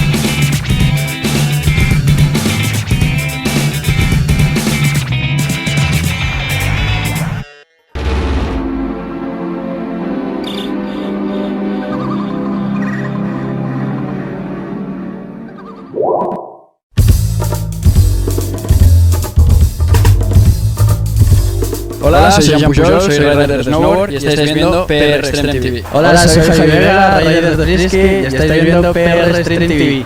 Buenas, soy Ronnie Turpin, rider de BMX y estáis viendo PRExtremeTV.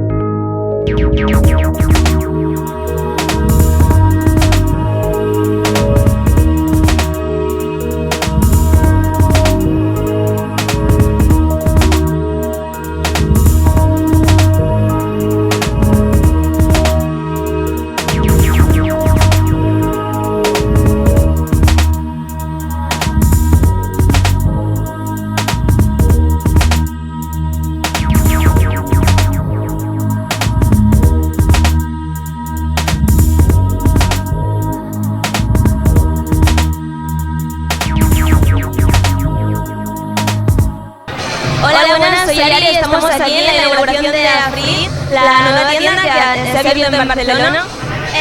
Bueno, como veis es una movida increíble, hay muchísima gente y ahí han montado una half aquí en el piso de abajo con una de las más grandes indoor de toda Europa. Como podéis ver, está lleno de gente, hay una fiesta increíble y bueno, vamos a ver qué pasa.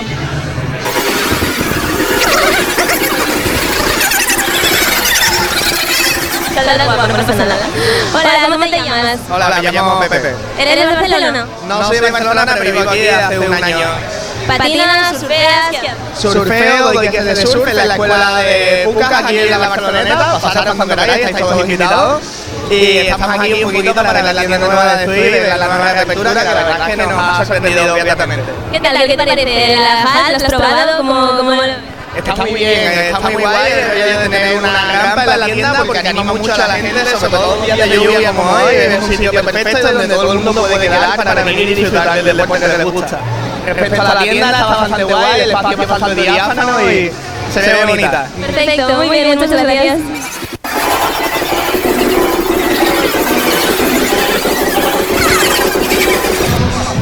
Hola, ¿qué tal? Bien, aquí. ¿Cómo te llamas? Ángel. ¿Y eres de Barcelona? Sí. ¿Patinas?